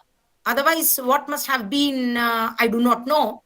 But otherwise, with my laptop, I rushed to another place. Okay, for that reason, actually, I took some 10 to 15 minutes. It got delayed because I need to come, switch on, settle again. So all these things, we are in a VUCA world. Okay, so in the VUCA world, I forgot to put the source. It is from CMIE. This particular data is from CMIE, Center for Monitoring Indian Economy. So as per that, what is this? India's unemployment rate, current unemployment rate is 7.9. Urban unemployment is 7.7. For that reason only, rural migration to urban areas is increasing. Rural unemployment is 8. Maybe Manrega, we call it now, Mahatma Gandhi National Rural Employment Guarantee Act is the funds for Mahatma Gandhi National Rural Employment Guarantee Act are low, not sufficient. Okay, so rural unemployment is high.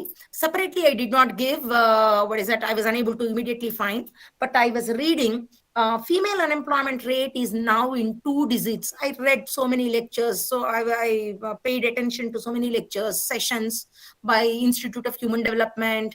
As I spoke to you, Santosh Mehrotra, Farzana Afridi, and other economists, female unemployment is in the 2 digit. It is around 13 to 14%. Okay, so it's a problem, undoubtedly. Okay, next slide is from my research. That is, I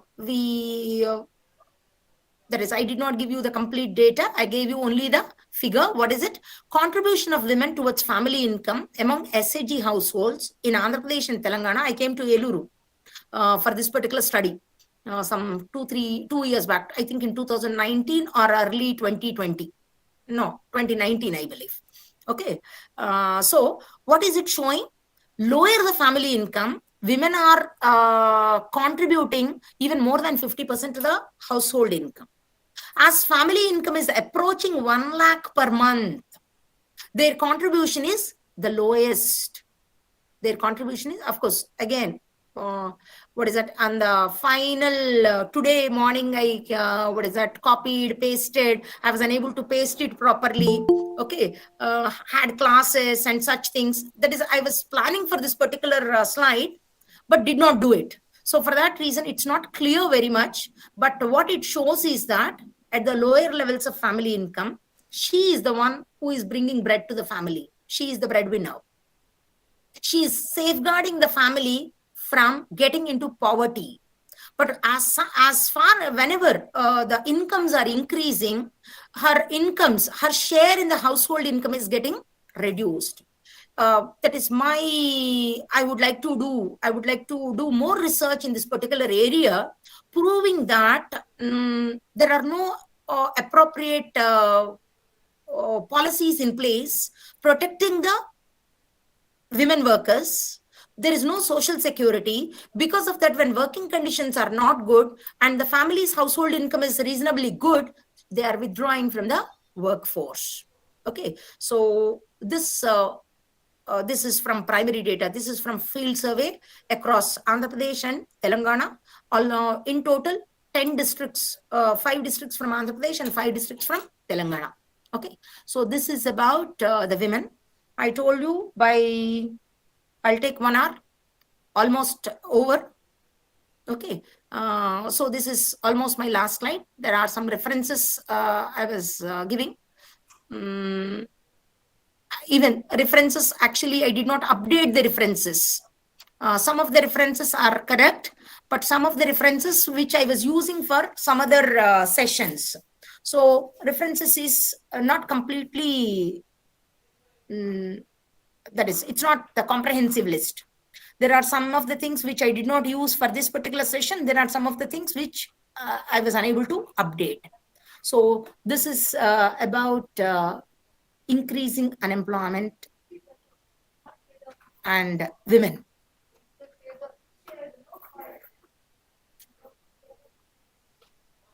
If you have any questions, I'll be trying. I'll try my best to answer the questions.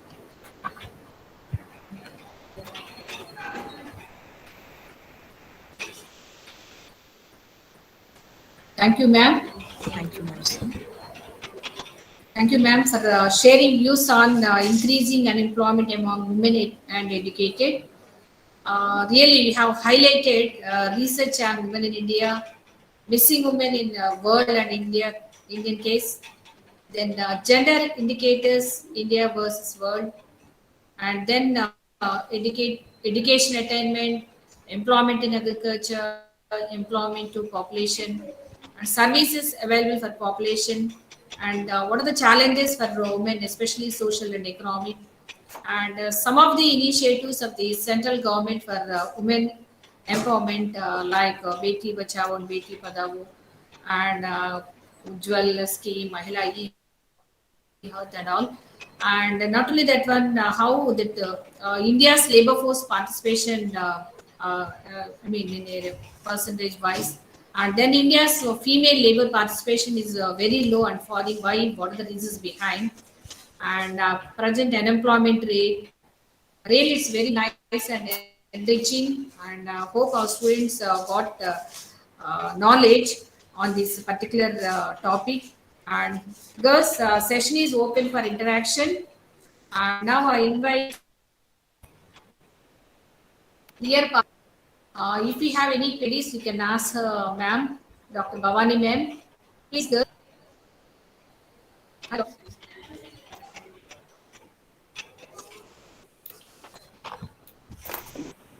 Ma'am, good evening, good afternoon, ma'am. Please. Ma'am, my question is, irrespective of the initiatives taken by the government, why women are not still empowered selfly, ma'am? That is, irrespective of the schemes, why women are still lagging behind. Is it? Yes, ma'am. True. India is a very big country. What is the total population of the country? 135 crores, ma'am. For this big population, when there are so many poor people, food needs, that is public distribution system, food security, for those things government is spending. You know it well, even during COVID, there is heavy criticism that government is unable to even provide health facilities. So when government is unable to provide food security, also very recently we have reached that particular stage. Okay, but otherwise prior to that, it was not even food security. There was not even, we do not even have proper food security. I think 15 years back, I was reading one article, otherwise news item. In Orissa, people were eating, in the mango, there will be some, inner part will be there, no? That is tenka, we call it as, in Telugu. One tribe eats that, I believe. They were eating it for a very long time. They have that tradition of eating that. Otherwise, they have that habit of eating it. But even then, it got spoiled and they eat it. And some of them died. That means, why do people eat such things when they do not have proper food? So when government is, as I told you, is proposing different schemes, but unable to allocate sufficient funds, even if there is allocation, it is unable to implement it at the grassroots. So you and me, again, have to popularize these schemes. Okay, today I have given you some schemes, no? All of you please browse. What is this scheme all about? Wherever it is possible, you make them understand this. I was very much shocked to understand some of my colleagues at another place. Awas Yojana, they were not familiar with Awas Yojana. Awas Yojana is government gives a subsidy up to 2 lakhs plus when you construct your first house. How many people know? They do not know. Allocations are there, but even then people do not have awareness, they do not make use of. Leave about that. A small scheme, insurance scheme, it's called, that's what I named myself as, financial inclusion and social change enthusiast. As soon as I see young people, I'll be talking about it. Do you have a bank account? Yes, no? Do you have, do you know PMJJBY and PMSBY? No, ma'am. PMJJBY is Prime Minister's Jeevan Jyoti Bima Yojana, 330 rupees per annum. Is 330 rupees per annum very high for you? No, ma'am. Is 12 rupees per annum very big amount for you? No, ma'am. There is one advertisement with Amitabh Bachchan. Per month, 1 rupee. 12 rupees. PMSBY is 12 rupees. Even that, we are not doing. Mary Madam, my sincere request to you is, with this lecture, otherwise, after this particular session, let St.Theresa students, all the students have PMJGBY and PMSBY. Sure, madam. A small step, because when these students do, they may talk to their cousins, they may talk to their friends. Yes. Okay, so Sure. it will have a much bigger impact. I'm not pro-Modi. I'm not pro-Modi. Okay, but I love my country. Yes, okay, ma'am. so this is the small thing what we can do for our country, because there are schemes available, but it's not getting penetrated. Only when people like you and me start, it will get penetrated. I think I answered her question. There are no answers. Yes, ma'am. Okay, thank you. Ma'am, one more question is that. Yes. Next one. Ma'am, it should more important to literate a woman than a man. I think you know it well. Mother is the one who brings up contributes to the household more than a man. So when a woman is literate, her children will be better off. Okay. Again, whenever you talk to me something, I'll be telling you a story. I think all of you are very well aware, in Telangana, in Hyderabad, one veterinary doctor was raped and murdered. 4 young men were involved. Seriously, I was crying on the day when this happened. Crying in the sense, not, yes, I was so sad. I was so bad in my condition. Okay. Later, when those boys were killed, even on the day, I cried. The reason is, if those boys' mother must have been educated, it must not have happened, I feel. When my college says timings are 9 to 4:30, 99.9% I come before 9. Never I go before 4:30, because I'm worried about my tomorrow, my employment, all such things. Okay, but how these young men did this big thing and got caught and got killed? That means they do not have any hope for tomorrow. They are living just for today. Okay, for that reason, women need to get educated and bring up children for the sake of better society and for a better economy. Thank you, ma'am.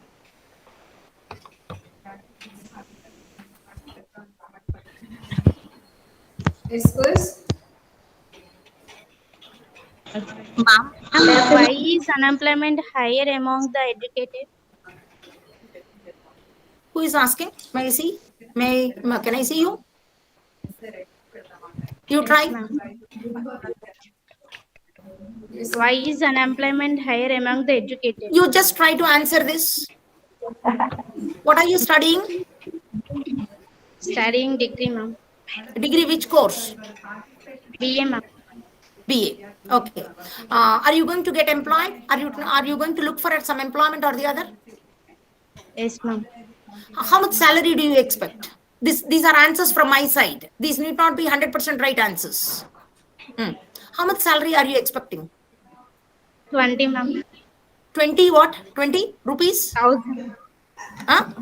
1,000. 20,000s. Okay. Ask any private school, how much are they giving in Eluru? 10 or 15, ma'am. That means, what are you going to become? I become a teacher, ma'am. You are going to become unemployed. Why? Your expectation of the salary is 20,000, But whereas the schools are offering only 10,000, even if you are skilled. I'm not talking about your skills. I'm only talking about this.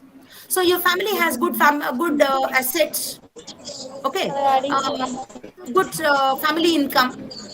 So when you are not getting 20 and when they are offering only 10,000, you may feel that why should I work for 10,000? Let me sit at home. I think these are the reasons for unemployment. Okay. As I told you, in social sciences, I cannot say that this is the correct answer. Okay. This is one of the answers. Okay, ma'am. Next. Thank you, ma'am. Ma'am, I'm lecturer in history. why educated women unemployed more than men, ma'am? When a woman doesn't get employment opportunity, family says, okay, it's okay, you sit at home. Okay, again the same thing. But whereas ujjogam purushalakshanam, okay, societal things. So what I used to, when I was teaching at B schools and all, father will be paying some 4 lakhs or 5 lakhs for the BTech course. Then he doesn't get a good employment as per his expected salary. So he will do his PGDM.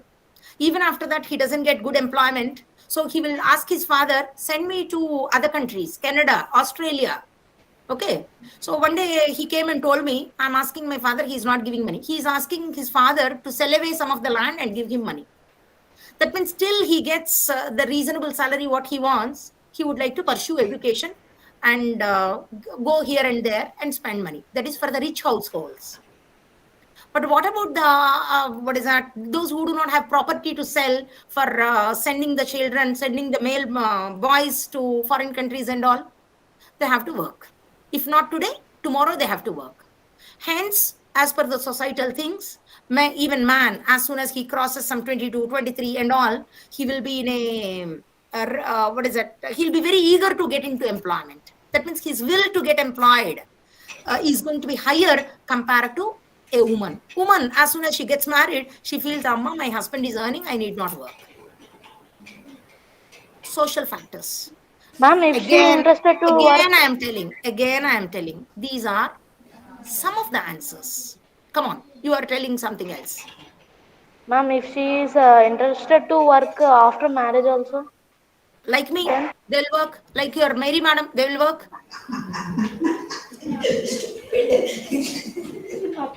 As simple as that. If you have the will, you'll work. You'll acquire appropriate skills and you'll work. But if you lose that interest, you won't work. but family will not allow her to work, no, ma'am. If she Then interested sitting at home also. only. Who is that family who decides? Who is that family? What, ma'am? What I'm an individual. I'm an individual. Okay, you are well educated, so you will be talking to them. I need to work. I need to be self-sufficient. Why should I depend on my husband's income? God has given me 2 hands to work. Of course, into service sector, a brain, working brain. Okay, so automatically when I'm capable of working, why should I sit at home? Okay, so that attitude you should have. If you have that attitude, you will work. Okay, ma'am. Thank you, ma'am. Thank you.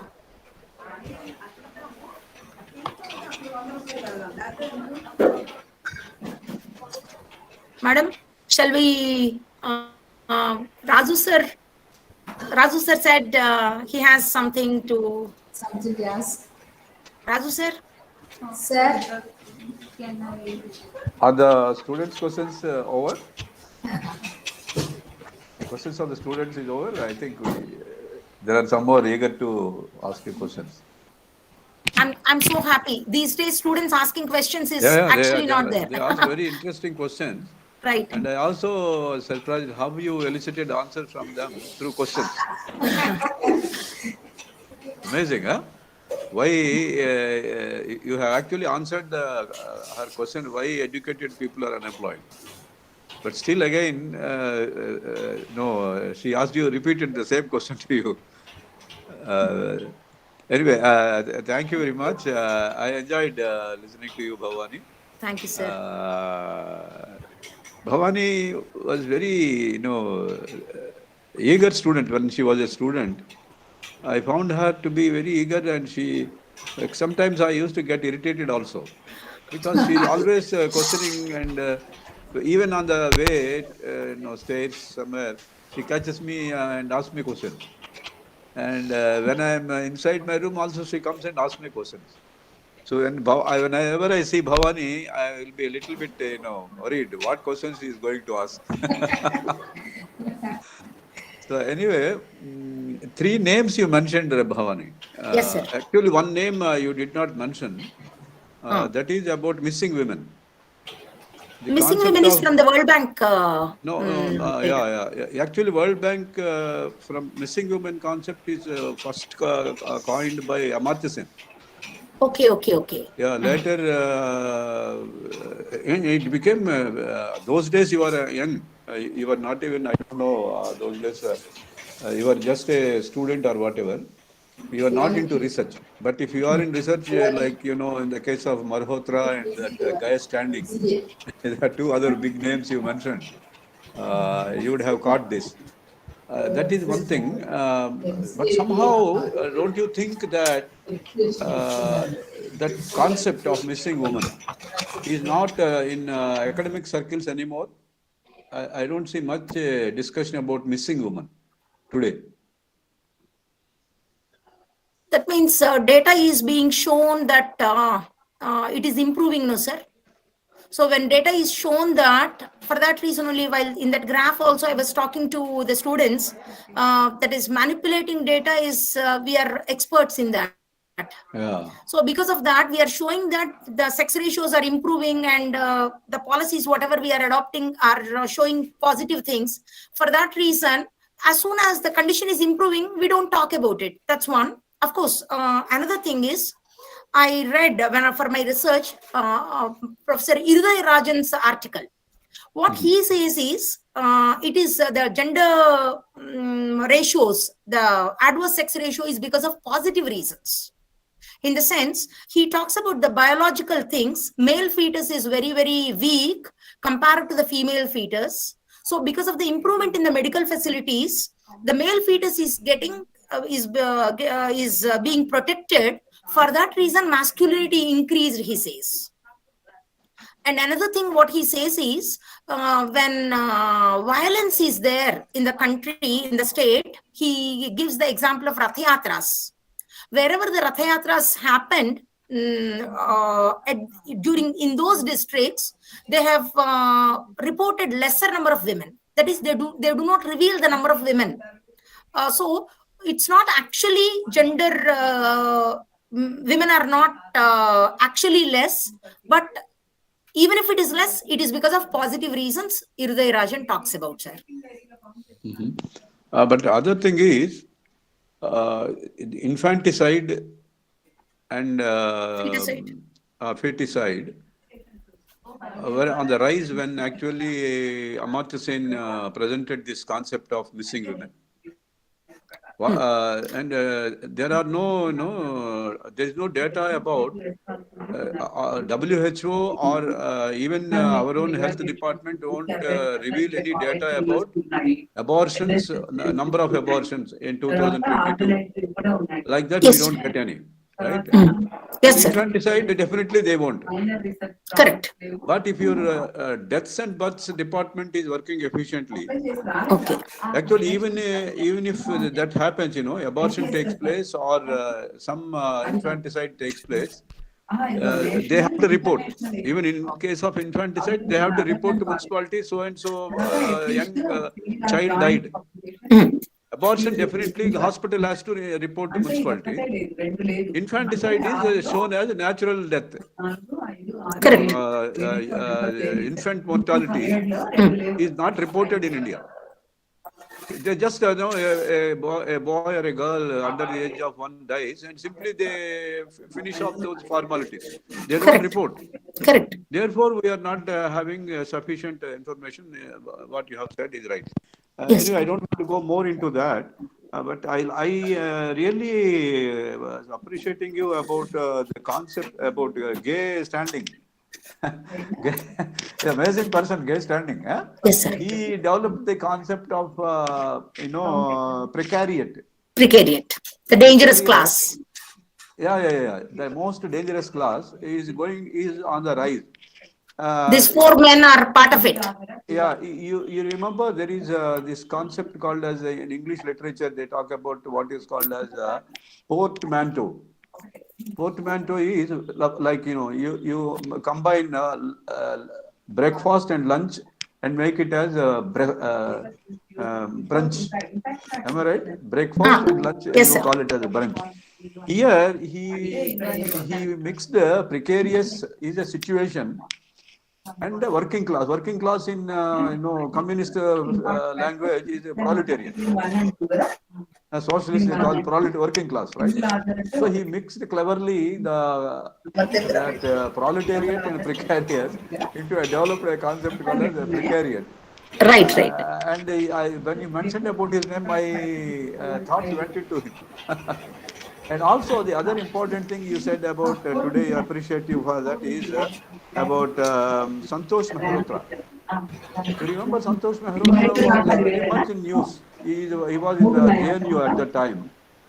When one famous program of Manmohan Singh, that is